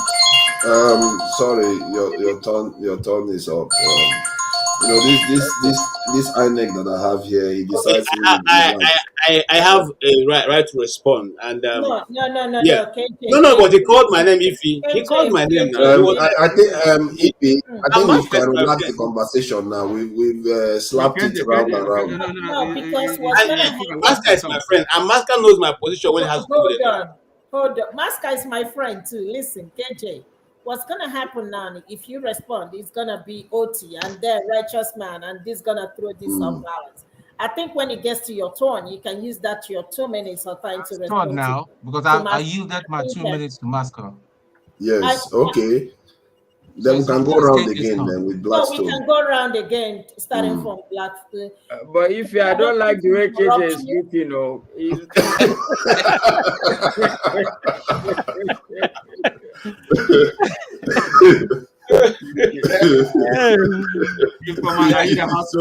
Are you the prefect now? I think it's Blackstone now. So let's just go with Blackstone before you know it will be up to KJ again. Okay, I think let me make a proposal. Everybody in this panel should recommend Ifi to Tinubu as to appoint her as the next INEC chairman. So it's a proposal. So let us give that. Don't worry, your time is going. I don't think there's any review for you. Anyway, sometimes we come here and say, let's find a solution. So I want to ask, what is the actual solution are we talking about? I'm going to use to solve Nigerian problem, because Nigerian problem is in fact, even the problem in the government, actually political problem in Nigeria, is too complex. Sometimes I do ask myself, that people that were criticizing the government, when they were given a position in the government, they become even worse than those they met in that office. Why? So that's why I said the biggest problem of Nigeria is Nigerians' mindset. I want to eat. It is my turn. They go there, they change like chameleon automatically. So why? How many Nigerians have resigned from their elected position? Because said, because I don't agree with the principle, whatever you're trying to tell me to do, then I step down, I resign. How many Nigerians have done that? That's to tell you that who we are, what Nigerians are. So I believe that we are very good in talking, we are very good in criticizing, but when it comes to the actual action, then then you see the true color of who we are, of ourselves. You understand me? So we have many examples of Nigerians who were criticizing the government, but today they are the people who are doing what they were criticizing other people for. So we have to work on our mindset. We have to work on our mindset. We have to be able to train or to put in place structures that will transform the mindset of the Nigerians. And I think that has to start right from the home, from the family, from the children. Thank you. Thank you. You know, I didn't take my turn. Or should I take my turn now, or I should take it after? No, Do 4 minutes forefathers, you later. are the moderator. No, No, no, no, don't even start that this thing. no. Don't start that rigging now. You see that. You see that. You know, they've already started already. Oh. You see that. You want to start rigging, so I don't have my own say now. I don't have my say now. I'll have it later on. I can wait Okay, 4 minutes have for your my two turn. minutes. Have your 2 minutes. All right. So yeah, I think what Masca said, controversial, but that's his opinion. But for me, this prayer aspect and religion, I think we need to reappraise our understanding of what it truly means. And I think I will put a question later on, which is something we are going to discuss. To find the evidence between religion and problem solving within our communities in the past. And I believe that you're going to find that religion is tied to the solving the problems of the local area. You find that in people in the north that is drier, you will see that they will have cultures that want this thing, good navigation so they don't get lost in the desert. Good rains, you will see that, and just like the Egyptians, they have science of the Nile. Their religion is tied to the Nile because it's solving problems around their area, and this is what Western people have mastered. They've moved it from this esoteric spiritual stuff, that seems to be quite abstract really, to actual sciences, which is also abstract. After all, you don't see the air, it exists because they studied it. The truth is that in this life, the answers are all in front of you. You just have to listen and study the word. And what we don't tend to do is we don't do enough of that. We just only look at what the book says. Who told you those books were written by people that actually studied the world? If you look at the Bible, like Ecclesiastes. It's one of the interesting books because it's almost like a philosophical book and study of human nature. Most of the biblical books is studying human nature itself, because human beings are the most advanced creation they had around them, and they did very, very well with it. That's how we got here in the first place. So we have to study the world. I'm not saying everything that is profound here.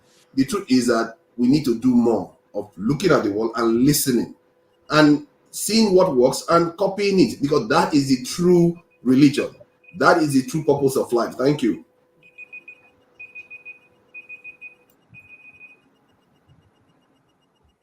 I'm done. I think it's you. If you want to take your turn. I'll give my turn to KJ. Of course, you're going to give it all this rigging business. It's all good. It's all good. Of course, you're going to give it to KJ. Just for the record, I will withdraw my proposal. I will withdraw my proposal. It's 2 minutes. It's supposed to be. I will withdraw my proposal. Jonaba, please go ahead. I should have. This is why Nigeria never work. What TP is doing. What he's doing is the very reason why Nigeria will not work.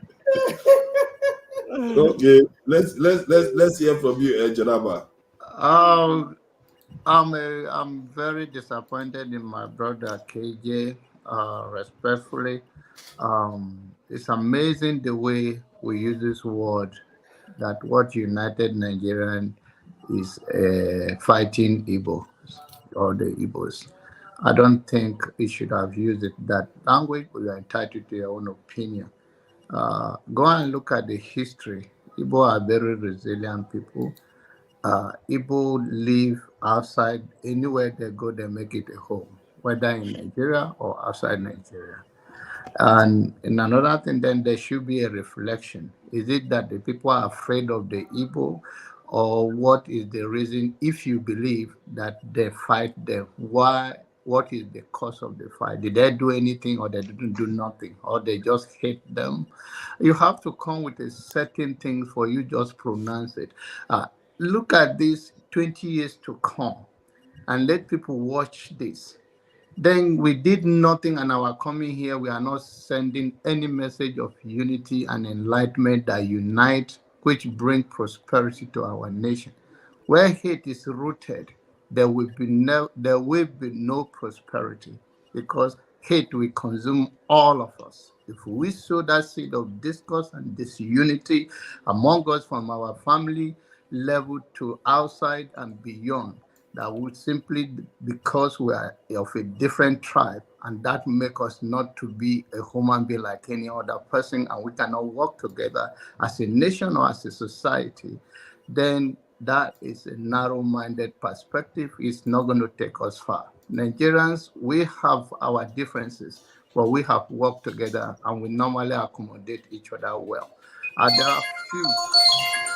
Thank you, Janaba. Yeah, 2 minutes is gone. All right, thank you. I please won't take even wait for you. So I three don't or take 4 any minutes. time.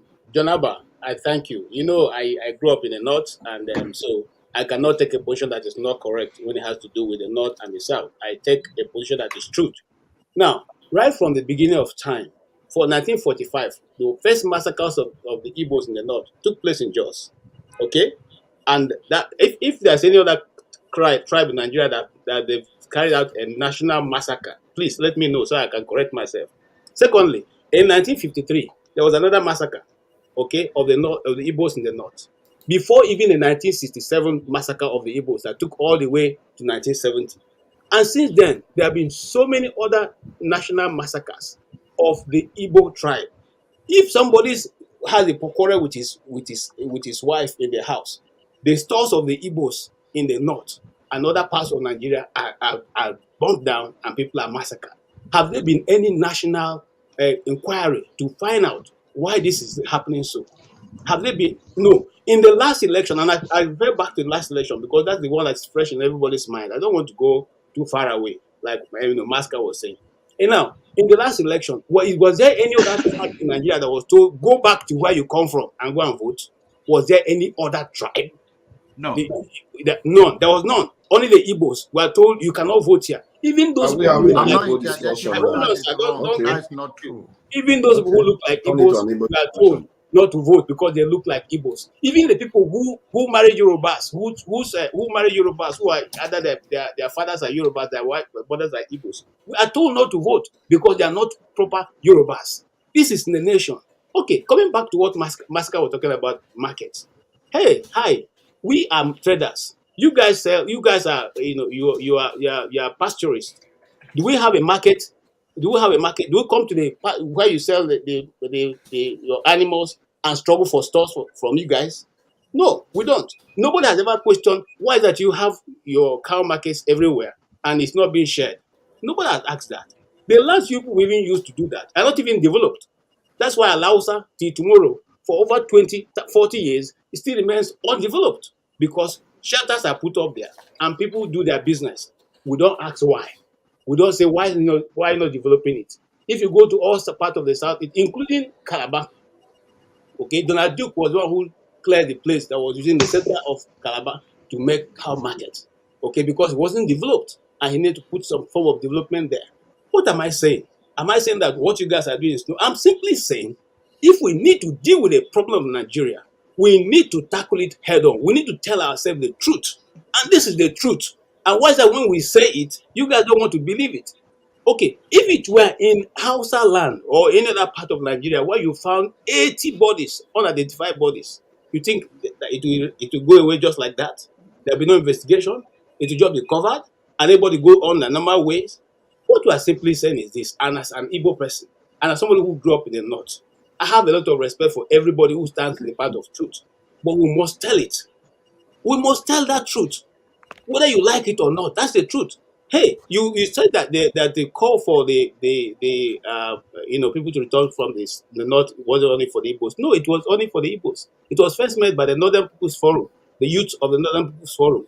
Okay, that made that. And I mean, if you go back to the video, which I was trying to look for some minutes ago, the guy said, "You people know what we did to you in 1966, and we're going to do it again and again." It's on video. It was on national TV. I was still in Nigeria when that was made.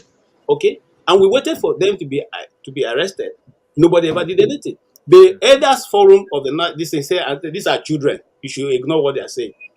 But if Nnamdi Kanu says it's not a children, they will have to go for it. All right, thank you.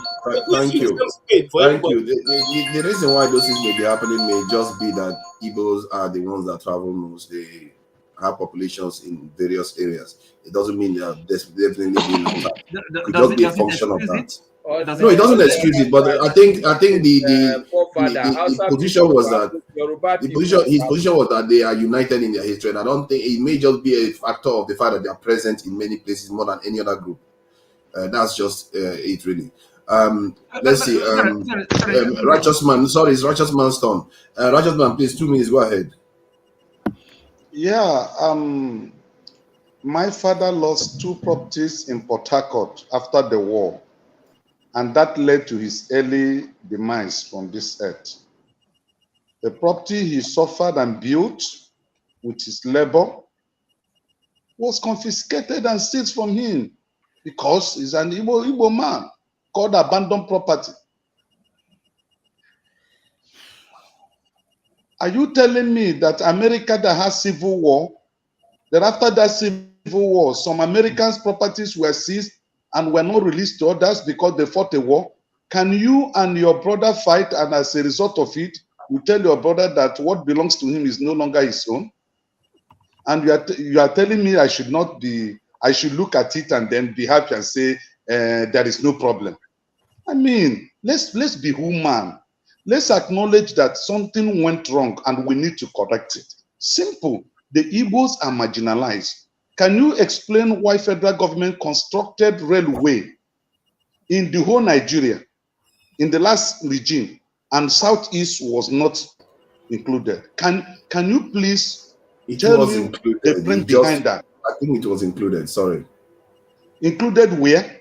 Oga, you there abroad? Me, I there Nigeria. They go east every day. I have evidence for it, so you can see. If you want the evidence, we'll share it later on. You understand? Yeah. Theory is not implementation. You can say something and you have not done it. Can you explain after the Civil War, 50-something years now, no Igbo man have been deemed? God bless Dr. Guru that came to this place and said, even as a northerner, they were querying him, why is he supporting an Igbo man? That the reason why they did not give Obi that thing is because he's an Igbo man. And now someone said it on this panel. So what are we talking about? I'm done. Thank you. Oti, please go ahead. I know you wanted to say something earlier. Yes, sorry, I don't know. Can you, at least, as I came late, and is it possible that you give me at least 4 minutes, to see? Forget about it. I can look, and before I make a point. Look. You see, first of all, for us, you see, I don't have a problem with the question as posed because it does assume or presume that religion is something. I mean, is false in nation building. No, I mean that's not true. That's not correct. Okay. And you can have my 2 minutes. Oti, have my 2 minutes. And I think, see, the problem I find John is so generous. Most of our people, most of us, on this platform and elsewhere, often we talk about things we don't understand, and people come and make, I don't know, maybe hardly religious, hardly know anything about the Christian religion, and then they come and they talk, say is whatever is a Western religion is that, without having that knowledge, without making the effort to really understand what is Christianity, right?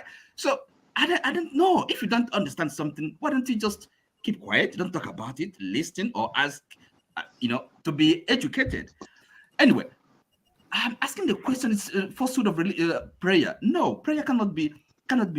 Look, if you are trying to identify the problem we have, right? Prayer. It can be prayer. Sorry, hold on. Who is removing people and bringing other people in? And if you don't do that.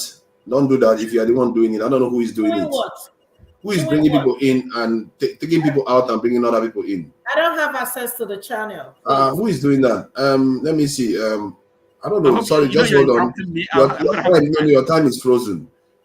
Sure, is that you doing it? People can't just be removing people and bringing other people in. It's not appropriate, really, when somebody's moderating. Please go ahead. I will restart this thing. So, Fafaras, I don't know. You are the one that this question. Am I right? You posed the question. So, and I have to ask myself: do you really understand whether you are religious or not, for you to begin to ask this kind of question? Look, prayer is important. It's important in the life of any man, any human being, right? In the life of a nation as well. Prayer, and we again, when people talk about the foundation, it's a part of what we have to discuss. It's got to be on the table, and we are supposed to be a secular country. Okay, so that means there has to be a kind of a clear separation between the state, and the religion, people's private. So, but it doesn't mean that people can, of course, have the right to express their religion in public, but it's not something that the government one way or the other should interfere with or support. Okay, it doesn't matter whether it's giving equal support to all religions. It should stay out of it. It's it should be a private matter, the way you worship your God. Okay, but why is it? I'm asking myself, why are we discussing it? Are you saying that Nigerians pray too much? It will be the case that they pray falsely. They don't understand what they're doing really, and there's so many fake and false religious leaders, and then misleading people. That's an entirely different question, But asking the question, falsehood of prayer and nation building. What do you mean? What does that question mean? I don't know. Can you explain to me what you have in mind in posing that question? And maybe what I'm asking. I mean. Please, I don't have the answer to it. If anyone can answer, because I'm really trying to moderate here. I don't have to really come at it, because it's a question. I think for me is a wrong premise. Prayer is important. It's something that is vital. And again, because it doesn't really detract from the effort any person should be making to kind of to do whatever they have to do in life, right? Prayer is not an obstacle. It's not an impediment. I mean, it's prayer, okay? So we pray in addition to whatever else we have to do to improve ourselves, to solve our problems, right? This life is a material as well as spiritual, so it really can't it's not one against the other. It means maybe lack of understanding. I don't know really. So prayer in nation building, how is the question? I want to understand the idea behind the question, and then maybe I can help further with it. Okay, but talking about nation building, really, look, foundation. There's we have problems, okay, but look, I think your time is up. What is the present? Look, what is the present problem? What is facing Nigeria today? I can tell you what it is. It's simple, right? It's illegitimacy. Okay, you used up 4 minutes. I'm sorry. Is it gone already? Yes. And without interruption, I'm really sorry. But you're going to get your turn again, because this is moving very, very quickly. I think what happened earlier on was probably somebody trying to circle the people behind the stage, because a lot of people are coming in and they want to tackle them. So they were just didn't tell me, and they were just taking people out. And I also think that it's good to have a balance. Like, if he's here, nobody should remove her just because she said something. There's no female, and there are voices. We want voices from every section of the country. So you can't just remove everybody and put in only one section into the conversation. Please, let's see. Who's next, please? I think it's Masca, isn't it? There's no tone to give free time. Yeah, Masca, please go ahead. 2 minutes. I'm going to give it back to KJ so that he can make more points about the Igbo domination. I really want to hear about it. Okay. Can I say something? Can I say something, Masca, right quick? Yes. Being an Igbo, to be honest with you, I am tired of this Igbo thing and and demolition and all that stuff going on. With no reservation, I said it here yesterday. If Igbos feel that they are being marginalized, again, I'm gonna say it again: go home. Go home. If you feel that you are being targeted, go home. No right answer. Hold on. And that's a powerful statement you have to say, because you forget that Igbo people have land. They really have. No, it's not the right answer. Okay. Can I answer that? Sometimes they make it look like Igbo people don't have a land. They are destitute all over the world. They are not destitute. They have a land. No. So we are part of Let me answer that question. Oti, hold on. Hold on. I agree with you. Even me, I was thinking that Igbo should go home. Can I finish? Okay. Can I finish? When you guys were talking, I didn't interrupt anybody. Oti, you might not agree. That's okay. But what I'm trying to say is this. I'm sorry. Yeah, but what I'm trying to say is this: why do we keep on? Mind you, it's not only Igbos. There are Edo people. There are other tribes. Yes. So we making it only Igbos. It's just at this point, it's getting under my skin. Igbo, Edo, whatever tribe, Ijo, whatever tribe you are, if you feel that you're being marginalized, Lagos is not the only developed state. Abuja is not the only developed state. Go back to your state and develop it. The same way you develop North, you can develop your state like that. I hear people saying, oh, because of the businesses in Lagos, they don't have any seaport, they don't have no international. Let me tell you something. If you people really truly believe that you are being marginalized, go and build those stuff in your area. Nobody's going to hold you. Let us stop crying. We've been crying for 60-something years and nothing has changed, and it's not going to change. Please, let's stop it. Okay. If you feel you don't like what is being done to the Igbos in Lagos, then go to the Onitsha, go to Enugu, go to Ebonyi, go to Imo. They have so many lands. If you're going towards Enugu, we have some lands over there. Go develop it. Okay. Growing up, my mother was a trader. People from Lagos used to come down to buy market from Onitsha main market then. So why can't they do the same? Why all this Igbo? We need to stop it. If you want to listen, let me tell you something. I understand that there is no equity or fairness in that. I understand that. But let us be smart. You want to hurt me? Let me be smarter than you. I can go to my area, make my area, and develop my area. Since you want to treat me that way, let me be smarter than you. It can be done. Sorry, you're mixing up so many things. You're mixing things up. I'm not mixing up anything, Mr. Oti. I think that is very, for me, that is a very, very powerful statement. I don't know what she mixed up there. Sorry, no, listen. She's mixing this up, okay? Now, first of all, wait a minute, is this your turn to speak? It's not just it's not. OT likes to break rules. A lot of people haven't said anything. Let's exercise some fathers. Actually, I've given my 2 minutes to KJ so that he can shed more light on that topic. You want to give it to OT. OT seems like he's jumping to say something. He's giving it to me. I don't know why Popala won't allow me to talk. No, I'm just saying, OT's okay, please, KJ, go ahead. OT, you have to hold on. I don't know what I don't know.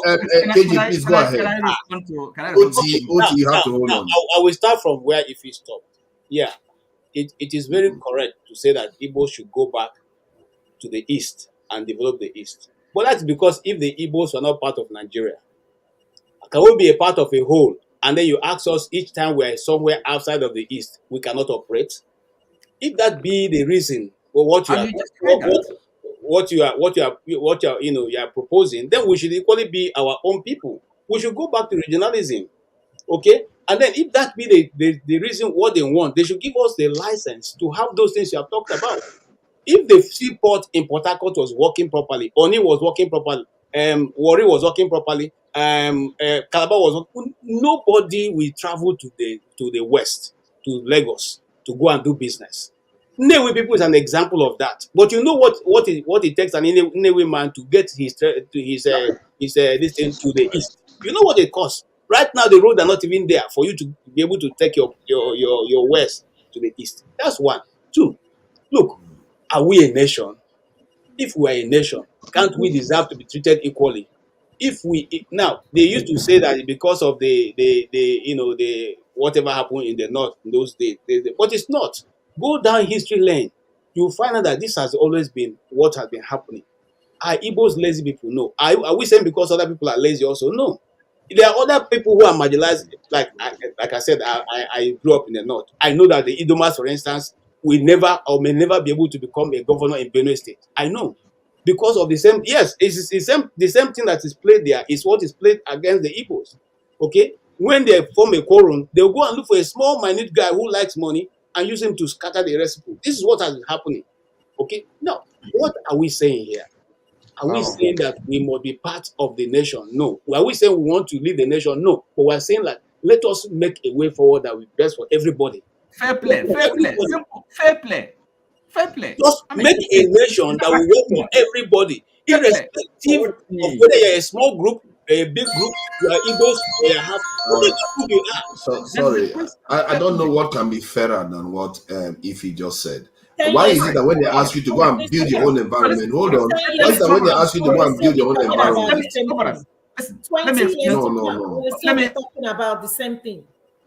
Why is it Can that we when they follow ask you to go and can build we your follow the rule, environment, please? then you start There are saying you people want that to have give the not country? spoken. I don't understand that. Please, Ndubisi, welcome, and gentlemen, let's allow the new people to have a say. Steph hasn't said anything. Ndubisi hasn't said anything. Ndubisi, please go ahead. It's 2 minutes. Sorry, just 1 minute. You see, even while I was talking, people are writing on the list and go back to your east, your Biafra. You see, that's the thing. So if you cannot do it, you can't.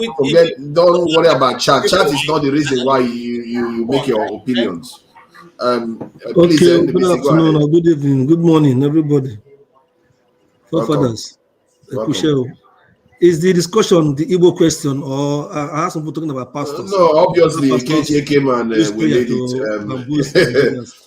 It's about prayers and how we tend to Sunday rely too sermon. much on prayer. Yeah, for prayers instead of actually doing stuff and changing the way we look at even religion and praying and all those things, because the real world is still out there.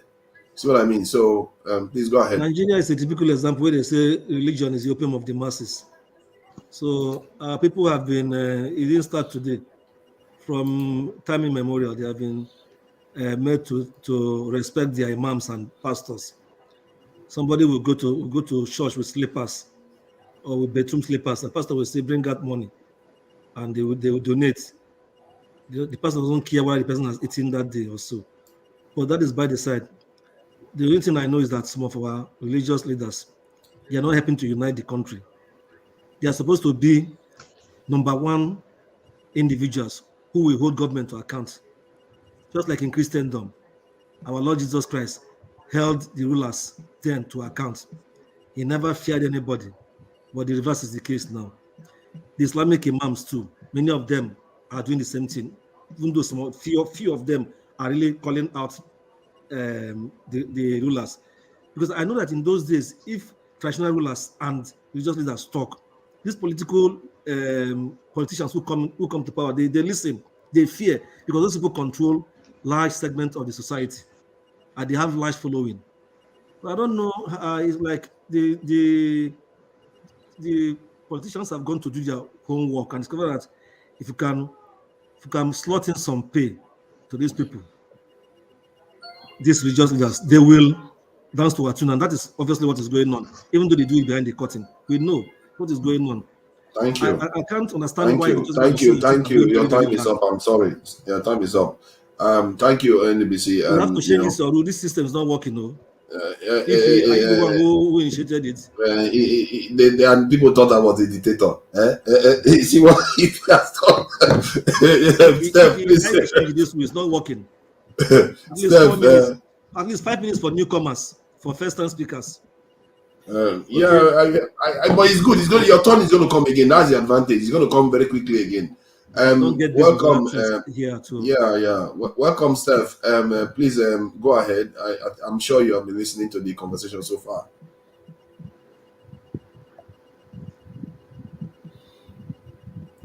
We can't hear you, even if you are muted.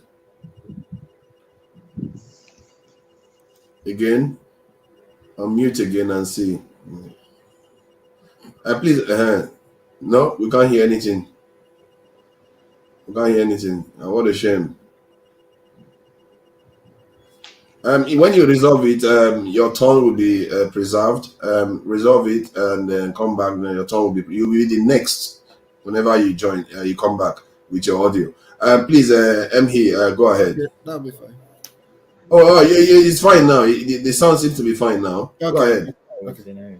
Yeah, I've been listening since electricity started the show, but I didn't want to come in. But if you have actually made a statement that would have made me not to even come in at all, because this Igbo people self, it be like saying I own too much. Huh? I don't know what you people's problem are. One time you say if they don't want us in this country, we'll go. Another time you say we are one Nigeria. When are you going to know that we don't want you in the country? We don't want you. Go your home. Go develop your place. Is there one Nigeria? There's no one Nigeria. Nigeria is an idea whose time has not come. It will come eventually. But don't pretend as if you don't know that there is no one Nigeria. There's no one Nigeria. What if he's trying to say, you people should be smart? Don't put all your eggs in one basket. Don't gather and allow people to scatter it, and you continue to gather and they'll be scattering it. Be strategic. I know you can have all the advantages you want from the East. And for deliberate reasons, they allowed it to be landlocked. I heard that during colonial era, there was like a seaport that entered up to Owerri.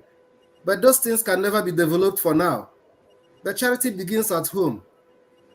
If your state governors can come up with ideas and team up and do serious lobbying, it's possible over time to achieve those things.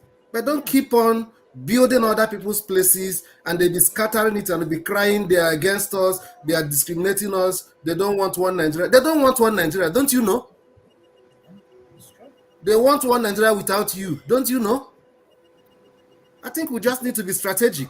That's what Ife is trying to say. It means they're if not. you live in Lagos for 40 complain, years and you cannot listen as a They shouldn't complain. what else That's do you want what to we hear? see in effect. You live in the north for 20 years. You Hey, have some of your children. This my don't phone even is speak ringing it English. again. Yeah, What do you want to Steph, hear? your time is up. The phone is ringing it. Your time is up. This phone didn't cry out for you. I don't know why this phone does this.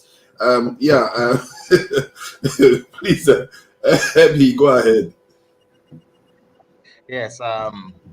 You see, I want to also continue from where Steph stopped, and that means I'm also applying the line of Fifi as well. I think we all are just tired when, and that was why yesterday I said sometimes it sounds like threat, like let's leave us, let us go away, and things like that. Look, you can't say that the country is not fair. Even the world too is not fair, but that is how the world is. It is fairly unfair. And you just have to learn to play the game the way the system is designed to play at the moment. Now, if you even say you're being marginalized, no problem. But you can't tell me you don't have governors. You can't tell me you don't have senators. You can't tell me you don't have a House of Representatives. You can't tell me that in the elites that we are talking about, that there are no equal men there, that you yourself know that these are equal people that you can challenge them. Have you ever challenged any one of these people? Sorry, sir. How many ministers are in this current Oti, no. Oti, let him speak. It's 2 minutes. It's 2 minutes, and it's time. You are eating his time now. No. Don't interrupt him. This kind No, of, when it gets to your turn, you respond. Stop, please. Are you telling me that they've not been ministers from the Igbo clan, Igbo ethnic group? Are you telling me that maybe now, maybe you don't have a certain number of ministers now? During Jonathan's time, don't you have ministers then? So please let us stop playing this marginalization game. It's tiring. Yes, if you are marginalized, which is fine, no problem. You are marginalized, no problem. Go to Yoruba land, so you see some Yorubas are marginalized, even in the same Yoruba space. Go to Hausa land, you see some Hausas being marginalized in the same space. So marginalization is not unusual. They used to say something in Yoruba in the Yoruba that once But the time owner is of up. the house speaks, He was He was interrupted. Let us give him 10 seconds. once the host begins to show you the head of the yam to feed you with the head of that yam, it is a sign that start going home. It's true. Thank you. Thank you. Ife, I disagree with Ife on a lot of things, but I think this point she's made is a very powerful one. It's my please go turn, ahead. and I want to ask you a question. Simple. Yes, I know you are living in the US, right or wrong? I am, yes. Okay. Why are the blacks campaigning Black Lives Matters? Just When like the America, yes, they felt their rights had not been given to them and they are marginalized. That was why they were campaigning Black Lives Matter. Why did you not ask the blacks to return back to Africa? All life matters. Every life matters. Black life matters. Why did you not ask? Hold on. Why did you not listen? Why did you not carry a placard? You are taking my time. You are taking my time. Yeah, if he let him, you know, if he has a veto rights too. And I answered you. All lives matters. If you have a problem living in Lagos, go back to East. Period. Listen. Let me tell you something. It's easier said than done. It's easier to say. Let me tell you. You are taking my time now. Let me use my 2 minutes, please. Please, Okay, Madam, please go ahead. We're going to give you 1 extra minute. Madam Ifi, you left Nigeria because it was not favoring you. That's why you relocated to another man's country. Now, if Nigeria is favorable to you as a woman, you would have settled here and live your life to fulfill everything you want.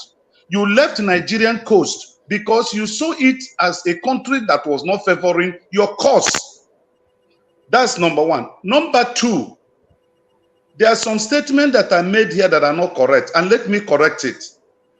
Ministers are appointed and they have no power of their own to execute any project without the approval of the FEC. That's number one.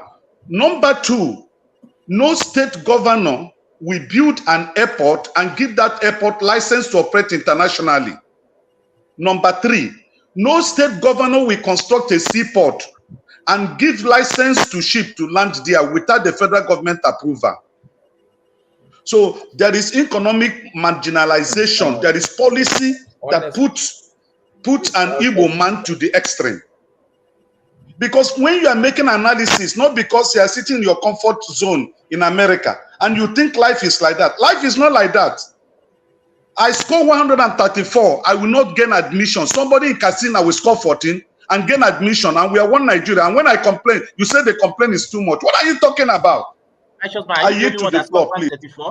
What are you even talking about? Too? Thank you. Let me use my own turn. Before you come and start marginalizing me too, I have my own turn. It's not your turn. It's not your turn. It's not your turn. Let me use my own turn. I think that if you want a debate, I will face you, Mr. Man. If you want a debate, 10 minutes, I will face you. Calm down. See, what I think what Ify said is a powerful statement, and I think if what's powerful about fellow, hold on, let me let you. Can you let me finish talking? Can you let me finish talking? I've been disrupting now. It's a powerful one. It's not against Igbos. No. I think it's not against Igbos actually. You see, that's what you don't understand. Even when something is for you, you don't even see it because you are blighted with hatred and feeling of victimhood. Even when something is for you, they are telling you go and build. Be smart about it. Be strategic about it, and you say it's for hate. They hate Igbo people. You want to carry on in the way you are carrying on, so you will have a career of complaining that you are a victim. Yeah. Or you want to get out of it. Yes. The truth is that what Righteous Man said is not the same with African American. They don't have a land. They don't have an ancestral land. Even the area they try to build, they destroy it. We all know the history that's going on there. So the comparison doesn't correlate. So we have to. What be are you fair. talking about? What are you talking African about? Americans don't have their own land in the US. Interrupting people. Exactly. What do you African mean? Americans don't have their own land in the US. Please. And it's wrong. I don't know why. I'm not going to engage in that kind of debate. If you have evidence that they have their own particular land in the US, you can show it. I don't want to argue this thing on issue that it doesn't even merit arguing. They had the Tulsa massacre. You have those cases where African Americans try to build, it gets destroyed. But the Southeast have an ancestral land. This is not a joke business. They go back there thousands of years. So they can go and build. Nobody is stopping them from doing that. If you feel like people are treating you badly somewhere else, like Israelis go back to Israel. If they feel persecuted, they go back to Israel. That's their land. Nobody's taking it away from them. Their chiefs, their structure is very much intact. So that is the point Ify is making. And I think it's a powerful point and it deserves merit. Please, next person, go ahead. Okay. Can I say my observation? An observation here. Ovie, it's not your turn. Sorry, it's not your turn. Ovie, it's my turn. No, yeah, I know it's not my turn. An observation here. Not about what we are talking about. You have seen what's happening is very, very strict this time around. Ovie, no. See, let me tell you something. Steph, thank you. You understood where I'm coming from. 60 years from now, if Igbos, including me, if we don't do something, we will still be crying foul for 60 years from now. So the 60 years we're supposed to use to go home and build and get our senators and all our legislators, hold them accountable. We will use that 60 years still crying foul in northern state and southern state that are destroying our properties. I'm not being insensitive. I've even told my brothers. I've had conversations with them when they will tell me, oh, they have a land in this place. Oh, come and buy a land. One of my co-workers, Ahame Fula, during the time of COVID, he made so much money. He bought a property in Lekki. Now that property is a problem. He's been running up and down, up and down. And I told him, I said, Aham, if you have taken this money and use it in Igbo land, you won't have this headache. So why are you guys complaining? I know it's not easy, but 60, if you don't do anything, 60 years from now, we will still crying the same thing, saying that you are being marginalized. I understand where you're coming from. We don't have seaport. I understand. My brothers, I have 4 brothers. One deceased, 3 of them are businessmen in Lagos. I can understand where their pain is. I can understand where everybody's coming from. But what are we going to do? Are we going to continue saying the same thing over and over again? 10 years from now, we will still have the same problem. This is not the first time Igbo's properties are being destroyed. This is not the first time Igbos are being killed. It's over and over again. Next year, the same thing is going to happen. We will come here and talk about it again. Come on now, people. Let's have some sense. Just like Steph, and there are some things I don't want to stay here so that you people will say, oh, she's being this, oh, she's being that. But as Igbos, if you have sense, you know where I'm coming from. So 60 years from now, we will still be crying. So you can cry 100 years from now, you will still be crying. So why not use that time and do something? I know it's not easy to just move from Lagos to East, but look for another alternative, look for another solution. Igbos are everywhere, and everywhere you go, you are being targeted, and you keep crying foul. What do you want the federal government to come? To come to your rescue in Nigeria? It's not going to happen. Thank you. Yeah, the North doesn't. Just for the record, the North do not have access to the sea, apart from the fact that they control Nigeria to an extent. They don't have access to the sea. They don't have. And so it's not everybody that have access to the sea. Complain that we should have a they built dry seaport in Kaduna. Do you guys sound how? Do you guys listen to how ridiculous you guys are? For God's sake. Okay, can we just give Ovie 30 seconds to say what he wants to say? Please, because he's fuming backstage. Ovie, use 30 seconds so that others can go. I am fuming 2 things. I rather wait for my time I will speak this, but my observation here is that Sunaja, I'm disappointed, right? When you came in, when you first started, we had a very good order and we are going to without any interruption. If you had a rebooter, you wait for your time. Then all of a sudden, some people say, oh, I don't want to talk, I want to give this person my time. That's indiscipline. If you don't have anything to say, you get out. Let other people come in. That's the problem we are having in Nigeria. The discipline, there's the rules. You don't need 4 minutes. If you cannot follow the rules, make your point in 2 minutes, you get out. That's the problem we are having in Nigeria. Follow the rules. If you don't have anything to say, why give me your time? Just get out. It's as simple as that. It's as simple as that. See, nobody 2 minutes, you make your point, you reboot out. We are not here to watch you or listen to you. No, I'm sorry. I'm sorry. Your time is up. I get your point, but that's my observation. That's my observation. The idea is for it to circle around within 2 to 2 minutes for each slot, not necessarily about, if you don't have anything to say, then that 2 minutes disappears. You see what I mean? Who is next? Jonaba, please go ahead. No, sorry. The idea is that the idea is for some people not to be waiting unnecessarily. If I speak, I know that in the next 10 minutes I'm going to speak. But that is what is happening. That's what is happening when somebody give up their time. Don't you get it? They are not speaking. They give up their time. If you give up your time, don't make things faster. We are looking for development. Give up your time. Go. Let other people come in and contribute. Give your time up to some other person. It's okay. You don't have to. We don't need that. We don't have to. We don't need that. They gave their voice to someone that people are waiting. It's okay. It's okay, Ovie. You have a reason. You are shouting like a dog. I don't think you have a reason to be upset. But I also mentioned shouting like that. But relax. Yes, it's okay. I mean, if forefathers feel that there are people backstage He can okay. do it like Let's start. You guys, this is just my remove 2 minutes people. I starting can off. leave. I can go. I can leave. But No, you no. coming here to shoot people like as if you are 2 years. Come on now. Don't talk to people like that. If he wants to control you like the way Dr. Damages does If I don't want me to talk to that, I stick to the rules. hold on. Don't break the rules. If you Okay, break the rules, there's consequences. And the consequences you will be talked to anyhow. That is the rules. See, what is the rule? The rule doesn't. The rule doesn't say one is not allowed to pass information to the next. Pass the time to the next person. That is the rule. That want to come in. It's okay. And then people come in. If you are to listening, shout at people, I don't think it's right. no, it's okay. If you calm down now.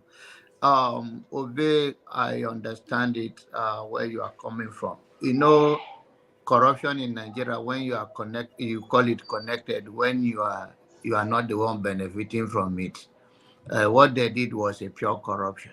As an elderly man, I say it's a corruption. Oh, come on. That is not. It's not. It's adults conceding their position. It's not corruption.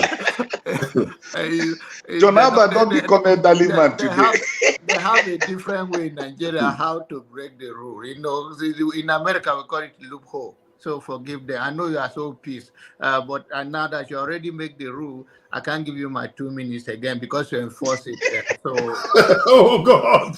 So, you can still give him your 2 minutes because that is not part of the rule. No, it is. No, because he can't come and make the rule. He's not making the rule. The rule is that two minutes. If you don't have what to say, then let the next person. Hold on. See, if the slot is that 8 people, 10 people to 2 minutes, that's 20 minutes, isn't it? So if somebody gives up their slot, it still sticks to that rule. So it doesn't have anything to do with this thing. Just only strictly one person has to speak. Otherwise, then it's 18 minutes circling around. Tunanja, this is the whole point. Sorry, this is the whole point, right? If you give the reason why that person asks for extra time is so that it's either to insult somebody's personality. I will come there when it's my turn to speak because the idea that a master is putting out there is ridiculous, and that is because he has more than enough time. And that led to this chaos that we are seeing here. But I'll get to my time, and then I'll make my point clearly. It's okay. You will like it. My 2 minutes is just starting. Yes, let me start. Time it. Okay. Please, 1 minute.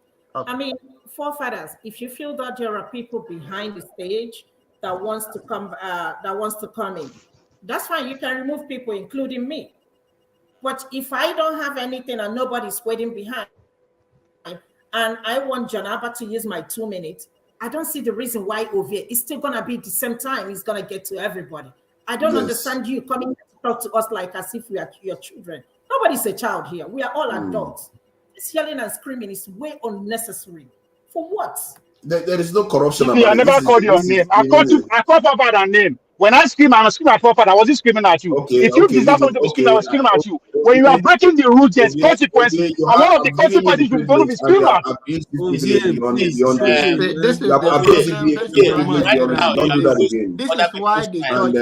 is why church created. You're allowed to express it. So why did you shut you down? Because my boy, exactly. He basically broke the rule. We broke the rule just to accommodate him, and it's still going on. Based on what you're talking every other person. Okay, Jonaba, please go ahead. That's how you should be now. Come on, man. Now we want to be more matured here now because we are trying to reform this platform. So people like Righteous Man cannot be falling in his bed and still wake up and waiting for bed with him. Papa, put me in the background. That's somebody else coming. All right. I will go to Benue tomorrow to eat pounded yam. Every day you are going to Benue and the next day I will see you here. Fathers, I'm just going to see, listen, nobody's going to talk. I'm just going to disrupt this thing because Ovie, my brother. Oh my God. Don't do that. Wait, let me. I'm going to put you backstage. Let's not do this. No. Both of them backstage. No. We have to have order here. We have to have order. Enough of this fighting each other. Please. When I talk, I will give a space for somebody else. Then you guys can, if I can join it later, I will join. Let us be straight about something so that I think it will be politically incorrect when you say that, when they say in Lagos that Igbo should not vote and they should go home. Listen to me. Listen, once that statement is used, they don't know the difference, whether it's Idoma, whether it's Igala, or whether it's Ijaw person. So it's a general term, just like in the North, when they use such word the same way. So let's educate ourselves. All the minority is seen the same. And nobody is going to kill themselves for coming from a minority place because there is Igbo, Yoruba, and Hausa in Nigeria. We are all human beings and all life matters. So and everybody vote for people they wanted to vote for, and they voted people overwhelmingly. So let us not go there. And then come to my brother that he uses the as an example of Doma people will not be a governor. You also, I want you to look at it. This cat, they laugh from there, don't they quench me here? But the issue is this: it's not because Idoma people are marginalized in the Benue. Just like you said, is that it's Idoma people's fault. There are decent people who can, if any Idoma man come and campaign and show them that they can lead the state, but it's about the betrayal of themselves. So, and you mentioned that, and that you cannot blame thief for that. So if people show a seed, that is politics. If people use one thing and it catch the attention of the people, and even voter suppression we talk, is to tell some people, say your vote doesn't count and people don't want to come out to vote. So in that case, the Doma people can do better. The position the Doma people have held in the federal, even as the thief have not held it for years. The Senate president back to back. I don't know if you know about before David Mark, there was other Senate president from there. There were other federal appointments on the top. So they should put themselves, we should put ourselves together, and we will be what we want to. And I think I use also as that as what goes on with the Igbos. But everybody should face their own politics is local. Everybody should face themselves. Thank you. Thank you, Janaba. And KJ, please go ahead. Thank you so much, Janaba. And I think you know that I'm well versed with the politics of Benue. That man you're referring to is the Senator Ame Ebute. He was the first one, and I'm quite close to them. Only your tribalism make you no marry them. I see you later.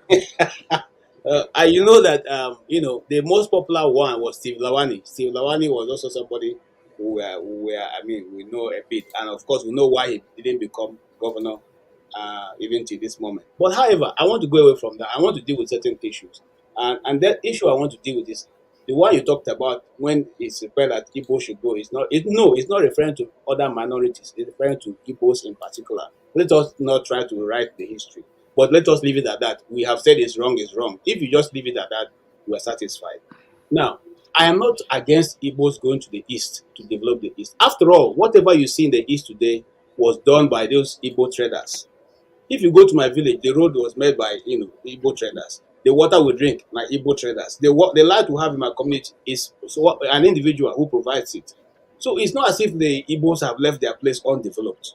Okay? The reason why majority of us go to Lagos to do business is because we think that it is easier to deal with the business there. Not because if you bring it. After all, before the roads got bad, people used to go to Aba. People used to go to Onitsha.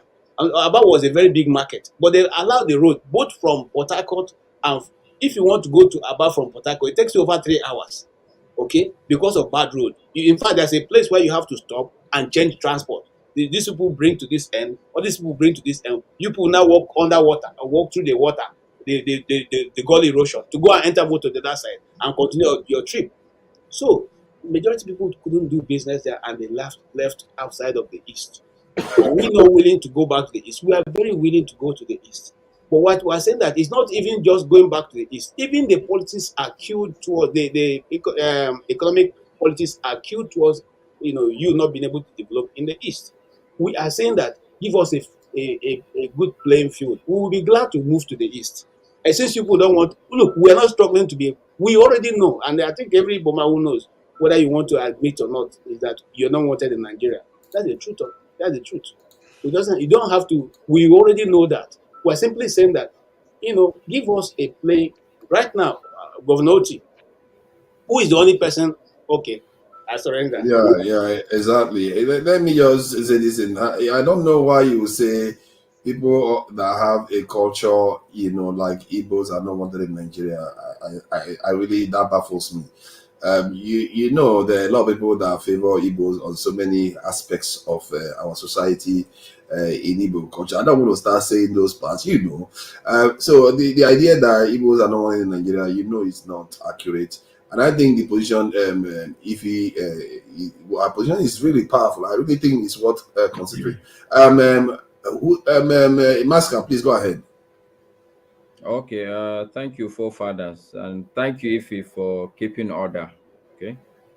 KJ.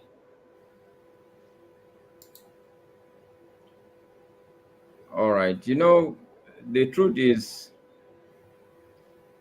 there is a lot of truth in what you're saying. Okay. My point simply for all the Igbo people is that we can't continue to complain as if he said.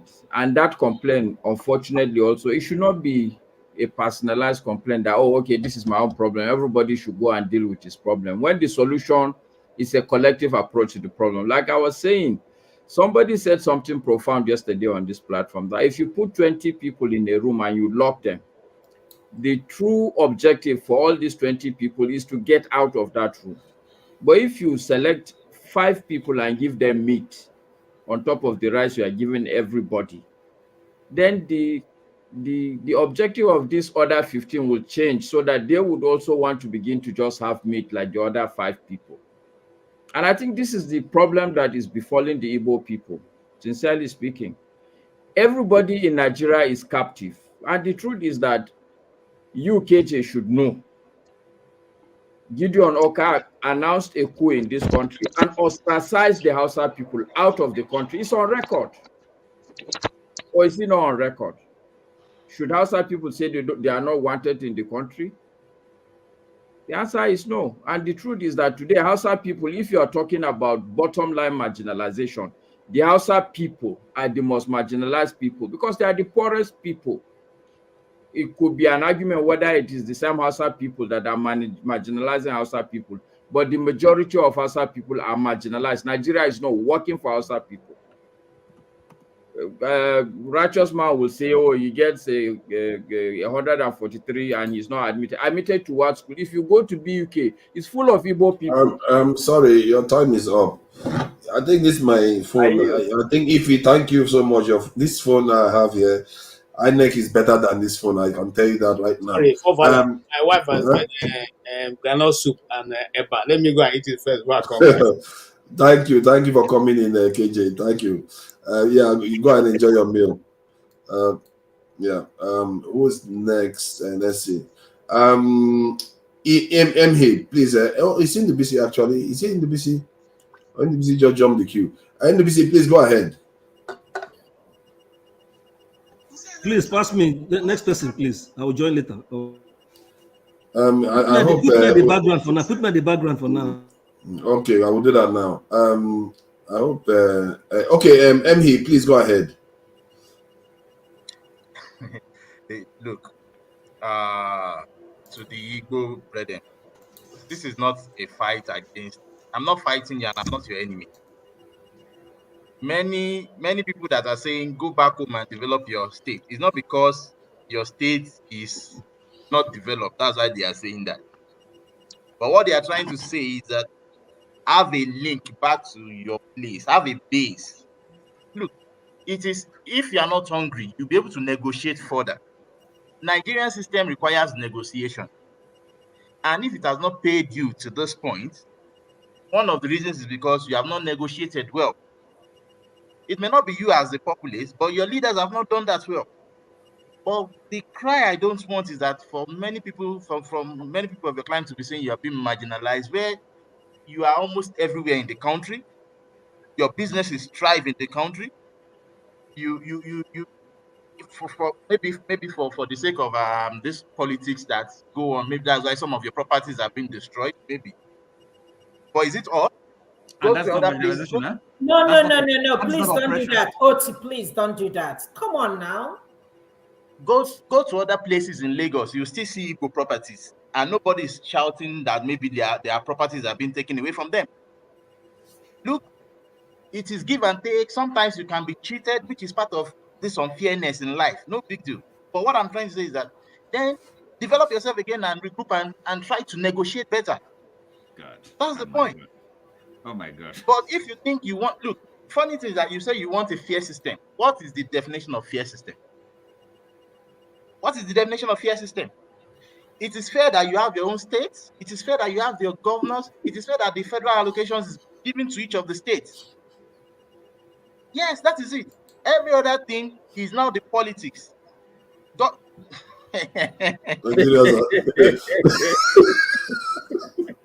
Anyway. Oh my God, man, Nigerians. That's great. Oh boy, Nigeria.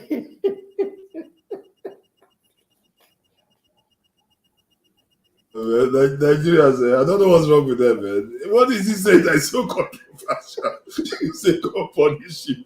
Look, let me just say this, please. Just 1 minute. 1 minute. 1 minute. Go for us. You really find what he's saying funny. Forefather, put me backstage. Put me backstage. I want to re-enter when I get home. Correct. Righteous man, go ahead. I sympathize with those who have lost properties. I'm here. No. Let's go to the next person before they feel. Oh my God. I'm here. Righteous man. Yeah, it's righteous man. Righteous man, please go ahead. Yeah, my dear sister Ifoma. Yeah, and my dark color guy that looks, I don't know whether you're from Lagos or Ogun State. You see, let's just be human and be Nigerians. If you ask me from my heart, would you want to remain a Nigerian or have a separate country? I will tell you, I want to be a Nigerian. And I will tell you the advantages of it. What I am crying for is this: equal rights should be given as a result of being a citizen of a country called Nigeria. You can't treat Mr. A with exception, and Mr. B, you penalize him. That's not correct. Now listen. This issue of governor's consent in getting approved in Lagos State, I am a builder, professional. If you carry Igbo file to Alausa, quote me anywhere, and it bears Igbo name, for 2 years you're not going to get your document. You have to use a Yoruba person bearing Yoruba name for that to be approved. And I mean, it's injustice, it's marginalization. And when you are talking of building Igbo land, Alaba International, let me give you a breaking news. In few years to come, Alaba International is moving to Enugu. I went there recently. I went to get a location there. They are building massively because of this last election.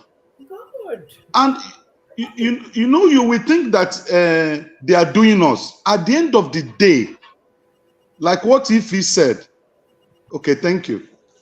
Thank you. Ovie, it's your turn. Please go ahead. 2 minutes. Yes. If I am screaming, I am hungry. There's 2 reasons for that.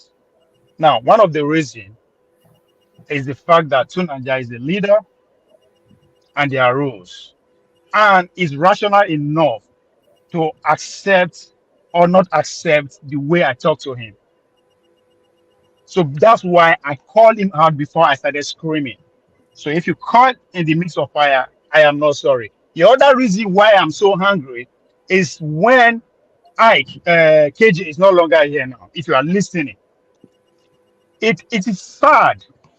We are having a very, very important conversation. I'm not saying every other conversation is not important, but we are having a pretty much a national debate, something that's centered at the problem of our nation, which is religion, and that is good or bad. Then all from nowhere, KJ came and said the only time Nigeria unite, it is when they are against the Igbo. That is the most unfortunate point I've ever heard in my life. Why? Because one is an elder, two, he is a journalist. That is the most unfounded statement ever, and we are just going to sit here and let it fly. And the next time, the only person that will respond to that is another ridiculous statement from Masek, or sorry if I murdered your name, Mascot. Mesa. Sorry, Mascot. I'm short of what to describe what you said.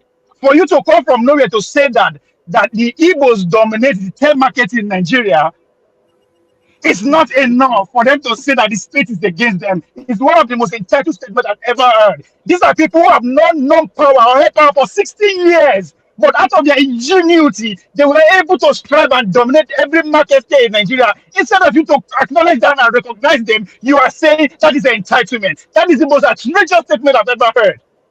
Now, coming back to Ifitu, please, I'm sorry to put this to you. Igbos are not going anywhere. Under the Nigerian constitution, it belongs to every Tom, Dick, and Harry who are there from that side. Nobody, everybody belongs to that. No, my time is not up. You just want me to stop. My last point here is to rational. My last point is to righteous man and to tune Nigeria yourself. Please, I don't have the monopoly of knowledge about the African Americans. To stand here to say that the African Americans don't have a land. No, okay. I thought my phone was doing INEC again, but it turns out that it was correct this time. Okay, your time is up. Tone, please go ahead. Forefathers, I am going to ask you for unreserved apology because you allow Show was playing the fool as if he didn't know what was going on to start reshuffling. He's not moderating. If he's moderating, he's got the powers to do whatever. I've told him he can do whatever he pleases. When he all started, please, can nobody interrupt me, please? When it all started, I seeded the reason why I seeded those 2 minutes for people's thoughts to flow. I wasn't selfish. Even Masca said something that I find terrible, like Ovi had just alluded, and all that. I was calm. I was waiting patiently for my turn to rebut. What I know, somebody just put me on the background because they don't like my face. What's that? Yeah. What the fuck is that? Excuse me. No, please. Sorry about that. I apologize for that. I don't know why that happened. Excuse me. I noticed as well that Oti was struggling with his 2 minutes. I graciously gave him my 2 minutes again. So what's my offense? So my offense is to give people a chance for them to land on their thoughts, and then everything was going smoothly. And somebody came and started ranting. Ovie, my brother, I'm not a disrespectful person, as you have noticed and all that. That your rant and all that was wrong. It was wrong, my brother. Did you hear your name? I call for father. I was screaming at father, not everybody. If you decide to say you want to come so be it. You should have understood. I called for father's name. I called his name. I called his name. Wait, on the comment section, because I know you in the comment section, you said those that have been seeding their minutes should be taken off. I don't think it's right. Yes, you are wasting our time. Get out, you don't have anything to say. Get out. You don't have anything to say.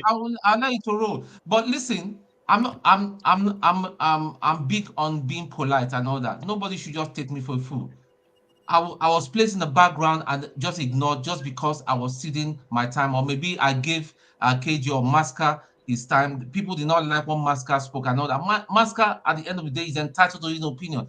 I respect the man. I know that. I know the man is not a bigot. I know what Ife too is saying about going home. You people are taking Ife out of context, and I stand by what she's saying. So whoever that wants to jump into River Niger can please do so. Thank you. Thank you. I appreciate that.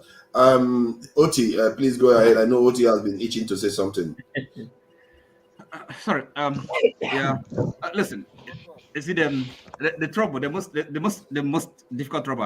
I mean, the trouble I have is that people not really being consistent. They may not be doing it deliberately. Maybe they don't understand. They say things without. I mean, not really understanding the consequence or being consistent. That is it's quite hard. Now, I'll give an example of what I mean. Forefathers. I mean, since I've been coming to this place, I know you to be a believer in Nigeria, the Nigerian nation. One Nigeria, isn't it? Am I right?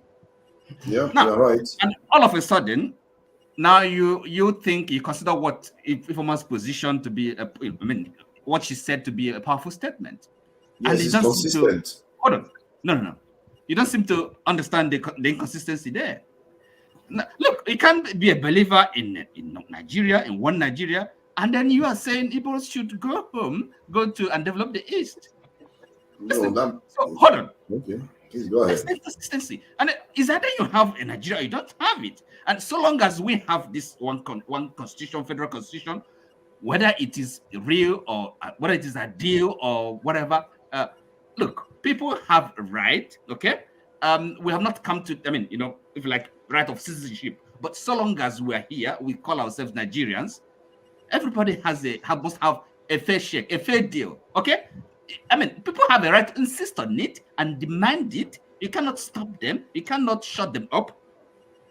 Okay, now, this M here is saying, now, okay, people that are in Lagos, Igbos that are in Lagos, they bought properties, develop them.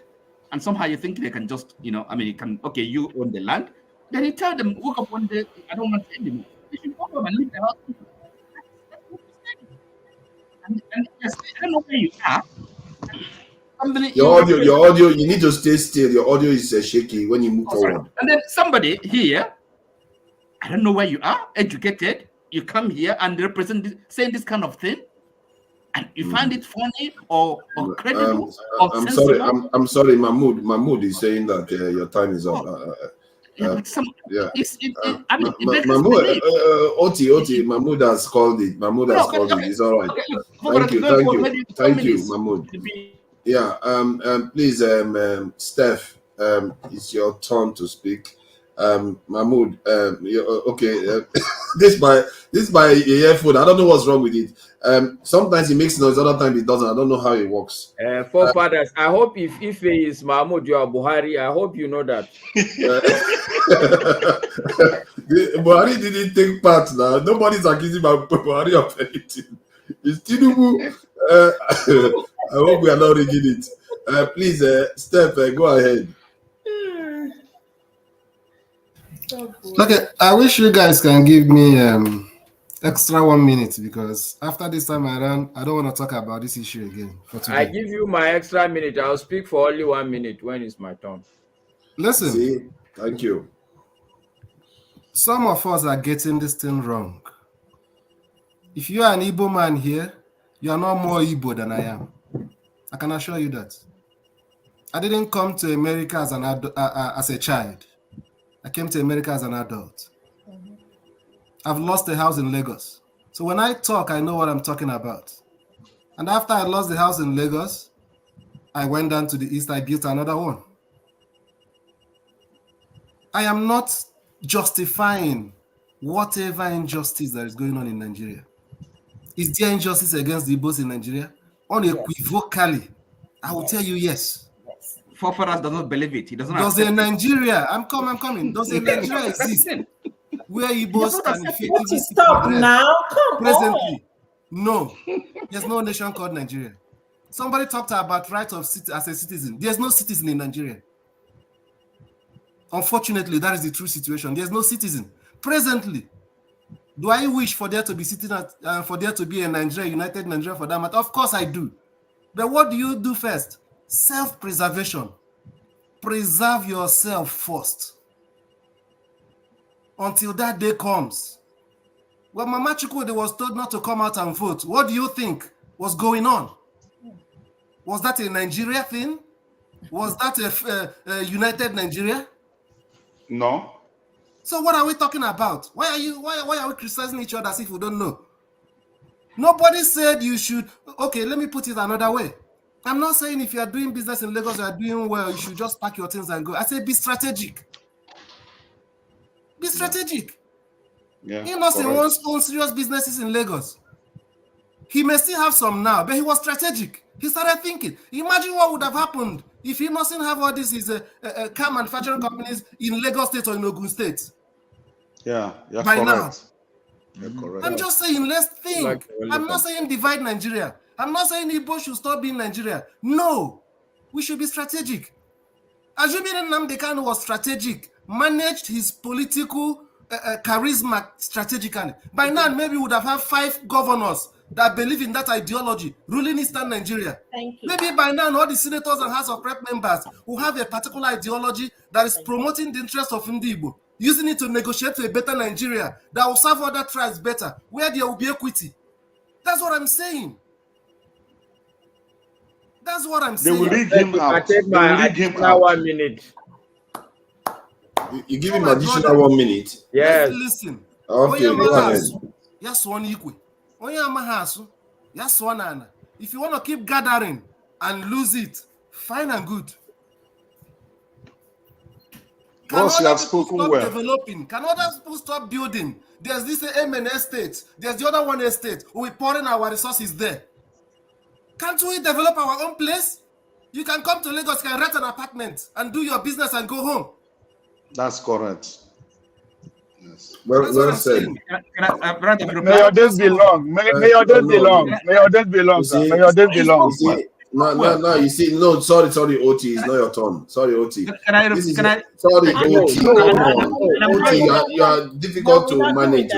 No, Olumide's turn. Yeah, I think this is you are going to see why the point if he made how powerful it is. You say how Steph has fleshed it out. Now people are beginning to understand.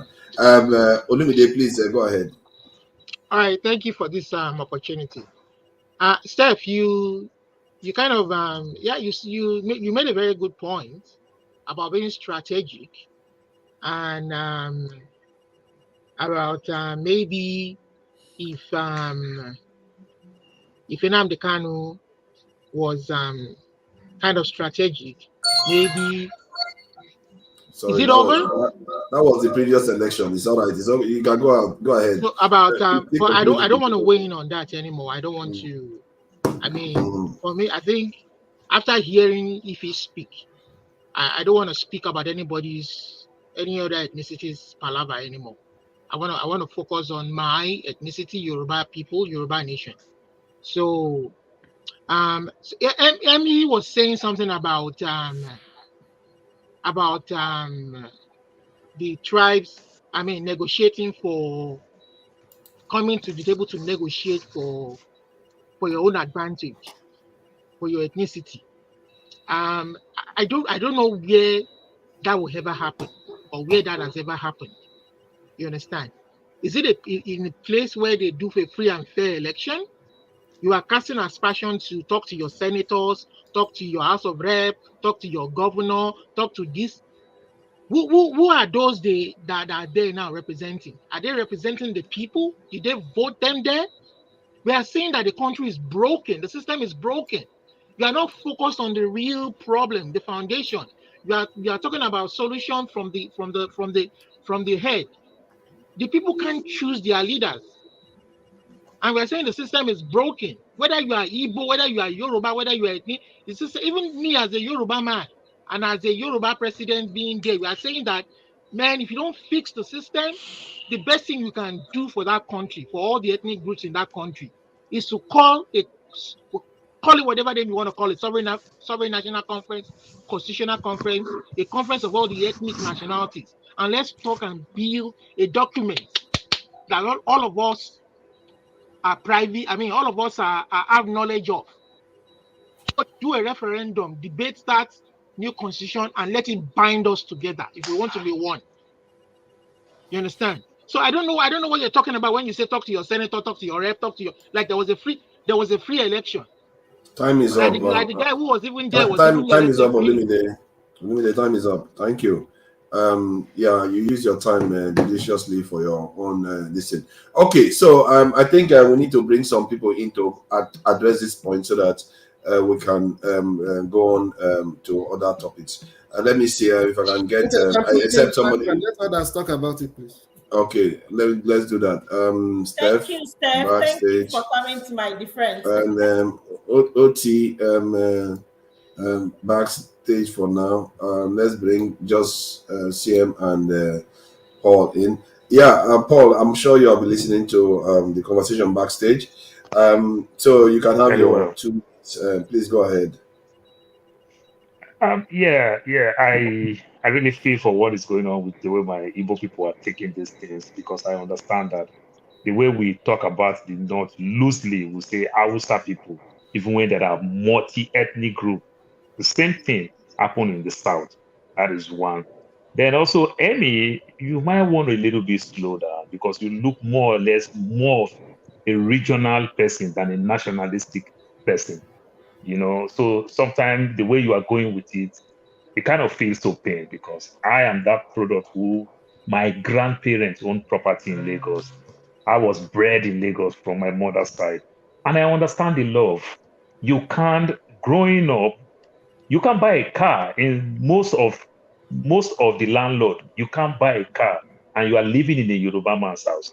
The man will increase your rent. Tell you, do you know why he increase your rent? Go and buy land and build house. This is how nice Yoruba can be. You understand? But at the end of the day, what they are doing right now is called politics, but that is a very dirty politics. When you are not benefiting from that nonsense, don't feed it. It's a cancer. You understand? People are playing dirty politics with this. If you are not benefiting the so-called omonile, this strategy of if your property got burned down, they're going to give you another one. It is rubbish. My grandpa from my mother's side, his last wife is a Yoruba woman from Ekpe. He had 2 kids, but he lost one. Only one remained. When Raji Rasaki demolished his property in Morocco, they gave him another house in Aja. He had 2 properties. What is Morocco? When we call Morocco is just waterside. It's just like Makoko. You understand? I am water person. When we come from the water side, I'm a worry boy. You understand? But they gave him 2 properties because they negotiate. I strongly believe if we were to be today, my grandpa wouldn't have sold any property. And Mr. Paul, you are water person. Thank you. I am worry boy. We live in a piece of land We surrounded go by talk. water. I don't know, say you water person. You go Thank talk. you. Thank you. CM, welcome to the conversation. And Thank you. please So go ahead. what I 2 quickly minutes. what I quickly want to say is about Masca. Masca, please, we should be able to take the inventory of all the cattle market in Nigeria to know who is dominating the cattle market. They sell one cattle 500,000, bigger one 800. In my village, they have more than 1,000 cattle. It's your brother that is dominating it. They don't pay tax, and you are so hypocritical. You do not want you only when you talk of market, you don't include cattle market because it's your people that are dominating it. You are so you are so hypocritical and so tribal. I didn't know you are like this. All you talk about is market. What of cattle? Who dominates cattle business in Nigeria? Is it not you and your people? And you are coming here to come and talk nonsense before the whole world. Do you think that we are stupid? We don't know what we are doing? Cattle market. So market is only to sell motor pass. Don't they sell cattle? All the meat eaten in Nigeria, the whole 19 states, who dominates it? Is it not you? Have you seen Igbo man selling cattle? Do we compete with you? Why not say that? Do you pay tax for all the cattle you sell in the southeast? You don't sell, and you are here. You are pretending. If me and you should take a common entrance, I will score 139. You will score 7 or 14. Is that fair? And you are talking of you don't know all these things. You are coming here to come and speak a conflated English as if you know more than anybody. Man, then the next thing I want to say is about my brother Steph. My brother Steph, Nnamdi Kanu is wiser than you. Let me tell you, Nnamdi Kanu thought of putting Biafran activists as governors in the southeast. Mahmoud will never call the result. They will say go to court. That's what they did to P2B. Have you forgotten? If you doubt it, the next one we look for somebody from IPOB, give him under one party, feed him there. All he needs to do is that they say, this person used to be IPOB. They say DSS. That day, If you like, score the highest vote. Even if you're my town, Alright. they can never elect you. It's as simple. I'm telling you, man, my phone Nonsense. is clearly Mahmood. He doesn't like CM. He's going after CM badly. This phone is very cunning like that. I don't know why he does this. Yeah, CM. Yeah, I think your point is understood. I think people understood what Maska said about the market in generality. We know they not generally sell most of the meat, and I think even yam, if I'm not mistaken. So it's not like other people are not present in the market space. It's just that the Southeasterners generally have a lot more spread, if you want to put it that way. Who else? What do we do with this topic? Are we going to round this topic up or? It's my turn. No. Okay, we No, want we're to not floor going to Let's round talk it up. about the 100 people that were kidnapped in Okay. Zamfara today. Yeah, because that was one. I think there was another one again according in the country. About 200 people has been affected just in the last how many hours or so in Nigeria, and nobody talks about it because we are used to it now. Let me see. Mask and then they finish you people for the north. Igbos are not your problem. You know, I don't know, man. All these comment people, I don't know, man. You guys are really fighting. Forefather, you know the His better problem is person. No? market. You dey fuel His problem this thing. Igbo market. He paid money No, now. CM, please don't start. Please. We're not gonna do. We're not No. gonna have. No. Excuse me. Yeah, I didn't say anything bad. I didn't say now. anything. I didn't say anything bad. No. It's been calm. No. Forefathers, what do you want to do next? I think they want to go on with the I didn't say conversation. anything So bad. let's allow Masca to say something. And I think when Masca finishes talking and some people finish talking, I will circle it again because there are some people backstage that haven't said anything. Oti is there and Tone, I think, NWC, Steph. Okay, I'll bring them back in. Please, Masca, go ahead if he doesn't want to say anything anymore. All right. Thank you, forefathers. CM, please don't be upset with me. Okay. I don't come here to represent Hausa people, and I don't see myself as a champion of any tribe, sincerely speaking. So don't be upset. The simple point I'm making is that it's a question I'm not of how upset. full. I have never been.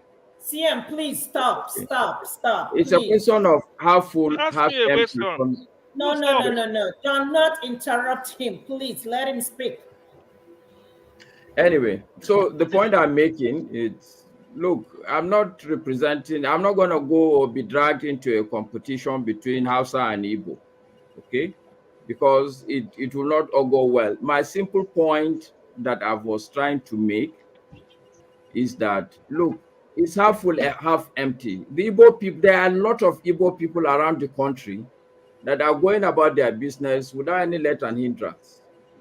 And I've said it, it's also true that yes, the Igbo people are having issues, but I'm also making the point that it's not only the Igbo people. And the point that was raised about the people killed in Zamfara now, it's a clear case. Half of these people will be Hausa people. Will anybody say that there's a gang up because of Hausa people?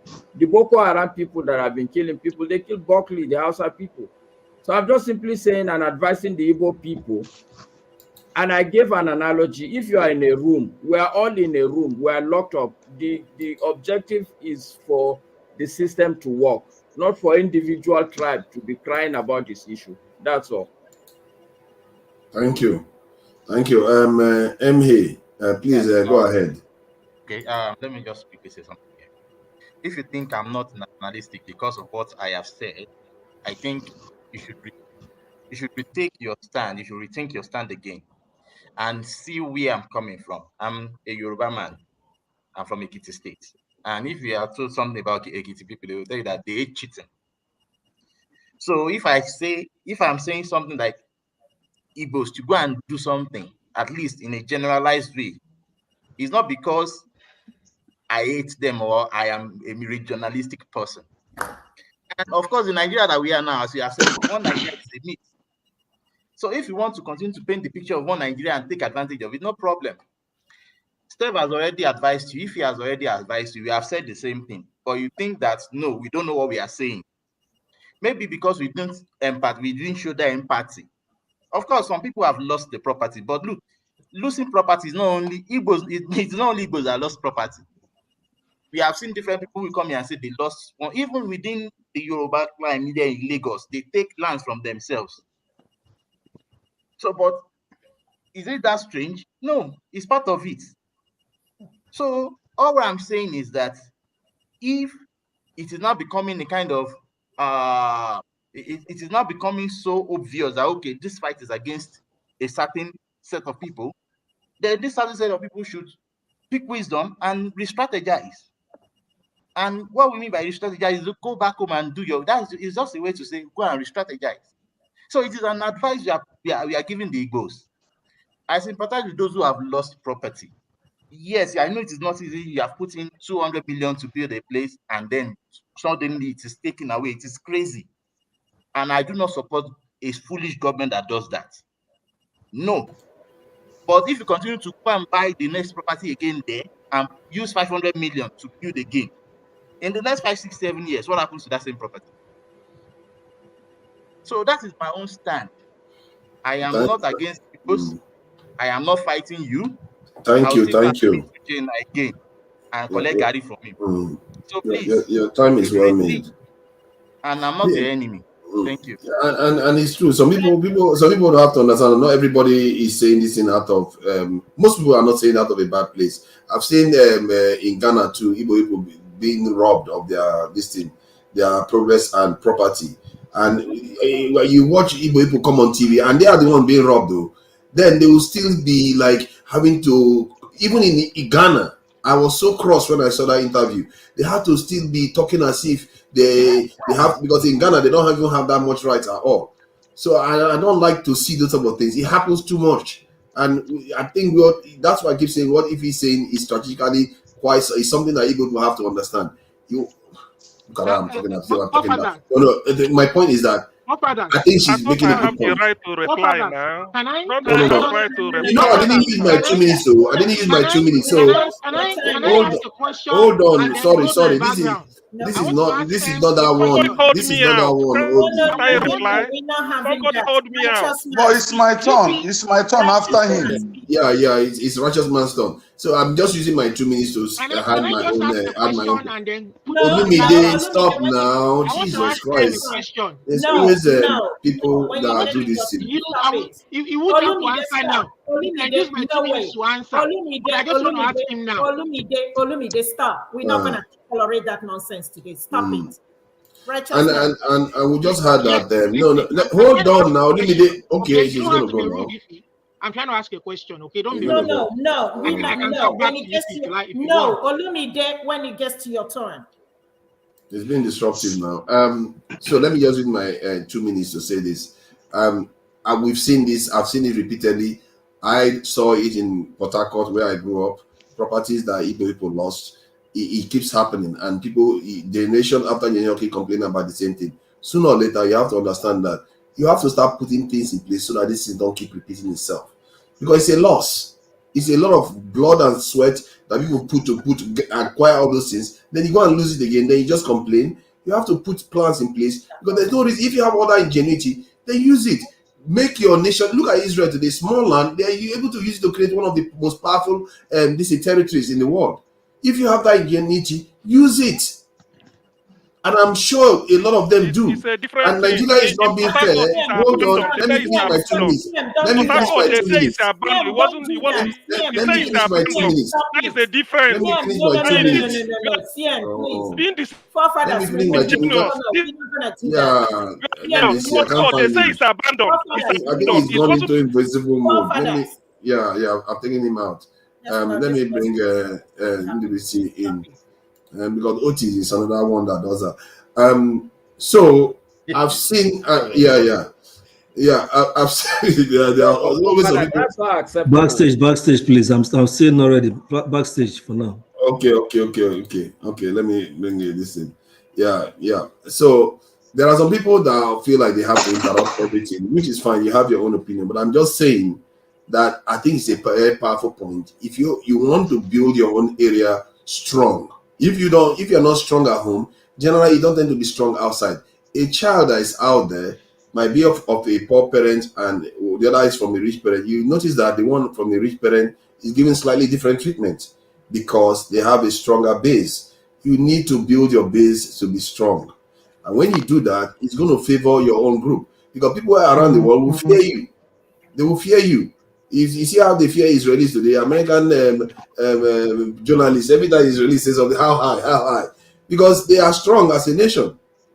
Build your own area, build yourselves to be stronger, and avoid this thing because I don't like seeing it myself because it's serious injustice. And I believe that weakness is also a sin. If you don't build yourself to be strong, you are inviting problems. You are inviting instability because other people will take advantage of it and you have problems in your hand. Everybody needs to be good for themselves. Nigeria needs to be strong as a nation. Our communities need to be strong too, individually. And we have to also learn how to empathize with each other because empathy is how you glue the people together.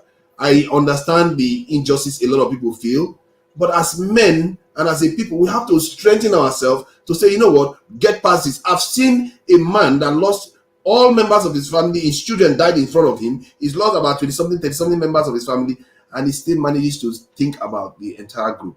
He was in tears when he was narrating them and showing pictures, and he's still able to think past himself and his anger. If that man can do that before his eyes, his children, he lost his children.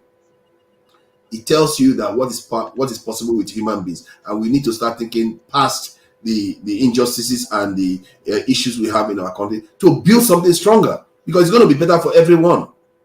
Thank you.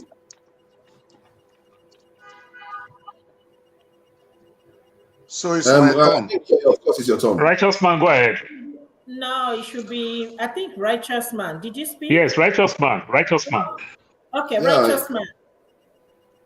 Yeah, 100 Nigerians today were kidnapped in Zamfara State. We don't know their status now. We don't know whatever that is happening to them. Chibok girls, it's about how many years now?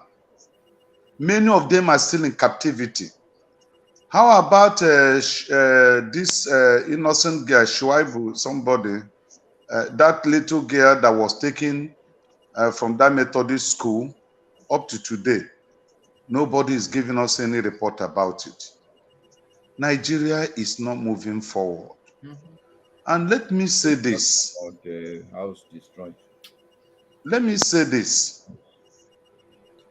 Please, let nobody take offense on this. My son called me 2 days ago and asked me a question. He said, Daddy, if I make money today, where do you think I should invest? I paused for a while and I looked at him. I said, why are you asking me this kind of question? He said, because he's no longer interested in Lagos State. I said, why? He said, because of his experience during the last election. So he wants to go to either Asaba or he wants to go to Enugu to buy land and build. This is a boy of 18 years. So in the future to come, I don't want us to discuss Igbo case again. Give it 5 years to come.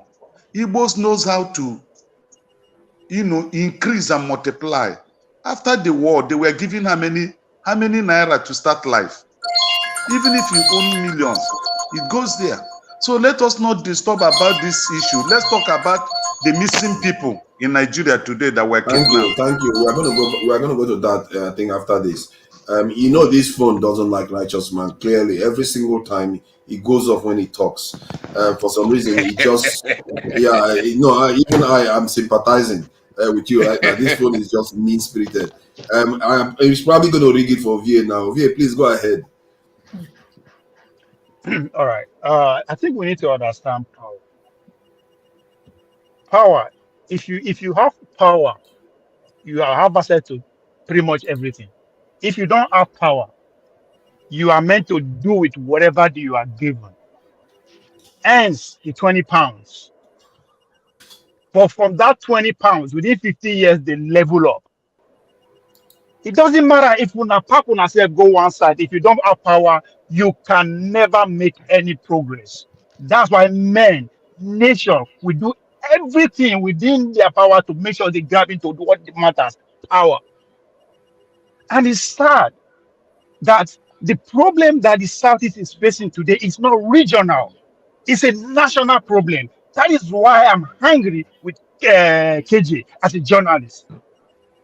That's why we are not making progress as a people. We tend to regionalize our issue, personalize our problem. It's not. We have a national issue. The only way Biafra can attain peace before they even attain nationhood is when we tackle this problem from the nationhood.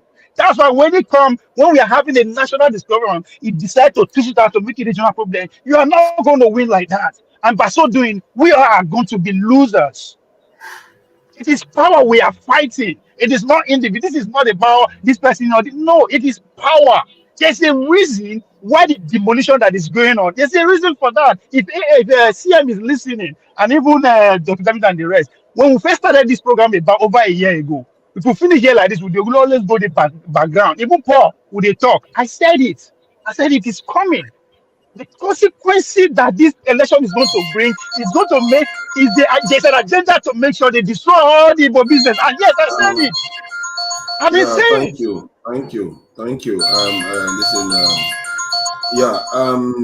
Next is Tone. Thank you for your submission. I think you made something.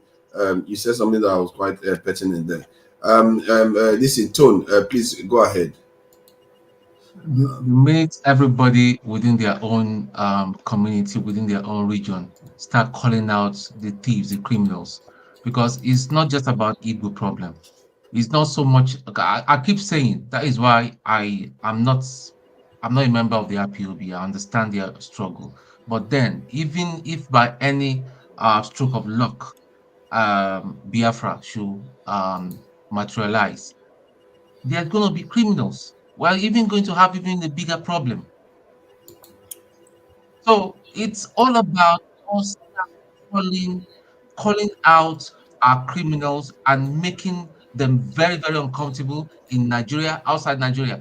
MC Olomo lives in the United States. How many of you guys that live in the United States have found where that idiot lives and all that and go there and picket outside his door? Nobody can do that. Everybody's minding their own business. Maska is here. People are arguing in the comment section whether Maska is Fulani or not Fulani. if it's Fulani, so what? It has shown that this man is not a bigot. He speaks his mind. He comes here. He speaks his mind from where, and you are attacking him. Are you mad? Because he's from the north, you are attacking him. In the military, but my best of buddies that I can trust, that can even take a bullet for me, we're northerners. So what we're talking about here, we'll come here, we start attacking each other, we start some amateur economics will come and start lying for the APC that this is happening. And instead of you to say the truth, say the truth. My brother here, MH, will tell my Igbo brothers to go back. Instead of you to let us say the truth. Yeah, so Ottawa. MH, has he been to Onitsha before? And yet he's in Nigeria. But he wants to jackpot if he's given the opportunity. Try to understand the other people. Because the thing is in Nigeria is that we do not understand each other. And we have this suspicion. We live with suspicion amongst each other. Anybody that does not speak Yoruba or Moiboni, that is wrong. That is wrong. Even some of you guys that are claiming Yoruba and all that, the Igbo person that is born in Lagos State has got more rights than you because he's a Lagosian by birth. So what are we talking about here? Let's start calling them. They are even in the so-called Labour Party. They have some criminals there. Let's start calling them out. It's not about tribes, guys. It's not about tribe. It's not about Igbo or Yoruba or Anambra or whatever and all that. It's look at Oti, what he's doing in Aba, what has not been done for many years. Time up. Is it rocket science? Time up. Thank you. Thank you, Tone.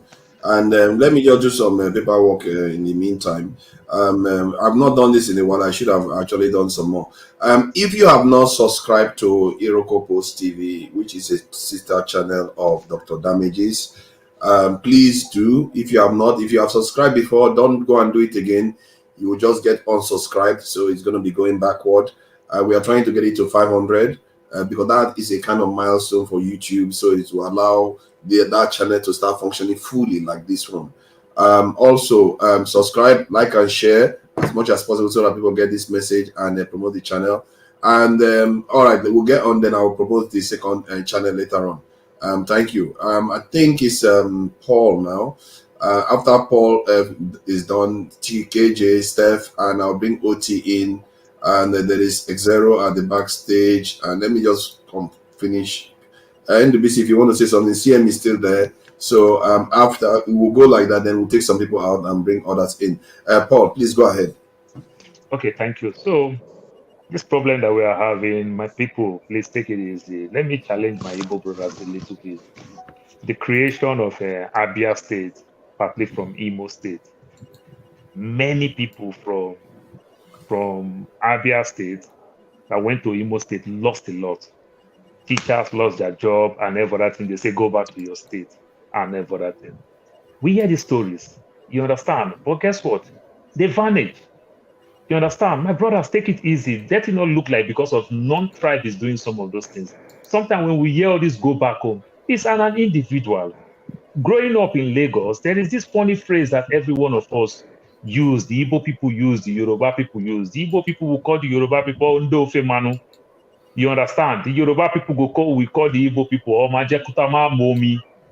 You understand? So these are just phrases. Sometimes when we get to adults where you can't beat me, I can't beat you, we yab ourselves. Sometimes maybe when we argue, we go hard with politics. You understand?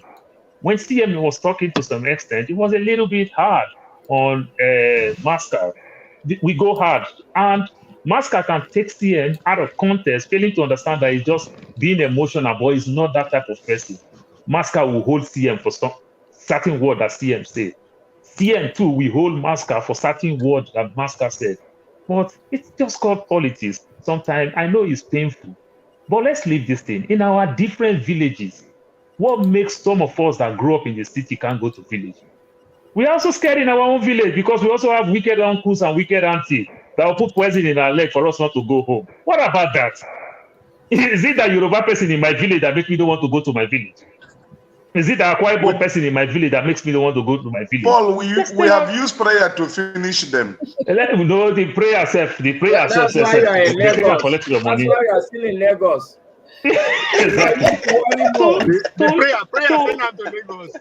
So my brother, let's tell ourselves the truth. Let's Masker, I'm coming to my you Igbo people, righteous man, hold on. My Igbo people, you won't see me. My Igbo people, my Urobo people, I'm an Urobo man. The problem that good percentage of us are having, we lack group IQ. Individually, we do well. I will pride my Igbo people. An Igbo man will pick a boy from the village that cannot read and write very well. That boy will serve him for 4 or 5 years.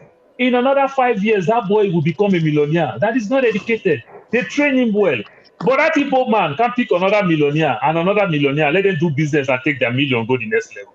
They will crush. But they can train individual will do well. But among themselves, when they have grown, I don't get it because they say a Iroko tree don't fall easily.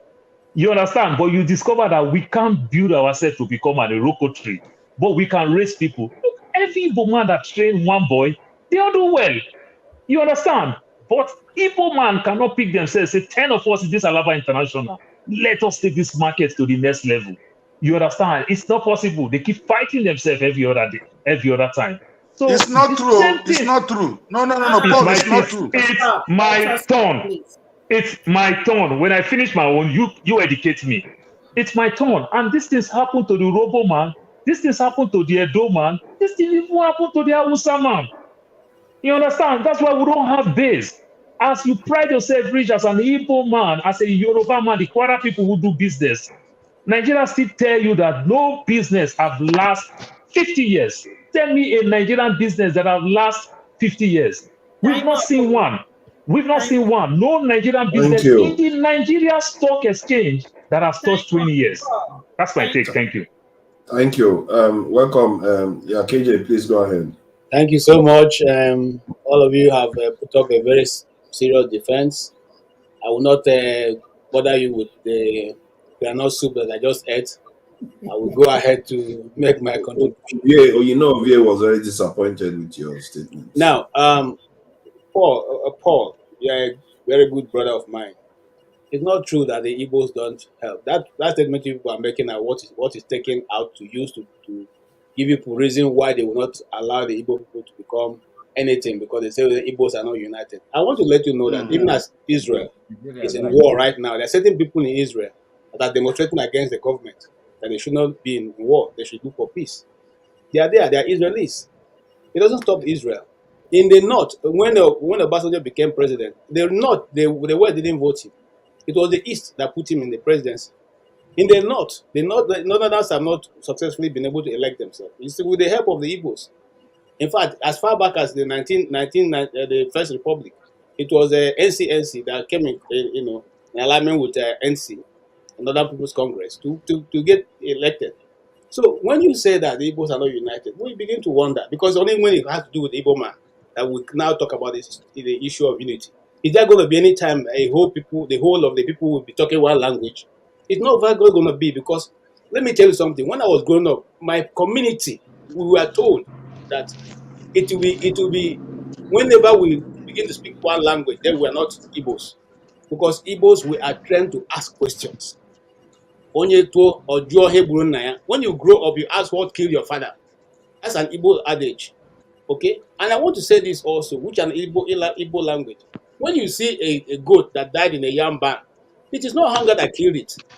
The Igbos are not crying because we're not making money, we're not developing. No, we're saying because there's a certain issue that is now holding us from moving from where we want to be. And we're not saying other people should not cry of their own. We're simply saying we feel that this is what is holding our development. Thank you. Steph, please go ahead. 2 minutes. Yeah, I think sometimes we misunderstand us. I think when Paul was talking about not coming together to do stuff, I don't think he's talking about in the context of. He's talking about the issue with black man in general, not doing partnership or forming a business conglomerate that is owned by more than one person or stuff like that. And he went further to explain that it's not only peculiar to the Igbos. So I think that's where there was a little bit of a disconnect, So I just want to point that out because I was listening attentively to what he was saying. And another advice I want to give, I don't know how we can turn this platform into a place where we can begin to organize and, generate ideas that we can build on. Because I've discovered that there is always one consensus whenever we come together. No matter what the disagreement may be, the consensus is that we want a nation that works for everybody. There's another consensus that if Nigeria works, that there's nobody that will not want to be part of the country. So in our own little way, how can we start organizing, putting one block on top of each other, maybe once a week, so that we can start forming a consensus that we can begin allowed to spread out? I think it's going to be important, and we should try as much as we can. I know some people may not be happy with what I want to say now. We should try as much as we can to stop making this conversation or any national conversation as if it's just an Igbo thing. I'm not saying that Igbos, I repeat it, I'm not saying Igbos are not marginalized, but let's stop putting Igbo context in everything, because the more we do, it is not even helping us. Peter Obi came out for presidency, and before I know it, some people, Igbo people, started making it as if it's an Igbo thing. Even when the young man is explaining to everybody he's not coming as an Igbo person. But before you know it, some of us started even putting stud on his way by making it an Igbo presidency. It's not really helping our cause. Thank you. So let me take some people off for now and bring them back in later. Let's see. KJ, Steph. I think Steph is okay with going backstage. Put me in the background. Okay, yeah. You too. Okay. Yeah, you can bring more people in and put me in the background. Yeah. Exero and CM. Exero. Are you ready? If you are, Uchi. Oh, sorry. And let me take one more person off and then get Uchi back in. Can I make a submission, then I will leave? Is that okay? I think there's a dictatorship here today. People thought I was strict. So the thing is an leopard. Is that okay? It's Okay. not okay. Andy? Let me see. You have more people in the background. You can take me Yeah, out. yeah. I can't seem to find you again. You've gone invisible, Steph. Let me see if I can find you. Okay, I found you. All right. Let me get OT back on. All right, perfect. I think it's Xero's turn. Does everybody vote that Ovie should have his say now and go away? Sophie, go ahead and I talk. vote for No, Vay no, to no, no. talk. Hold on. Let's go. Let's continue. Okay, good. Let's continue. All right. Let's continue. Perfect. Xero, please go ahead. I'm sure you've been listening to what has been said. Yeah, good evening, everyone. I've been listening to you guys first with the prayer issue and then with this Igbo issue. I'll take an esoteric view about the Igbo issue. I'll say, for me, you have already established in cities where you have already established, continue your businesses, but have an afterthought about the East. Because if you pack, you lose. Don't worry. Even the Igbos who are importing things, I heard there's increase in import duties. Don't worry. If they increase the import duties, put the load on Nigerians. Now then go see buyer. You no go lose. If they destroy your property, don't worry. That phase will pass. But don't lose entirely. Don't pack. You are not. There's no war. It's just a political brouhaha. That one too go pass. But if they do you, they put them for Nigeria. Because Igbo man will carry last. Now you get the country. Now you get the money. You are everywhere. Don't worry. Just extend your business to the east. You will eat there and eat everywhere. The problem is if you leave, you will move out of the table. And that means you have lost politically and business. So don't leave the table. Be there. We are abroad here. There's marginalization abroad now. There's a racism now. Yeah. But if we leave, we lose there and we will come and join you. We die of valueless naira. So we are not going to lose both ways. Don't lose both ways. But use your sense. And then be smarter when you're buying land. Thank you very much. You know when you say that we own Nigeria, that's the kind of stuff some people say in other parts of the country. That doesn't help. Every other thing you said was okay. But let me see. I wanted to share something that I don't know whether this is a good idea, but I guess the viewers can make a sense of it. Let's just see this. There is this demolition process going on somewhere. I think in Anambra State, the government Anambra State embarks on demolition. And I think the idea that the sender of this link wanted to make was that, demolition goes on everywhere in the world. It's not like they're targeting, it's peculiar to Lagos State. I guess what the sender of the link may not understand is that it's not that demolition doesn't happen, it's when they feel like it's targeted. I think that is where the issue probably is. Who's next? Let's go with the next person. It's CM, please go ahead. 2 minutes. It's me now. Let me. Yes. Yeah. So what I need to say is that because some people peddle all sorts of manifest falsehood here. Forefather, you are number one. When you say that demolition house, the buildings that demolition in Lagos is like what happened in Port Harcourt or all this, it's a lie. That's a dubious lie. In Port Harcourt, it was massive, what they call abandoned property. They stole the property till today. They are still living in it. Lagos is just they destroy it. In which you find out that nobody is gaining, is destroyed. You see it. Port Harcourt, they seized it, call it abandoned. So they are not the same thing. All of us went to school. We understand the English language. And by the way, you are not even supposed to be pontificating on Igbo affair because nobody knows where he comes from in Nigeria. Maka is proud to say where he comes from. EMHE says he's from Ekiti State. Paul will tell you he's Urobo. Exactly, all of us know where we come from. You are too ashamed and too fraudulent to say where you come from. So you do not pontificate where your affairs of Igbo. You have no basis so that we can compare. That's one. The thing you showed about demolition in Anambra State, Soludo is doing it. He's paying compensation. I know that building. It's in Oka. He's paying compensation because they erroneously built it. It was approved. So he changed the Anambra state law. They are demolishing it to make way for road. He's paying them compensation. We they pay compensation in Lagos with your CFO. That is the issue. So you compare like with like. I hate propaganda.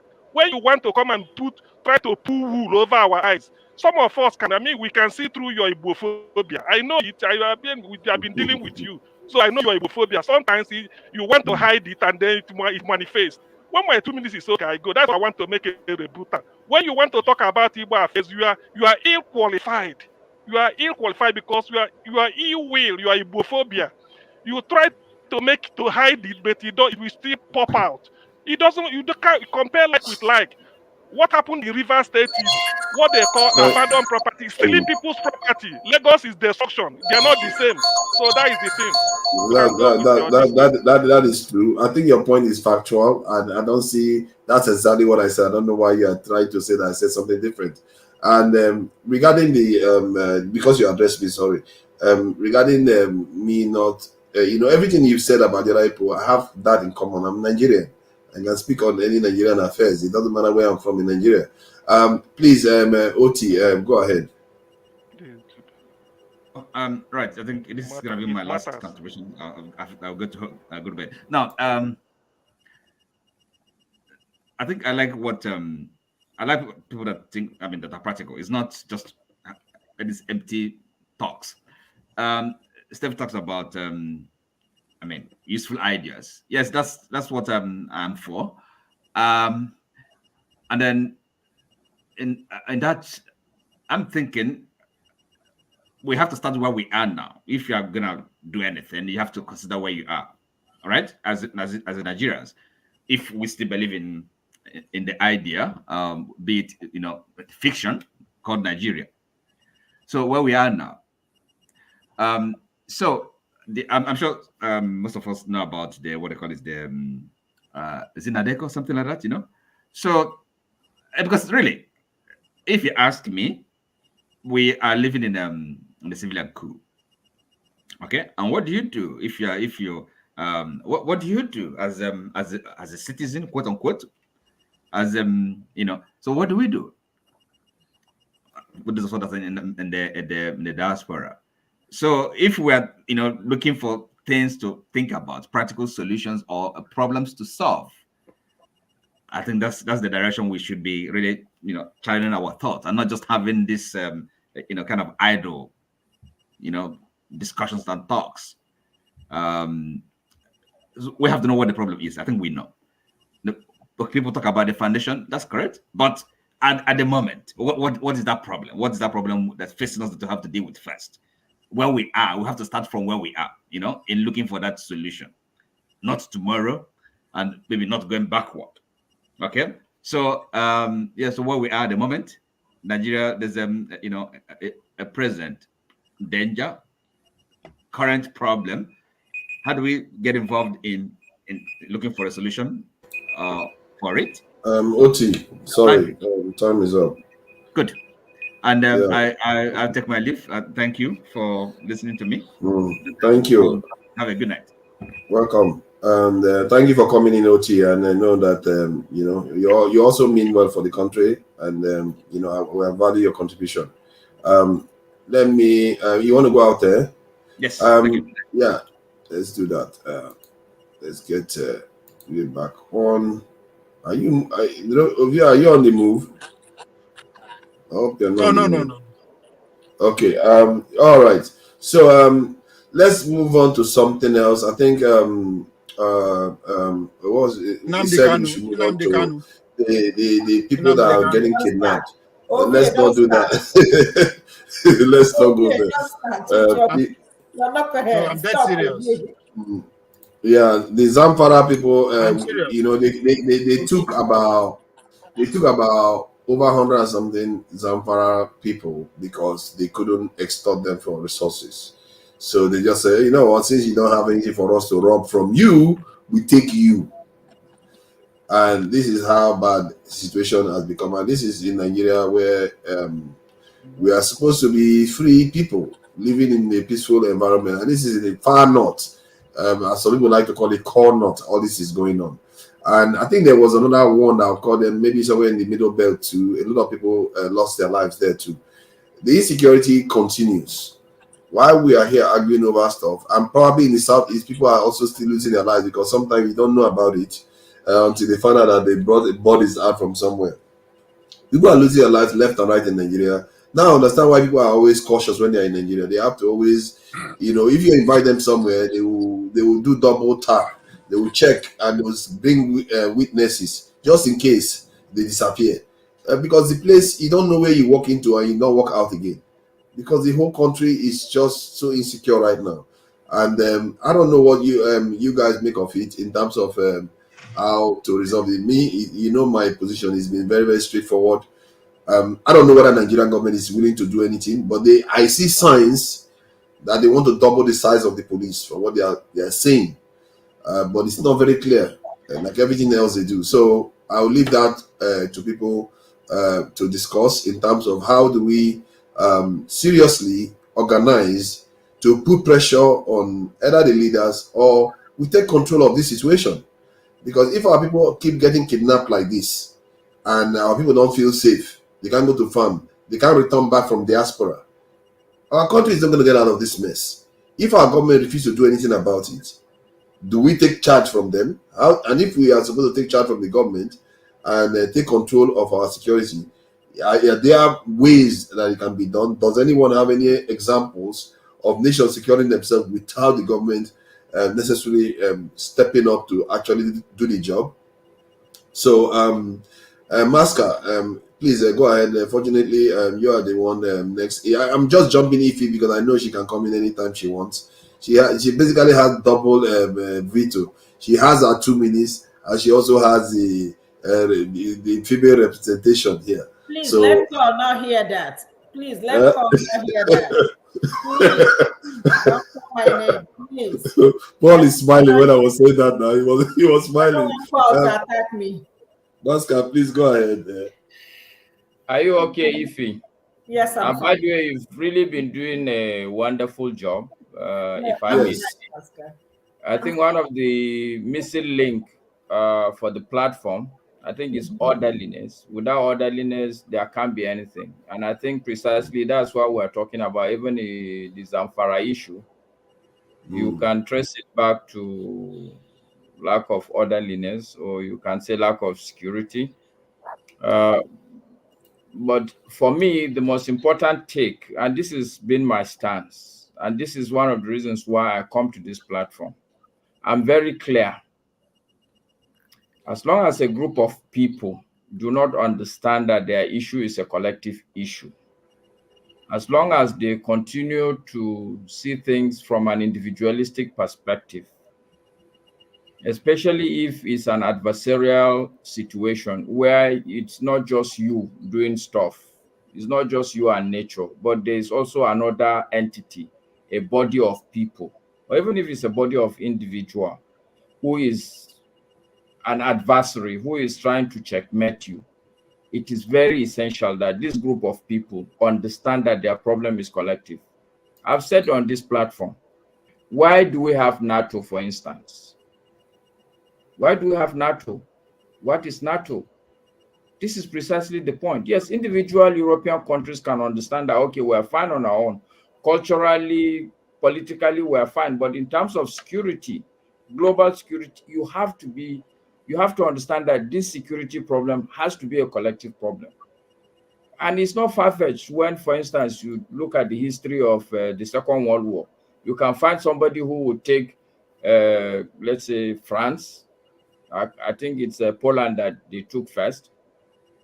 Okay, so everybody is going about, okay, it's Polish problem. And before you know it, he takes France. And at that point, everybody is realizing, okay. So this problem will come and eat us all. And this is precisely where we Nigerians have found ourselves. Igbo people are consistently talking about their problem, even boasting that, okay, this is our problem. Anybody can go and talk about his problem. Today, the people that they've taken in Zamfara, clearly, for an average Igbo man, he would say that it's a Hausa man's problem, isn't it? Because I don't think there are Igbo people that are among these people. But the truth is that it's a collective problem. The problems we are dealing with are collective problems. and the solution can only be a collective solution. My time is up. Anyway, Yeah, shame. I also want to bid good night to all of you guys. It's been nice talking to you, and I need to go and sleep. KJ, you need to move from that your Igbo nationalistic place. It's the wrong place to be. Move. Don't mind KJ. He's doing you thumbs up at the same time. Master, when you go bring Sereke up this forum self, all of us will there with a miss sugarcane. Just for the record, Paul, I'm actually calling from the UK, so I'm not in Nigeria for a while now. But I also and you don't carry Sereke go there. That's not fair. I wanted to share this link about the insecurity. I think they say be patient with my administration. Forefathers. Good night, everybody. Thank you. Good night. Thank you night. for coming in, Masca. Your contributions were really important today. Thank you. Look at what this paper is reporting about the Tinubu government. It says be patient with my administration's measures ongoing to tackle insecurity. Zamfara government tells residents.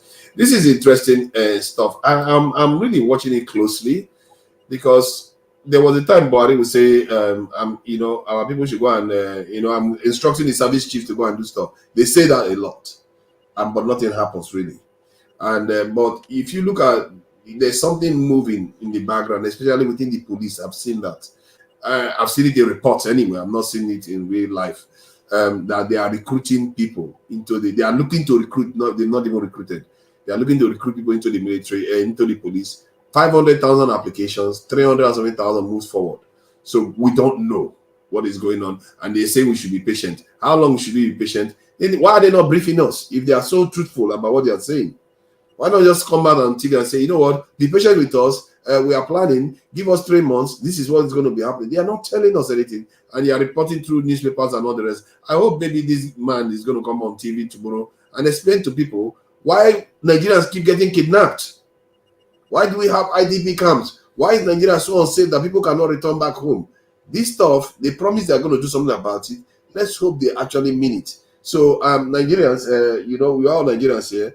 How do we get out of this thing if this government is not serious? Because Buhari government said it several times. I'm going to instruct my service chiefs to do stuff, and nothing happened. Nothing happened. People are still getting kidnapped. Those people that were kidnapped are people's sisters, sons, daughters, husbands, wives. Some of them will come back probably pregnant, even if you're not careful. What kind of situation? We can't live in a country that just carries on like this. And our people don't seem to realize that they need to seriously fix this. If they fix this stuff, so many things are going to improve. You can't believe it. And I hope Tinubu government is getting the message, because a lot of people are saying this thing, and I just feel like something is happening, but I don't know. Until you see it, don't believe anything these people tell you. Refinery is still not on. They keep telling us every single month is the next month. Until it starts, until Port Harcourt refinery start pumping petrol out. Dangote refinery start pumping petrol out. Don't believe anything you hear until you see it. But I'm just thought I should show that as a way of the government responding to Zamfara kidnapping. And the main question is, what if the government fails? Are we going to remain like this, just relying on the government to secure the country? Or is there no other way to do it? Hill, please go ahead. All right, thank you for that. On the issue of the security and the insecurity that is facing Nigeria at the moment.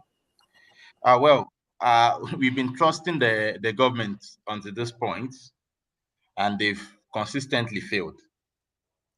But if I will go by the gentle nationalistic nature, I would say, okay, let us trust this new government, because apparently we've even voted them in. So let us trust them to do their job, and let us be hopeful that they will make the necessary adjustments and secure the land.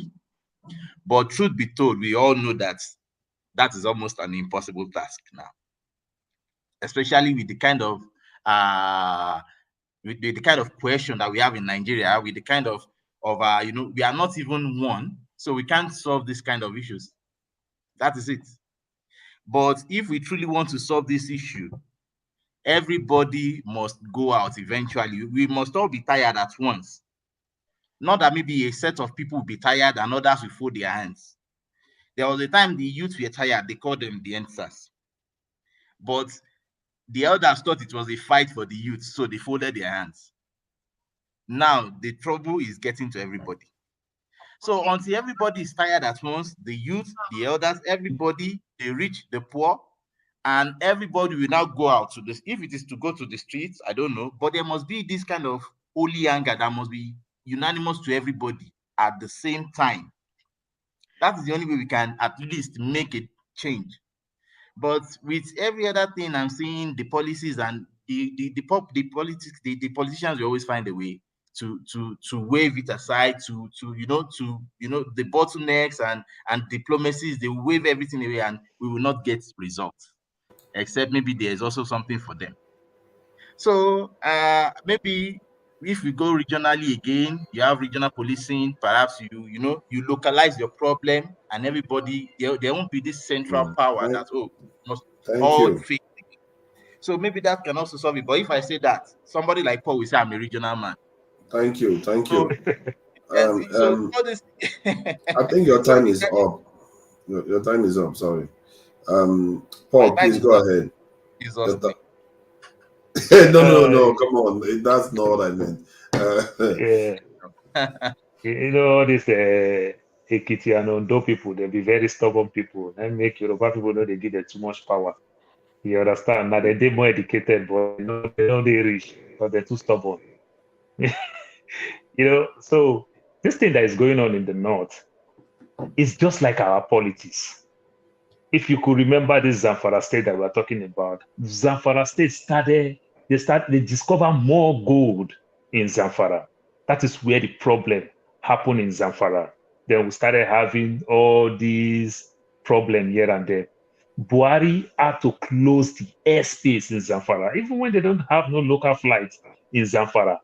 But there's a lot of shopper everywhere in Zamfara. There's a lot of private jets flying in Zamfara.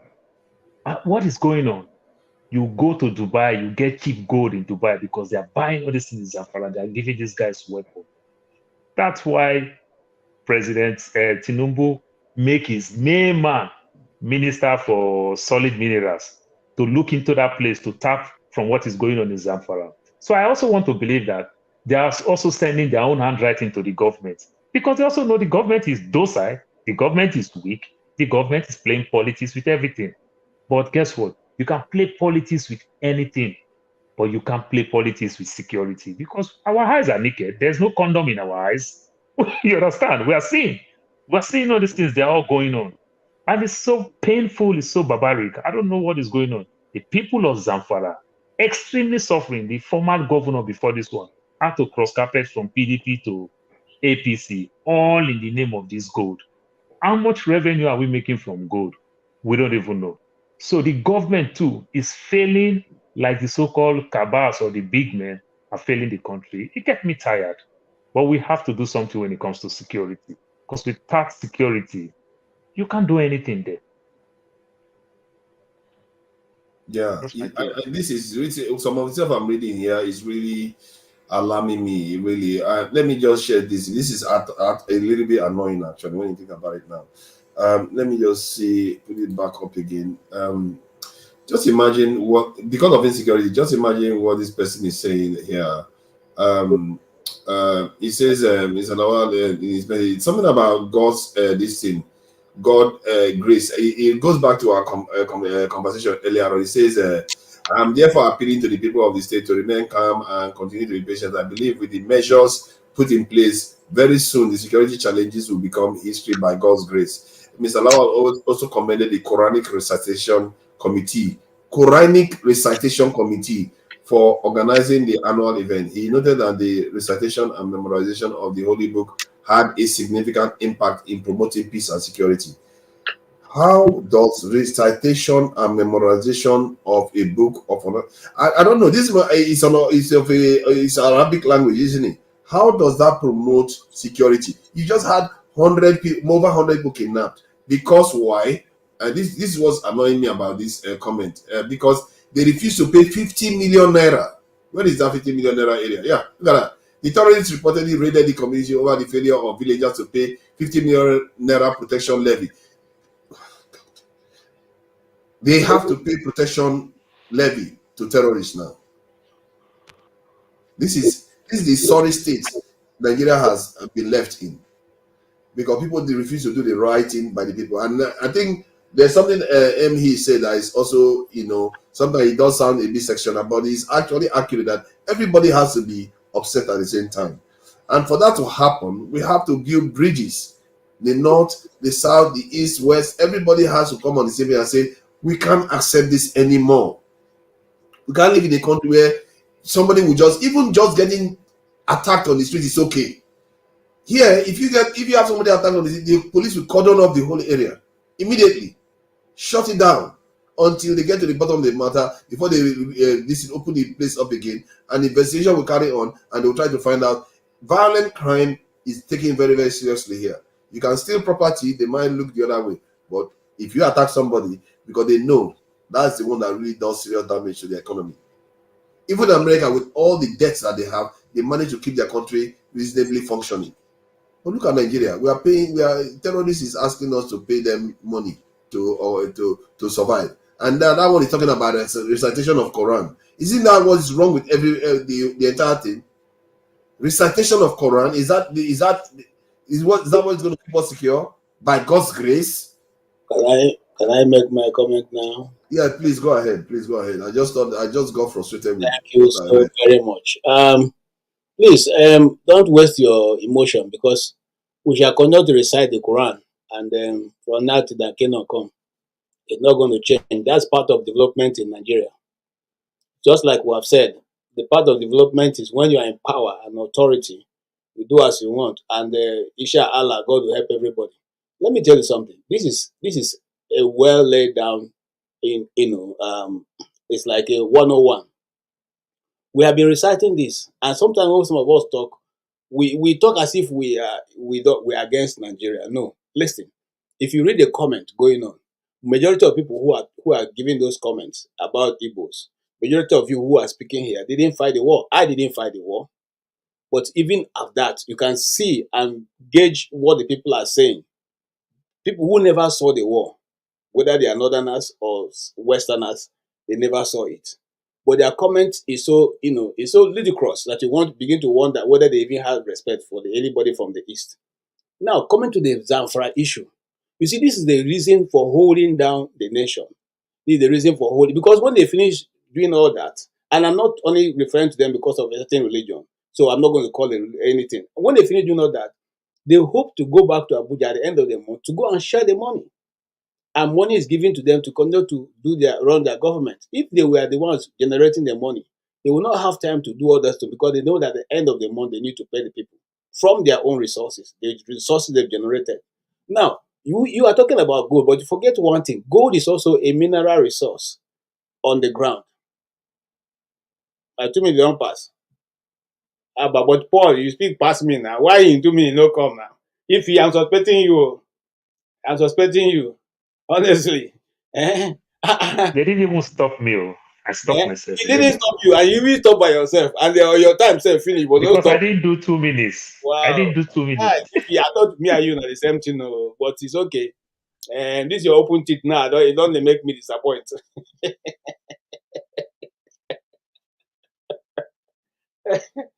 Okay, if you allow me to round up, what I want to just say is this: this is the way they've held the country down. That is what it is. You can't do it otherwise. That's the way they've held the country down.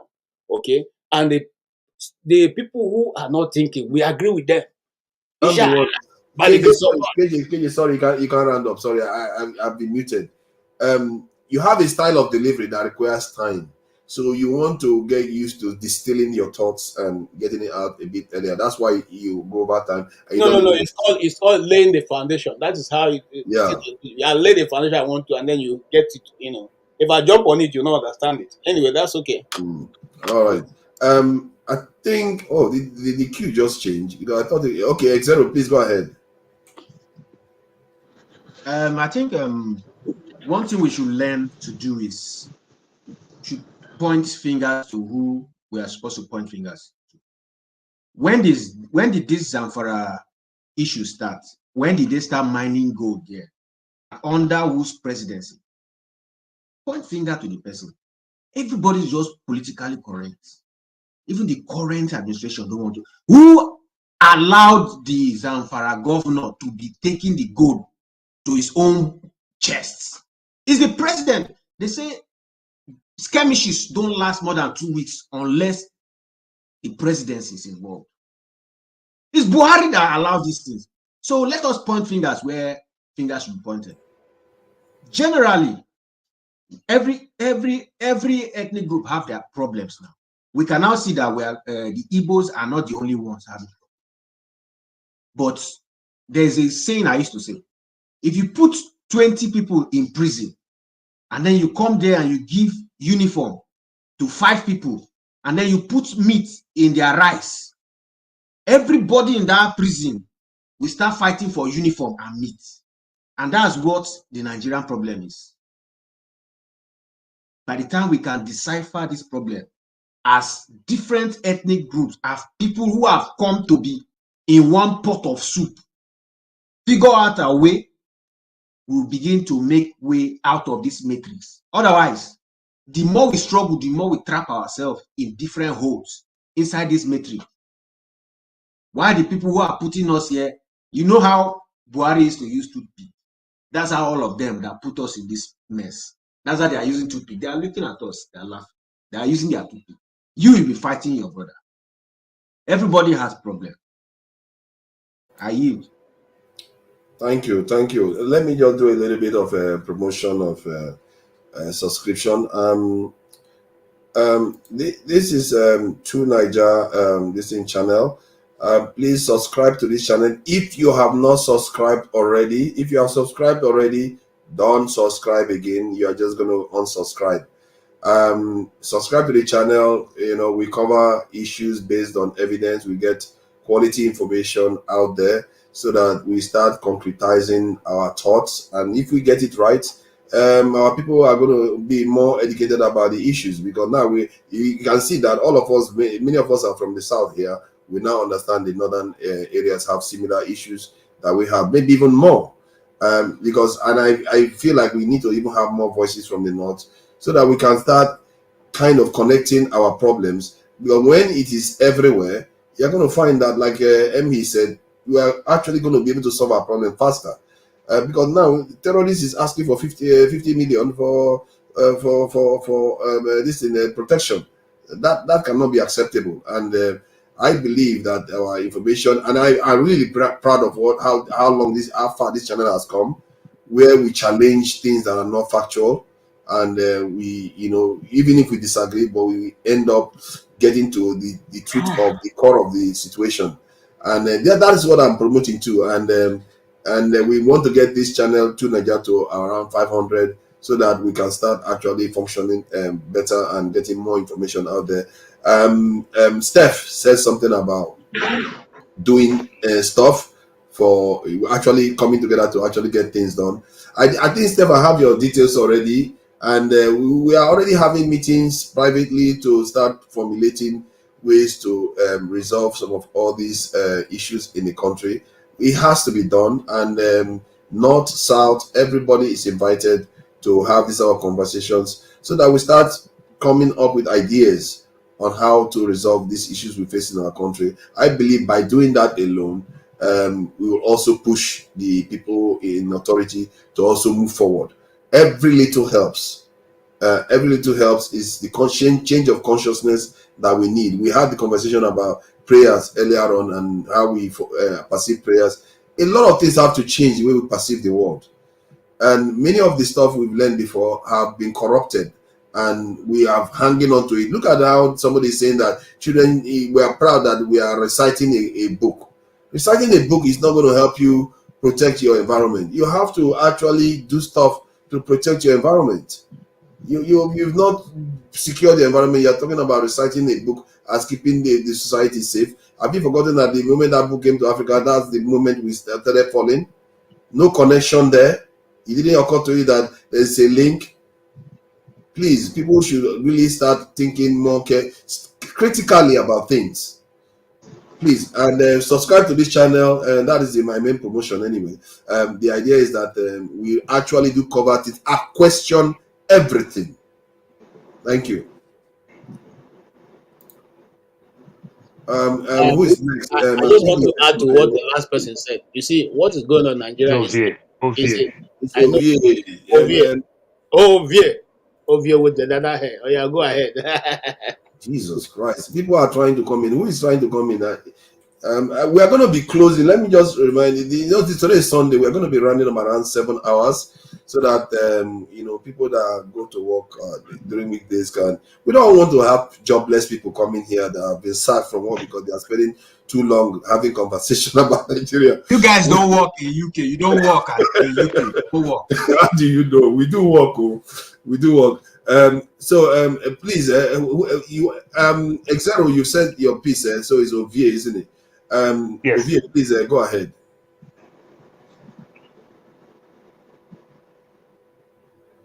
You are muted.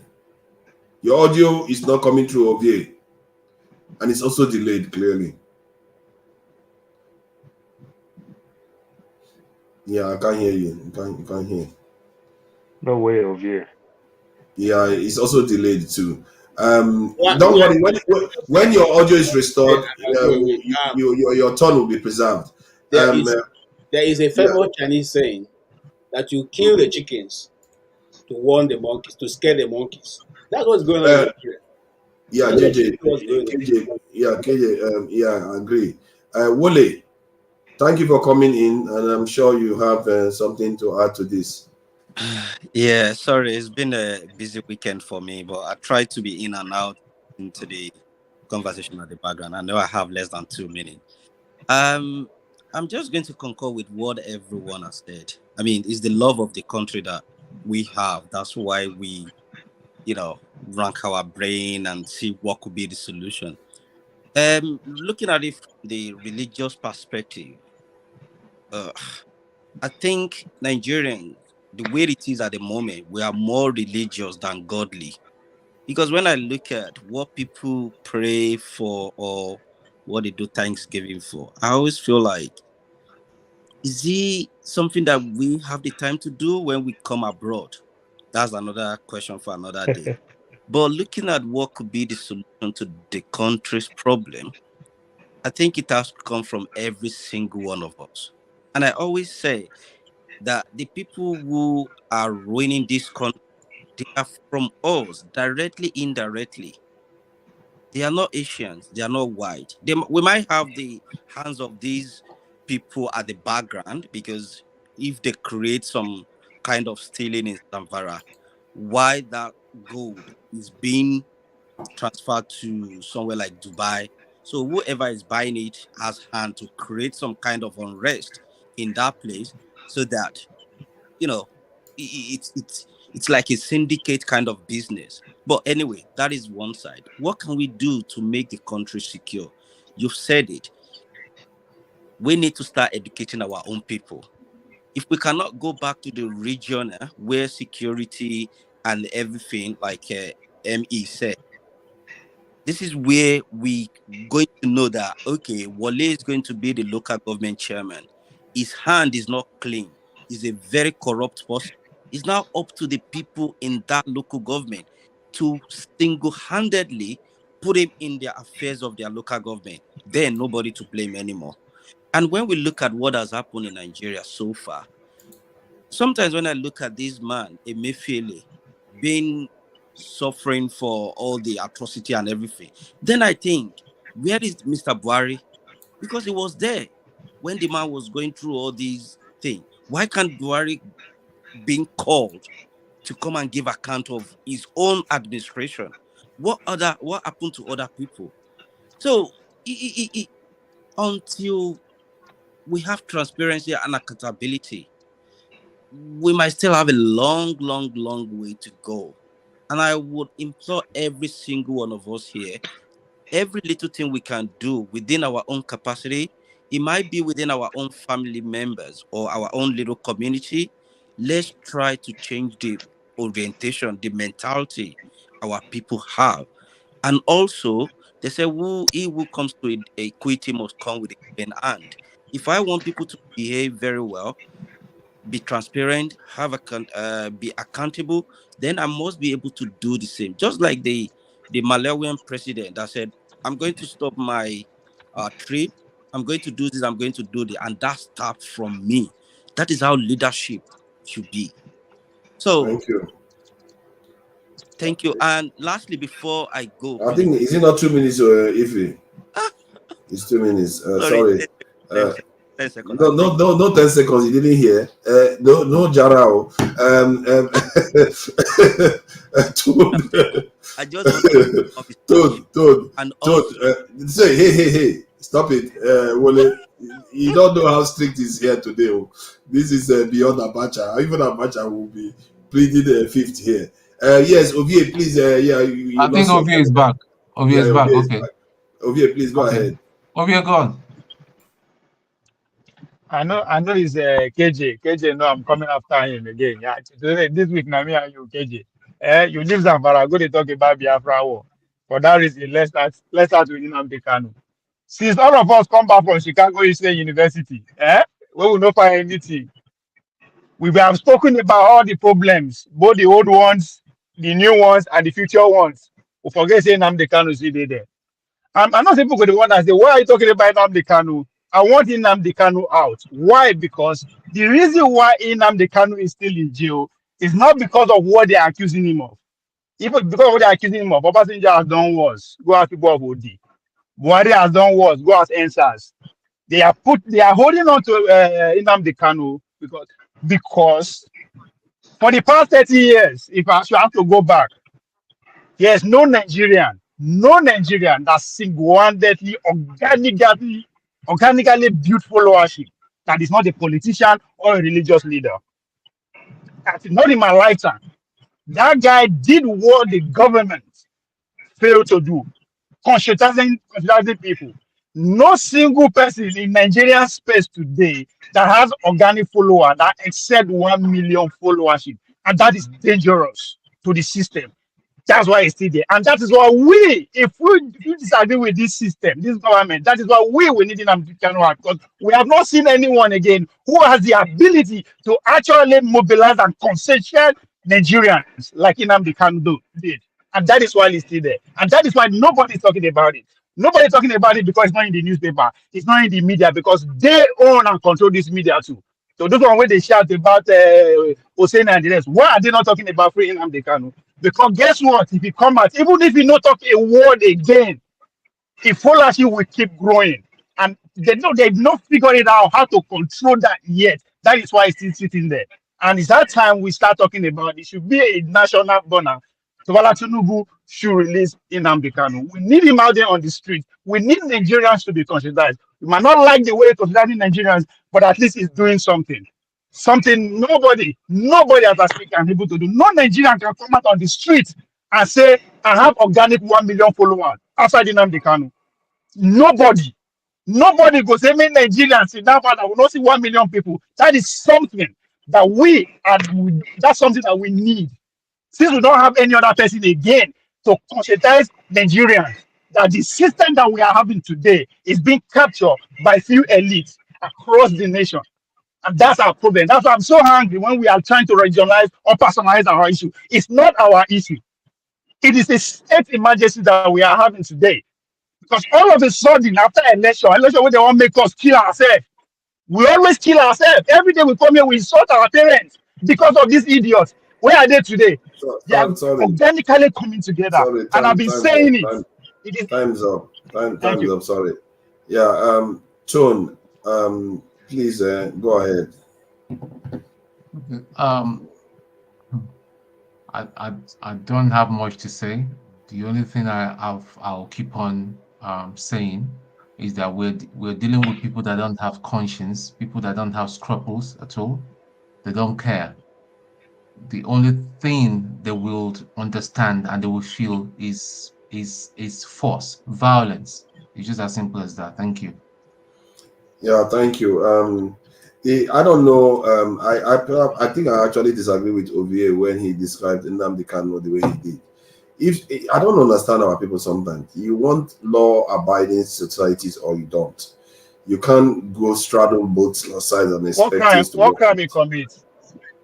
We all saw it. What crime This he is commit? nationwide. He inciting violence, All one for right. one, Inside, treason, name I it. agree. I agree. I agree. Inside violence. Obasanjo wiped the whole village out. Which constitution empower him to do that? Please let the team be Buhari shot going at around themselves. now. Which constitution empower him to do that? Come on, Eh? come on, Which stop constitution empower saying him to no. do Let us that? play this thing. You know you are being No, no, no, facetious no. there. He was a leader. He was a Ovie, leader. There is a difference. Ovie. It's my turn, no. Please, Let's I don't take know. him. I don't know why Nnamdi Senator Kanu is a George. leader. Nnamdi Kanu is a leader. It's No, Nnamdi my Kanu is a turn. leader. not an elected one. Not an elected one by the It's constitution. my turn. So there's a big difference there. We can't have anarchy. Otherwise, I will say I'm the So leader. we Let's go elect and start. Obasanjo to come and Come kill the on, citizens. Ovie, you We know not better than elect this. Buhari You're to just kill being, citizens. So Ovie, you know better than this. You're being facetious now. Don't do this. You're being facetious. And it's not nice when we just come and start stunting conversation like this. We are trying to build an organized society here that's actually secure, not create more anarchy. Come on. And there are real consequences to So this. that There are real everybody can consequences. talk. We shouldn't be joking. We shouldn't be joking with our people's lives here. Please, righteous man, go ahead. Yeah, I'm in support of Ovie. Hey, Fofara, why don't you let Tone go so that we'll follow the I have my reasons to support Ovie. I have my reasons in supporting Ovie. One thing I have found out in Ovie since I joined this platform is that Ovie is not afraid of anybody, and Ovie is real. He's real. He speaks his mind, not minding who gets offended, you know, and that's what makes a man a man. Now, why do I support Ovie? The Nigerian court have not been able to convict him that he incited violence. Let the Nigerian court do that, then we say he's guilty. As long as the Nigerian court have not done that, so it is not right for you to say he was inciting violence in the country. Let the Nigerian court convict him of that act. They have been setting him free and awarding billions of naira to him. So don't use the platform to say he was inciting. Are you the judiciary in Nigeria? You're not. And you can't convict him of any crime when the Nigerian judiciary say he didn't commit any crime. He did not contradict or contravene any law of the land. The constitution, he did not break it. So what are you talking about, forefathers? Ovie is 100% correct. There is no Nigeria alive today that can command a whole region not to come out and they obey. There is no Nigeria today that can boast a followership of 2 million. No Nigerian today. No politician, no businessman, apart from Nnamdi Kanu. So I support Ovie. They should release him. That is the only person that can galvanize the youth in Nigeria to confront what is happening among our politicians. Thank you. You notice how Ovie qualified his statement by saying if not a politician, because he knows there are Nigerians that can do that. But that said, we shouldn't pretend as if we don't know the truth when we actually know the truth of situation. Because this same court that you are using right now is the same court that passed the judgment for Tinubu. When he didn't like it, you don't like it. When you like it, you like it. This type of inconsistency, it doesn't do us any good. While we are playing this facetious game, our people are suffering. From my point of view, anybody that attacks the Nigerian state, that destabilizes the nation, is a problem. We need a safe environment for our children and our women, and for us to be actually able to prosper. Anyone that threatens that should be enemy of the state. I actually believe Nigerian government. Hold on. I actually believe that. Can I finish my point? I have the right to respond. What I said. I mean, why do you do that? Let me do this. You can't just block me when you have just had your say. When you agree with what they are saying, it's okay for you. This is the thing we do most.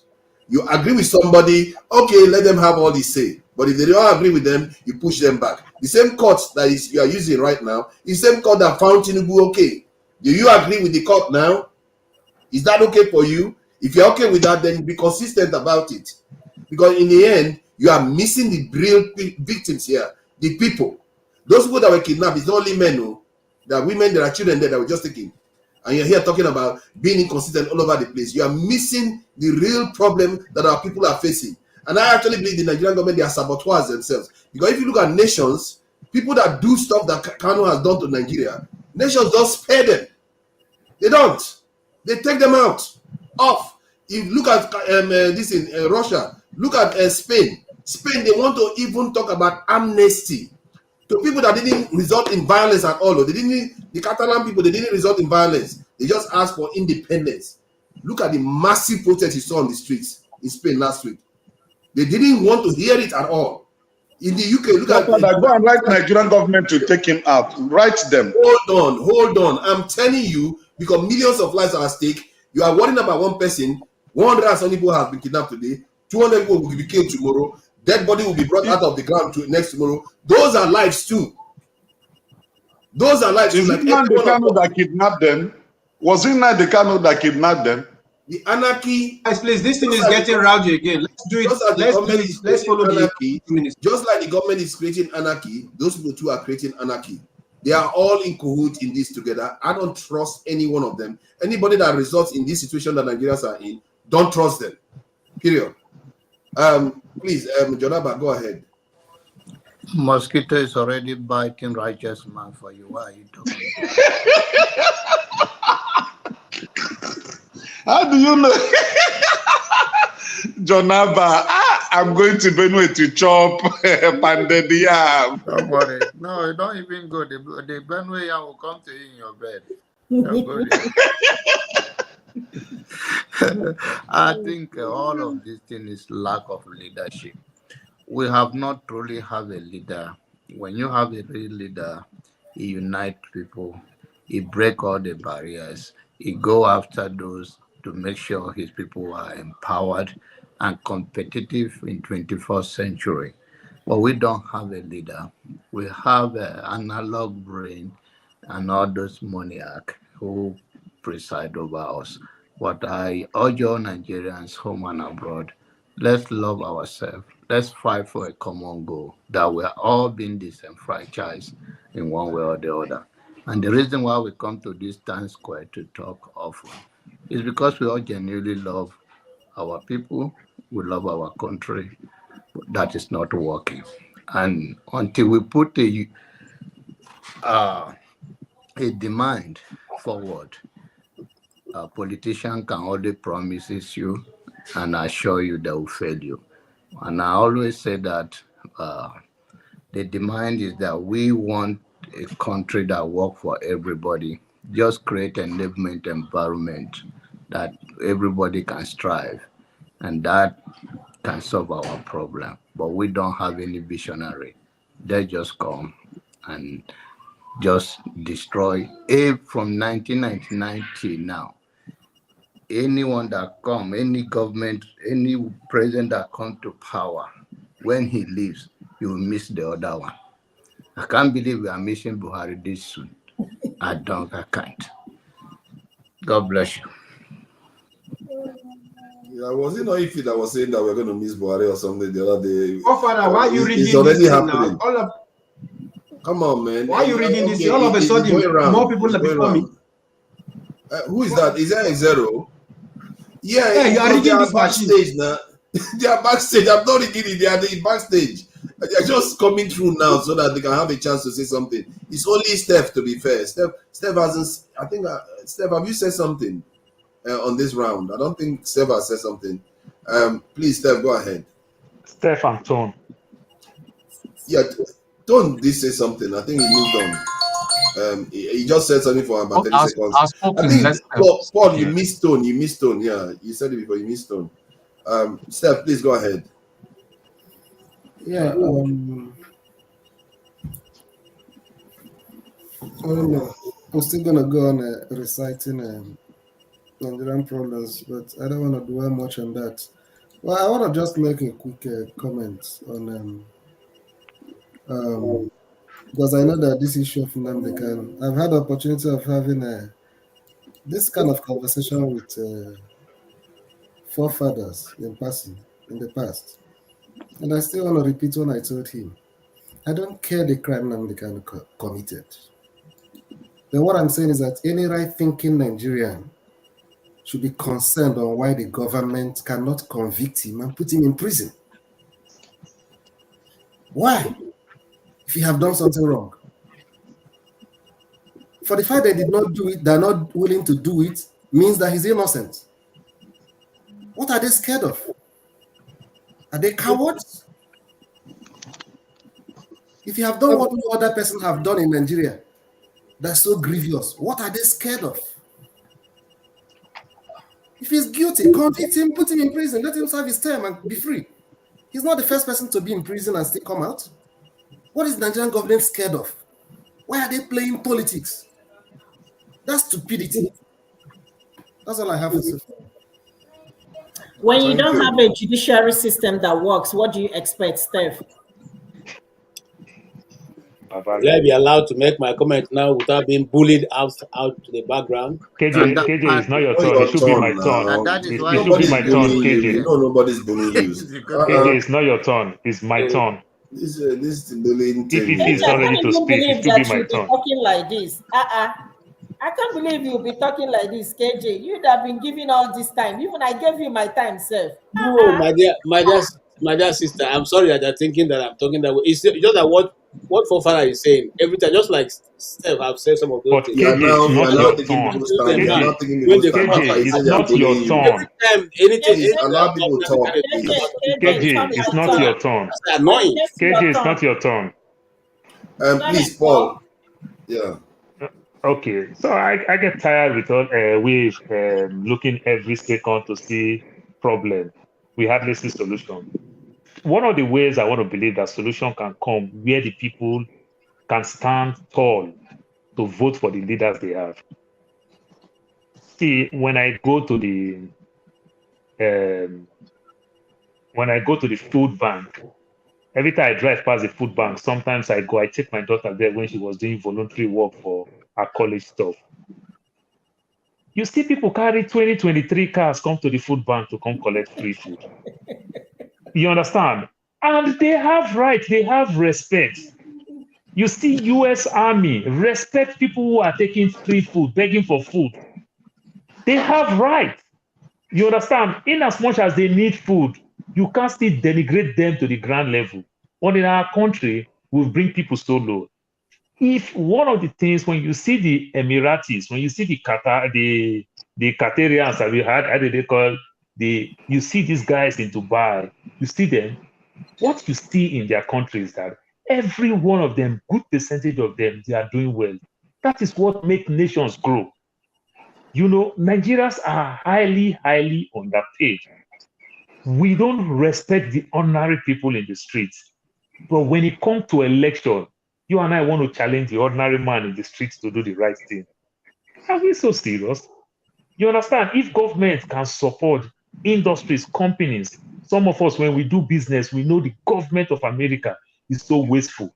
We want to give our money to charity, to write it off on tax. You understand? That's why the charity have more things to give to the vulnerable people. That's why when you still steal, when government have all this provision for you to get free food and the like, if you still steal, they put you in prison. Well, guess what? They'll still give you food in prison. You understand? Not like in Nigeria. They'll still give you food in prison. They'll still take care of you out there. We have to respect people. Government have to take care of the people. We, the individual, in our individual way, have to take care of people. When I travel to Nigeria, sometimes when I see most of my friends and family, when I challenge them sometimes, they hate me, but it is truth. This one will tell me, oh, Paul, be careful. Paul, be careful. Be careful. Now you tell me be careful. The other of my friends tell me be careful. The other of my family tell me be careful. That's why I didn't visit you. Then you call me. I want to tell you, my man, what did I go wrong? That you came to Nigeria, you didn't stay me. I was be careful. Then you feel bad. You also advised me to be careful from others. And others advised me to be careful of you. That's my take. Thank you. I think it's Emmy that is his turn next, isn't it? And I think this is also part of the rounding up, because once it goes around, and then I will give everybody 1 minute to say what they expect from Nigeria in the next week coming up, and just say whatever they want to say really, so that we can just close out. Emmy, please say your bit. Oh my God, X0, don't think that I'm trying to read it again. No. I read this machine. Emmy was here. I put him backstage and I didn't see him on time, and he popped up again. That's why I brought him back. He's just justice. Emmy, please go ahead. Yeah, well, I think I lost track of some of the discussions again. I don't know how far, but I know last time I got it was when Ovie was talking about Nnamdi Kanu, and I think some people deliberated on that um for a long period also. Well, I also want to end the voice that Nnamdi Kanu is free. There's no reason to keep a man in prison that you have nothing against him. But I understand this is state power now that is just going. But I think it is not right that he should be kept in prison like that. He should be freed. And I don't know if we've gone further away from the issue of the security and insecurity. Are we still on that as well? Yes, yeah, we are on that. Yeah, that's what we are on Well, actually.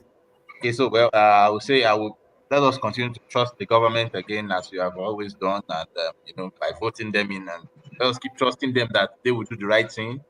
Let us keep lending our voices that they should spend our money well in secure, get the normal equipment, recruit more people, and try to be fair in the dealing so that people can truly die for the country. Because as it is now, even the soldiers, I saw a video like a couple 2 days ago where the soldiers on in one of the forests were like saying they gave them a wrong what do you call it, wrong information to go somewhere else. There are all these skirmishes that they know. If the military guys know that those who are at the top are simply toiling with their lives, playing drafts with their destinies. So how do you want a nation of so how do you want such people personnel to give their best as well when they've seen it there? This is just a game for a certain set of people. So but eventually if you are going to fight it, it's either all of us are angry at the same time so that we can truly can truly pass the message across, or we just keep on playing the next 50 years until we come to that point that all of us are angry at the same time. If you are not angry at the same time, forget it, nothing will happen. That's the fact. Thank you. I don't even think we have 50 years to mess about. Please, Exero, please go ahead.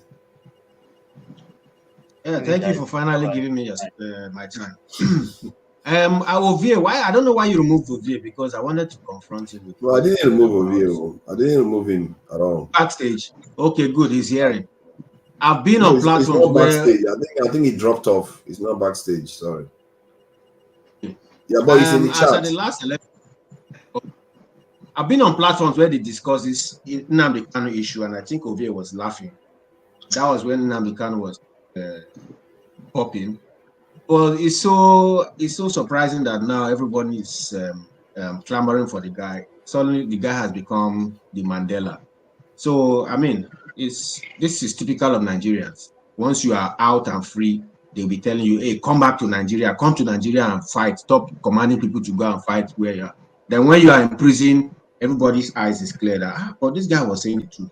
Anyway, that's Nigeria. To you, forefather, you said the guy was instigating riots and wars against the powers, the state, and everything. Go and check out what Mandela did, and then see how a person who was termed a terrorist was finally termed a righteous person. Then you understand the power play. The world will not respect, they don't respect cool play sometimes. The world listens to power. If your power is enough to bring everybody together and pull down any government, anybody that goes in the process is collateral damage. The world will listen to you. That's how the world power play is done. But Nigeria is not there yet. Like Man said, until everybody figures out how to come together in this matrix, we'll keep suffering here and there until we realize that we are all together. But if all of us come out together, I'm telling you, even if the president goes in the process, it's collateral damage. The world will listen to you. I rest. I really think context matters. It's almost like saying devil was a terrorist, so devil is justified to become a matter tomorrow. We have to contextualize things. Sometimes read about Mandela. Mandela is an oppression of an entire race and a people. He was fighting and what is for Nnamdi Kanu? There are politicians in Nigeria.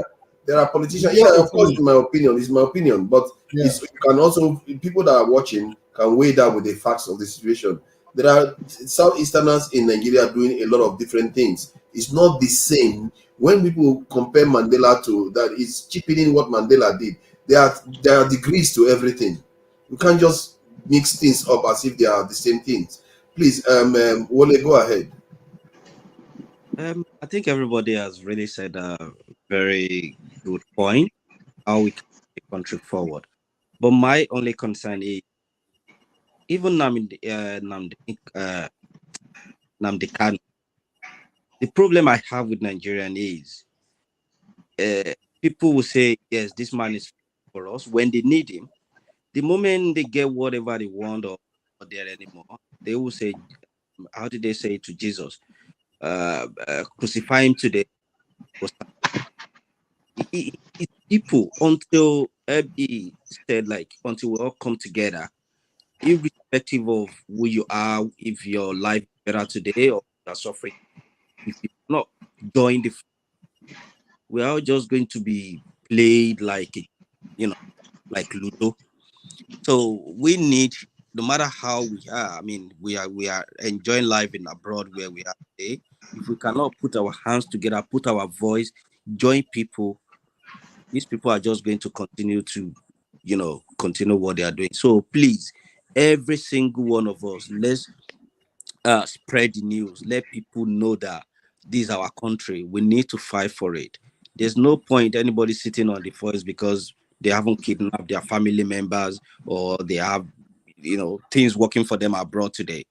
We need to fight for our country, one way or the other. That's why I said we need people who can strategically plan, because we can come here. We don't even know if Judas are listening to our strategy. So we need to kind of strategize people who are on this platform. How can we form our own alliance in a way so that it won't be a general public discussion? It's going to be like a security, but let people come here, discuss, bring solution. But the strategic point of view will be people who can strategically implement things or see how we can go. And this might involve money, it might involve time and everything, but we shouldn't give up. I rest my case. Thank you. Thank you for that, Wole. Tone, please go ahead. Okay, I'm just gonna be brief, and I'll just log off because tomorrow's business day. Right. All I'm just gonna say, there's nothing much to add again. But what I will say, forefathers, if we can review the time of our meeting and those individuals that were mentioned during our last contact, we should find ways of reaching them. So I'll be suggesting maybe the last day of the week late, so that people in Canada and America, it will be convenient for them. So other than that, there's nothing much to add really. I mean, we've said it all. Thank you. Thank you. Yeah, the timing, I'll send an email out to see whether we can synchronize timing that suits most individuals involved. Righteous man, please go ahead. Yeah, I'm just enjoying myself here. Thank you for allowing me to be part of this platform today, because I've had enough, and I'm happy that John Aban finally appeared, because I don't know the ego eye he was using to see mosquito flying. That's Nigeria. That's part of the problem we are facing. No matter how we fleet the compound, it's resistant to fleet now. It doesn't, Nigerian problem is too multiplied, So, Ifoma, thank you very much. Auguste, thank you. All the panelists, thank you. I will be calling it a quit because it's almost 1 a.m. here in Nigeria. At least I have tried. I'm not abroad. I'm not earning dollar or pounds or euro. So it's my little naira here that I'm using to. Don't start. House is everywhere now. Don't start now. Don't start. House is everywhere in Lagos. You say what? I say you look like you are enjoying a bit. Look like what? Is everywhere in Lagos. You look well though. No, I am a professional builder. I'm an engineer, so it's not I don't have houses everywhere in Lagos, but I build everywhere, both in your hometown. Invite me there. I build your house for you. So that's how I crisscross Nigeria, you know. Okay, so it's okay. You are marketing yourself. Okay, no while I will talk. You say what? Yeah, that's why he's a successful man. And that guy is very clever. Righteous man is a clever man. None of us. Clever, Sha. He's very, very clever. Don't worry, I'll contact you when he's a smart man. time. I don't know what I should call him. He's a smart man. Let's put it that way. And thank you, Righteous Man, for your contribution. And obviously, you are welcome here anytime. And you've actually enriched the discussions that we've had here. So, you know, sometimes we all have disagreements. It is what we all want the best out for the country. So, are you done? You want to round up with the 30 seconds? I just wanted to say, forefather, ancestor, I love you, but you they talk too much. Of course, I talk too much. You are very controversial. But I love you. You are a nice guy. I love you, but you are very controversial, and you are too much afraid of what is happening here. See, they've not killed us, so I'm alive here.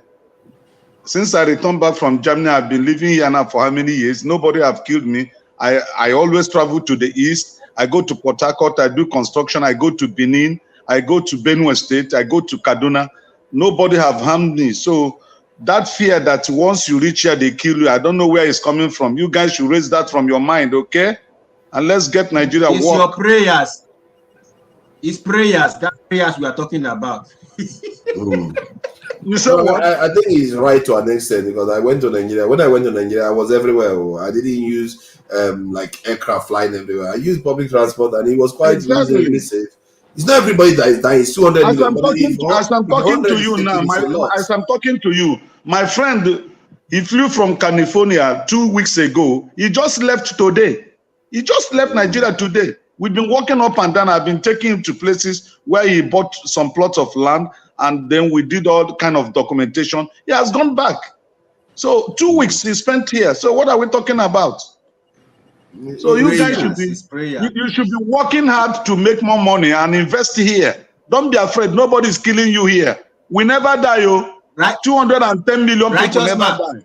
Oh my God! Righteous man, when you arguing against a lot of your arguments that you've made here. Exactly. You just argued against a lot of your man, arguments you made here. You already corner yourself to what it's the same prayer we're talking about. I'm sure you took holy water to that land. I think the truth is in between. The truth is in between. Holy water and anointing oil to that land. To do what? To bless the land that you just bought for your friend. See, I believe in God. I'm not a local person. I have spent good time in abroad, returned back here to invest. So it's not as if I'm a starter. I'm not starting life. I have grown-up children. I have graduates that I gave birth to, and I trained them in Nigeria, and they graduated. Not that I'm not starting life. So what I'm trying to say is this: most of the things I share here in this platform is experience I have in life. And when I share it, some people may be thinking maybe I'm a tribalist or I don't know what I'm talking about. No, I'm just telling you my life experience as it happened to me and to my parents. So we have to learn from one another. I love everybody here, and I wish all of you will also love me. Good night. Cheers. Why you want to go now before I talk and you love everybody? Okay, please, Janaba, please go ahead. As you can see, we'll allow him take extra time because everybody's. It's okay. Go. We are rounding up. Good to see you, forefathers. I think I'm not too familiar with the zero that much, and what Good night, everyone. And I've seen Steph. It's good to meet all of us here. We are just taking this opportunity in one way or the other to speak issues that concern us back home, and hope one day we can get a true leader. And I believe when we get that, that will change everything. It's the leadership. There's nothing. The barrier is there to control our mind, control our ways of life. But then I think some of us that have seen what is humanly possible as we go around the world, we know that we are just under the manipulation of the elite to subdue us. And like I said to all my brothers and sisters, it doesn't matter any part of the country you come from. Whatever you see in your area is being done in other places. So let us not allow those things to divide us. Let's stay connected. Thank you, Father Ify. Thank you for your Abacha order today. And maybe if you take the other side of it out of it, you'll be a good leader. I think you should be running, you should go and take over from Yakubu. What's the other side of me, Uncle John? I don't want to go there now. I'm so scared. That's a good one. That's a really good one. Steph, please, tell us, let us hear what you've got to say, and if you have a parting shot for everyone. I think your contribution has been quite great today, actually, solid ones. And it's always been good. Sometimes I just disagree. That's why I'm not highlighting the ones I disagree with. It's all good. So please go ahead. Yeah, it's always good to disagree to agree. And I think we've had some. They are taking over. We've had some meaningful conversations today, and I just think it's okay for us to always keep open mind sometimes, and also try as much as we can not to be civil the way we are today. You see how he's smiling. He knows he come here to make trouble. When we are closing, he decided to show up. And, that's why. Yeah, I come greet you now. I heard all right, people. Good. I said, let me come and all right, let Steph finish. Then you can round up too. So I want to commend Ify and forefathers for helping to make today's deliberations better than the first half of yesterday's that was too chaotic. I think there's some orderliness today, and many people you can see were able to adapt and fall in line. So I hope that we could keep it this way so that it will be able to, one will be able to make a point, and at the end of the day, you can actually understand where somebody actually pinches his own opinion and also understand other people's perspective. So that was a good one. We'll continue to work hard and organize and see what we can do to help our country. But one thing I want to quickly say is that in the process of doing that, I know that some people are going to be seen as inciting violence against the state, but it's all part of nation building because there is no way you're going to say you want to make an omelette and you think that you can break some eggs, So whatever it's going to take, but let it not be like there's a deliberate intention to disrupt stuff. But I think Nigeria can work, and if it eventually works for all of us, we'll be better for it. Thank you.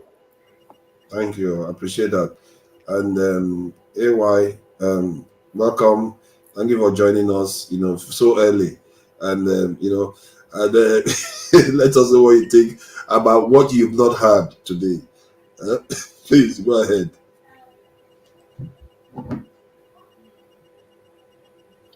Yeah, good. I don't know. How many minutes? 25 minutes? Because 2 I missed minutes. the whole day. 2 minutes. You came late now. It's been quite a good discussion today, so please go ahead. Yeah, you guys actually, I've been listening actually time to time. I kind of, if he made some very strong points today. She spoke well, man. Ify, thank you for those your points. I was actually hearing you on the comment section. Steph, as always, man, is hitting it, man. You know, in the end, we are one nation. We gotta make it work. John Naba, of course, an elderly man that always try to make peace. we have to come together. We have to make the country work. I mean, even KJ, Masca, all of them. I listen to a lot of people making some vital points. Forefather, your stand as well. I would just appreciate you guys all. Today was quite peaceful. Maybe because I was not here. That's a joke. I'm the one that make it peaceful. So, Good point. Yeah. So in the end, no matter our differences, we are one. We gotta make it work. Hopefully, we're gonna have a country that will work for every Nigeria. Like Nigeria will feel proud of their country, because war is not an option. Killing ourselves is not an option. We got to look for a way to make it work, because we are not going to destroy the country. The country belongs to over 200 million people. Children unborn are coming. So it's not going to get destroyed during our time. So hopefully we'll see a better country, all of us. Thank you. Thank you. They Thank should you. put us at the backstage. And we didn't Yeah, finish yeah. the other day. I left you. I'm sorry. Yeah, we'll carry on the discussion. I Clearly, would love to be there too. If you do you have anything to say? Oh boy, it's been a very interesting. How many hours? 7 hours and 10 minutes. Yeah. First of all, Steph, thank you for coming to my defense. I guess a lot of people misunderstood me, and like I said, there are some things I don't want to say, but Steph was bold enough to say that. The truth of the matter is this: we can still be anywhere and develop Nigeria and still not divide the country. Again, let me say this, because there is no day we come here without discussing about Igbos or IPOB. It's literally every section we come here, one topic is going to carry us to that point. And again, I'm going to talk to my Igbo brothers and sisters, including my siblings back in Lagos, and my sister. The truth of the matter is this, like I said, 16 years from now, and if you don't do anything, they will do the same thing. What if you finish building the house for the second time and they come and destroy it again, no matter what the reason is? And we have to understand that we don't even have a judiciary in Nigeria. You can destroy the government to destroy the house and don't give any compensation, and there is nothing you can do about it. Who are you going to talk to? Who are you going to report to? Or who are you going to run to? You see, that is where we miss the mark. My point is that, just like Steph said, we can still develop our place. If you want to come and take your goods from Lagos, do that. People used to come down to East and buy goods and go back to Lagos. It's no longer like that. If we keep on having the same mentality, it's still going to be the same thing. And we keep on crying all the time, that we are being marginalized. I don't see that anymore. I don't have any business being in Lagos. I don't have any property in Lagos, and I don't intend to invest in Lagos. In fact, I don't even intend to invest in Nigeria, period. I don't intend to invest in Nigeria. For what? What is the value of the properties we have in Nigeria? Let's be honest when you think about it. So I'm not going to invest in Nigeria. If I have money, no way. So let us be realistic and stop crying. I'm talking about especially for people back home. Let us have some sense. Sense. I'm from Unewi. Typical Igbo girl, the heart of Igbo people. We are known for business. When this guy, Innocent is from my village. He has sense. That's why he took all his businesses back to Newi and Benugu. He doesn't have any business in Lagos. Because trust me, he would have been affected one way or the other. So it's nothing personal. It's not, people feel that, oh, you're an Igbo, you're not standing for. It's not about standing for Igbo. It's all about getting some sense and telling it the way it is. Self-preservation first. If you're not going home to develop, trust me, let me tell you what you don't know. I don't want to say it, but I have to. And to Igbos that are still in the comment section listening, if you guys shift your businesses back in Igbo land, trust me, the federal government will be afraid because they won't even know what you guys are planning. They will be afraid of you guys. But you have given them opportunity, not to believe in you guys. Because every time you keep crying foul. Go home and develop your place. I must say it again, and I will continue saying whether you like it or not. Clarity begins at home. Some people have mansions in Lagos. They don't even have mansions back home.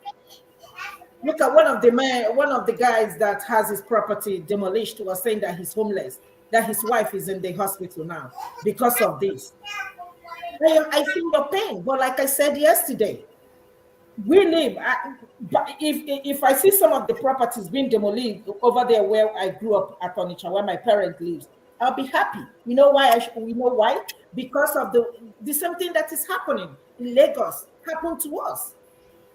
People building buildings on the canal and causing flood damage. At some point, we started talking about even selling the property and see if we can buy somewhere else and get out of that place just because of flooding. My brother keeps saying, oh, we can't find a house, something very close to where we live. So, I mean, we have to get some sense.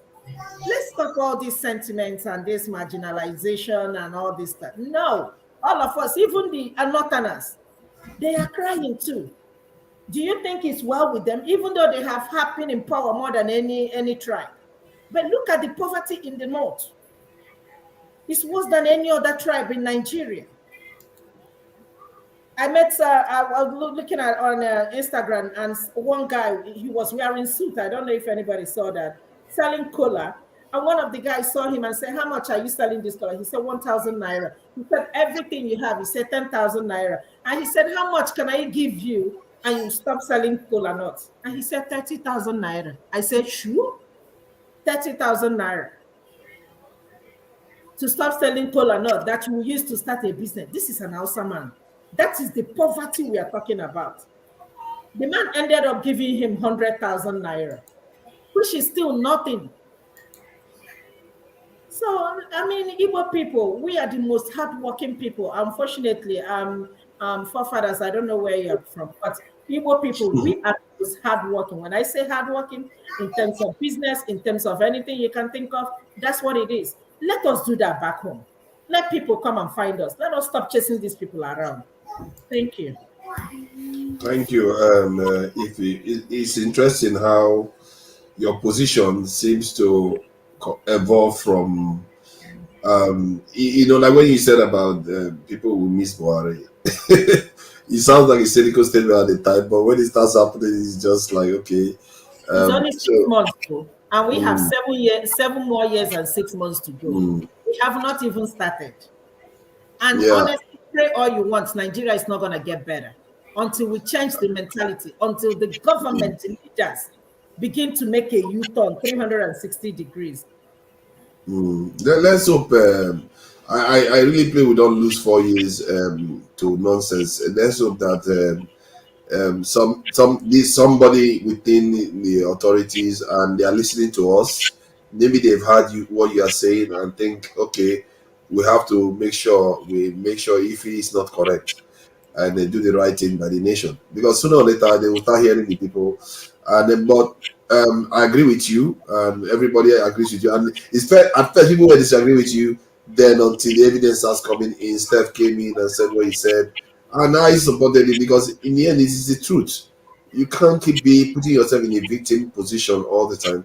It's a weak position to be in. You can use it as a soft power, but you also have to do concrete things. Your people's lives they are losing their lives every day. They are not secure. Prosperity is not. Who is going to do business in the south is when it's always unstable. Nobody wants to work in anywhere that is unstable, and this is our biggest problem. That's why I really don't dislike people that cause instability, because we need that space, security for our people to return, build the country. We don't need Oyibo. We don't need anybody to come and build it for us. Just secure the environment. Nigerians will return. 141 just came to the UK just last year. 41,000 Nigerians left Nigeria, just UK alone. All that expertise they are going to gain, stabilize the country, they will return. Many of them will come with dual citizenship, which means they have rights. They can buy things here, transfer intellectual property rights into Nigeria. Everything that we are losing today, we can easily transform it into a blessing if we change our mindset into, basic things. Secure your country. It's not rocket science. Other nations are doing it. Just do it. Do it to the standard that other people are doing it. You'll find that the nation, everything will start working. Power supply will start working. South Africa, I just saw a video of South Africa that they are stealing all their power supply equipment. Because if you are not doing the right thing by your country, you start seeing saboteurs coming to your country. They will start sponsoring all this thing. They will start destroying your mining, destroying your business. It's the nature of war. This is how the world works. I don't know where we got the idea that anything we don't protect is going to just stay there, safe. It's not. Because there are forces that want to take advantage of you to enrich themselves. He said, you know what? I used to think that it's live and live world. This is a zero-sum world, it turns out. That the principle that they are following is a zero-sum principle. That is why America is fighting Russia today. That's why Russia is fighting America. That's why China is fighting. Because they understand that power, if you consider it to one side, you are losing something. And we have just totally forgotten that game. We are not even playing it at all. And we have to start enforcing that aspect of our society. We think we are divided, but we are not. We really think we are divided, but we are not. I actually believe we are more united than many other countries I see in Europe. I just gave an example where they are talking about forgiving separatist activists and leaders that were jailed, and they didn't cause loss of life. Oh, you see massive protests say no, don't forgive them, keep them in jail. You have the UK where they have North and South divide. In Scotland hates England, England hates Scotland. Everybody hates each other in many European countries, but yeah, they are able to function. What it tells you that we are more united than we think. We are just poor, and the only game we have not played is the game of securing ourselves, which is basically power. Look at our backyard. There has been a republic, there is Togo, there is all the other countries out there. They are just as poor and destitute because Nigeria is weak. When China rose, look at what happened in the whole in the whole Asian country. Vietnam is doing well, Japan is doing well, South Korea is doing well, North Korea, all of them are doing well because one major nation within that region rose. The same thing with America. America rose, all Europeans rise with it. It's how it works. If one nation rises in the Middle East now, you're going to see them start rising. The Asian countries, the Indian countries, that's how they are rising. Bangladesh, all of them, Malaysia, all of them are doing better now. If Nigeria rises, you see that in West Africa, you see that in Cameroon, you see that in all the other countries surrounding us. And how does that rise happen? You have to be strong. You have to build a strong nation that can defend itself and defend its region. And no African country is doing it right now. That's where I will leave it. And thank you all for coming in. Ify, I really appreciate the work you did today. There is something to be said for dictatorship. It works. We are grateful for it. It does. Who is the dictator? Who is the dictator? Ify is the dictator. Yeah, actually, I think she should be moderator. I think she. No, if he wasn't a dictator, if he did what Nigeria refused to do, if he insists that everybody should follow the rule.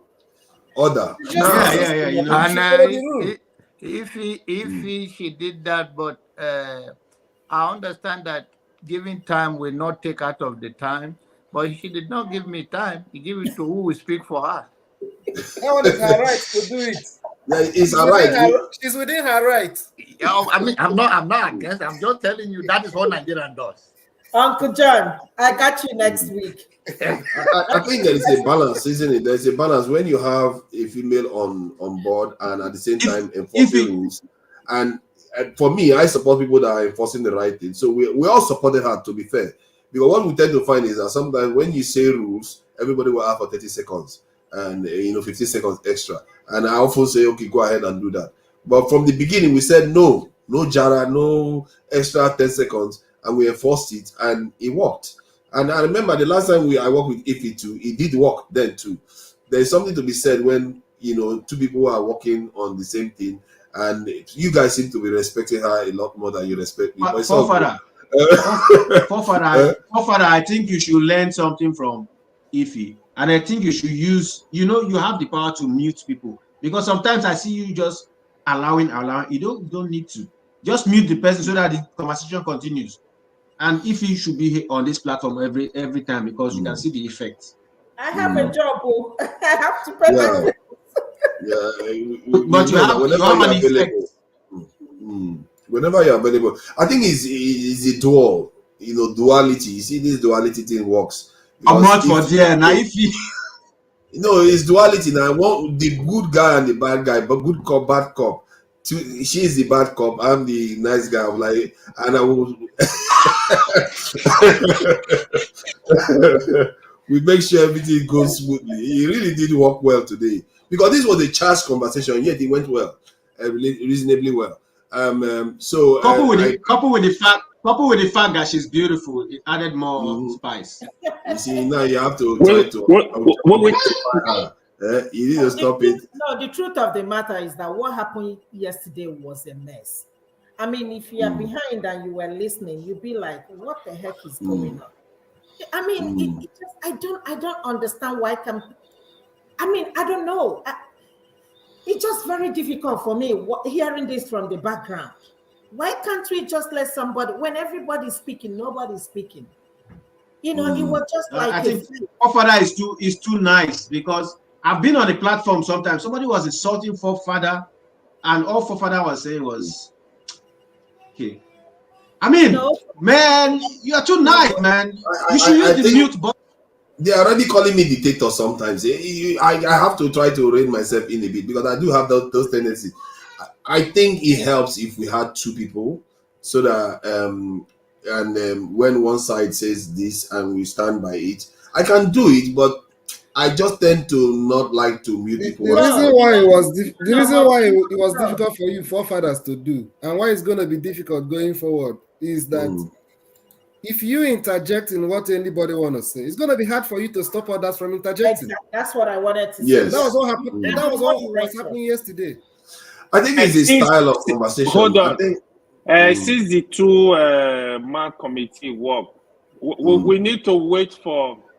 We'll retest the model where Passad, Olumide, and when they are all we'll retest it. That's no. If you don't do it, it will still work. You know why it will still work? If they don't want to shut their mouth up, you remove them. It will still work. To mute them, yeah. No, you remove them. You don't have to mute them. You remove them completely and put them. It will still work. Once anybody understand that it's not personal, it's not going to pick offense. Yes. Yeah. And I think regarding it's also the style of the conversation. Sometimes some conversations is more academic and it needs more interaction.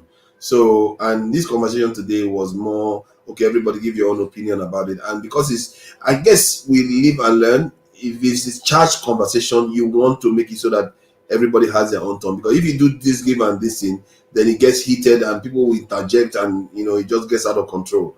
But yesterday, though, what made it charged yesterday was because the moment I even broached the topic, don't talk about it, don't even try it. That is where it even started from. So it was always meant to spill, get out of control. And so that's where it started from. And I don't know why that was that way, but we're going to broach that topic again some other time.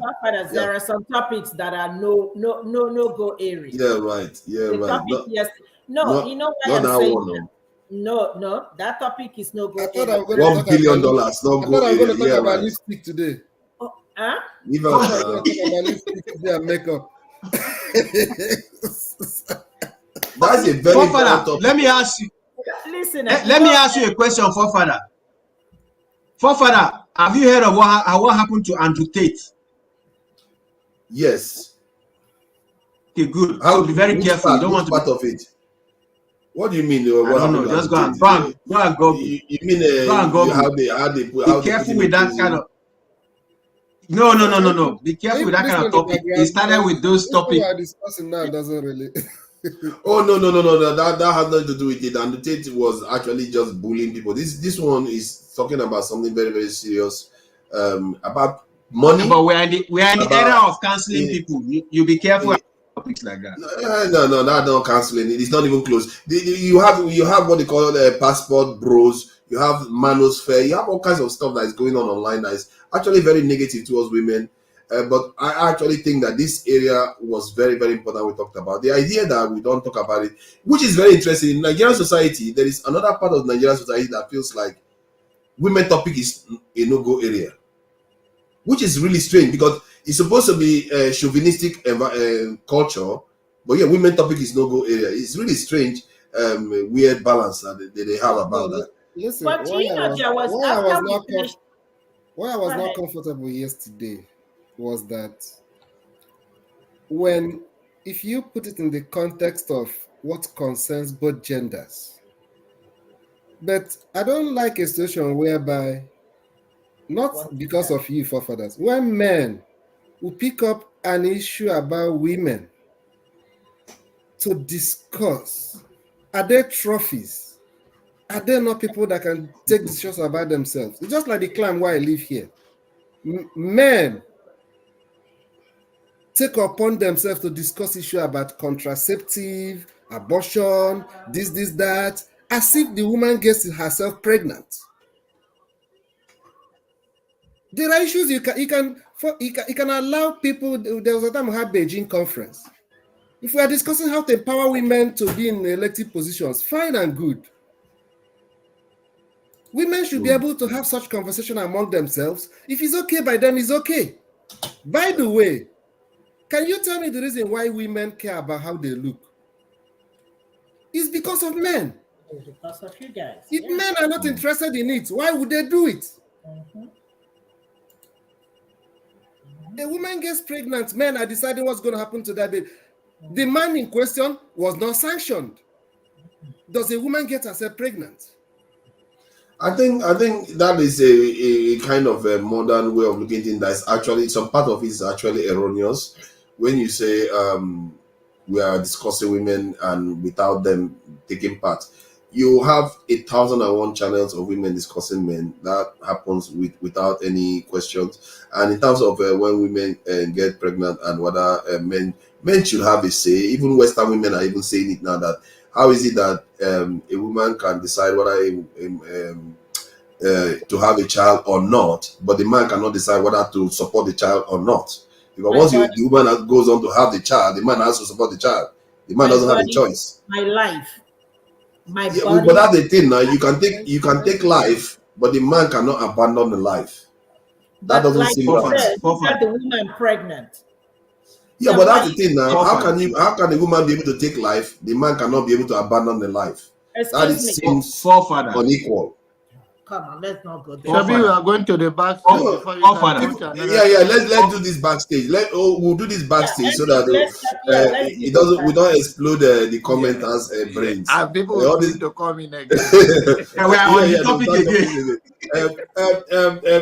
again. Let me say this thing. Let me greet the people that have donated first. Actually, one man went to Mo. Thank you for the donation, Kulata, Young One, Kulata, Crown. I didn't see Crown's donation actually. I'm sorry I missed that. Actually, it's not fair because he donated just before we finished. And then Adam, thank you for the donation too. I really appreciate it. You are supporting the channel. And let me say greetings to the chat people. Hannah, I see you there. I don't think I've seen that name before, Hannah. That's a cool name. Mac and Nelly, I see you there. Adama, thank you for coming in. A for real, I see you there, and you're on the panel too.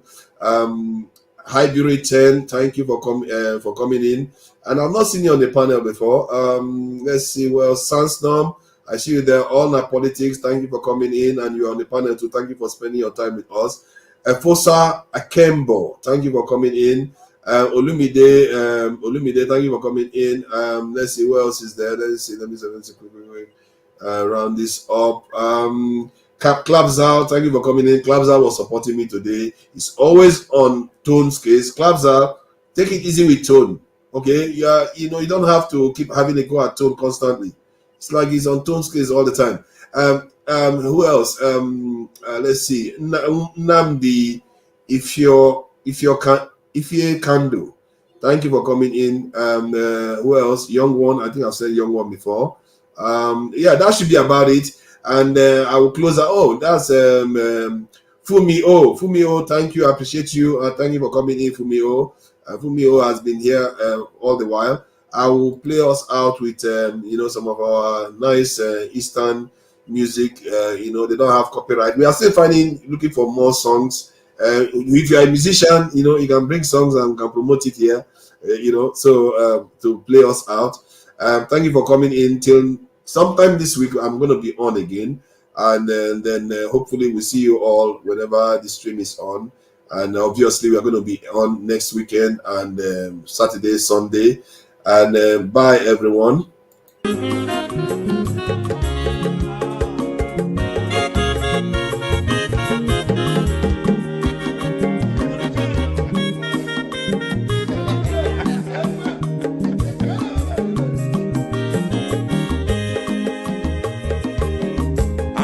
Onye ọma zoro bio akwa nwa zoro bio Max ịbịa bunye gokwanụ m n'ofube n'azụ ụlaga n'ịbịazigo mmanwụ ụlaga do n'ịbịazigo akwa nwa ilochi yo biko rapụ zoro ka ọ nabazi ya onye mazuru biko abama wazara dasari ibya unyane gana mo ulagado ni byazigo mo ulagado ni byazigo abama wilo chino biko rafu zoro ona wazia Mazi wekoma odogu no kwerezi neka onyomo nigadele mo Mazi ni bazi Ibu go with melody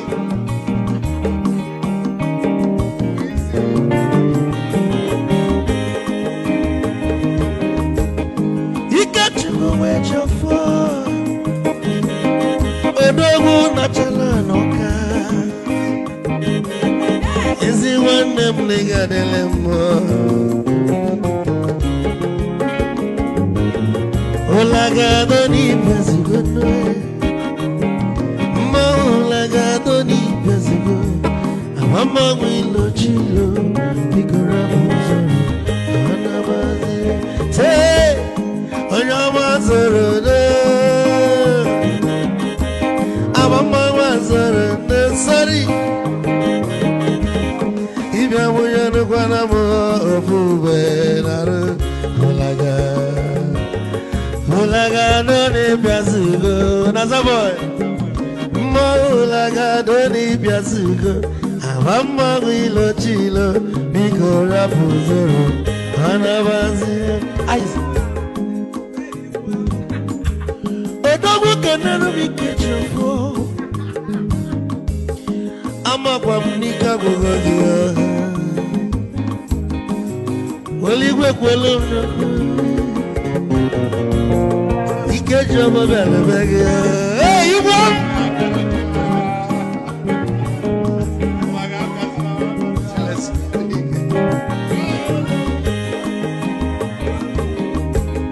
Eku kampune kene Omogo ndinso Chukwu negaji Esi nwanne m ekene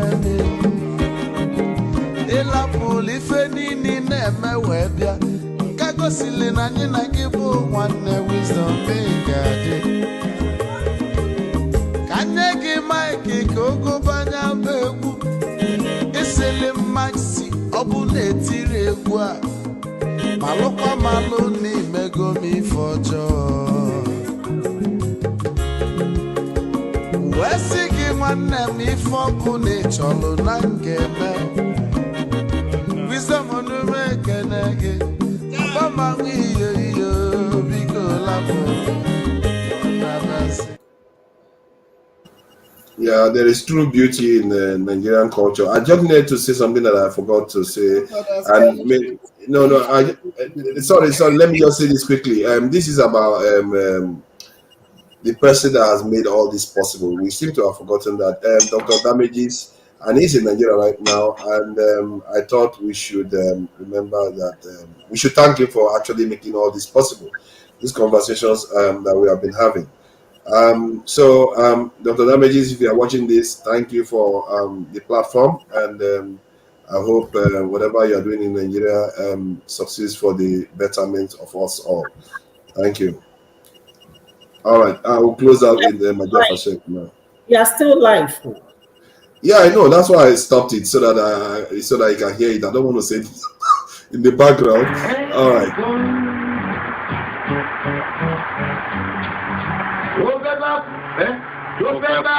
Tó fẹ́ kú torí ẹ̀ o.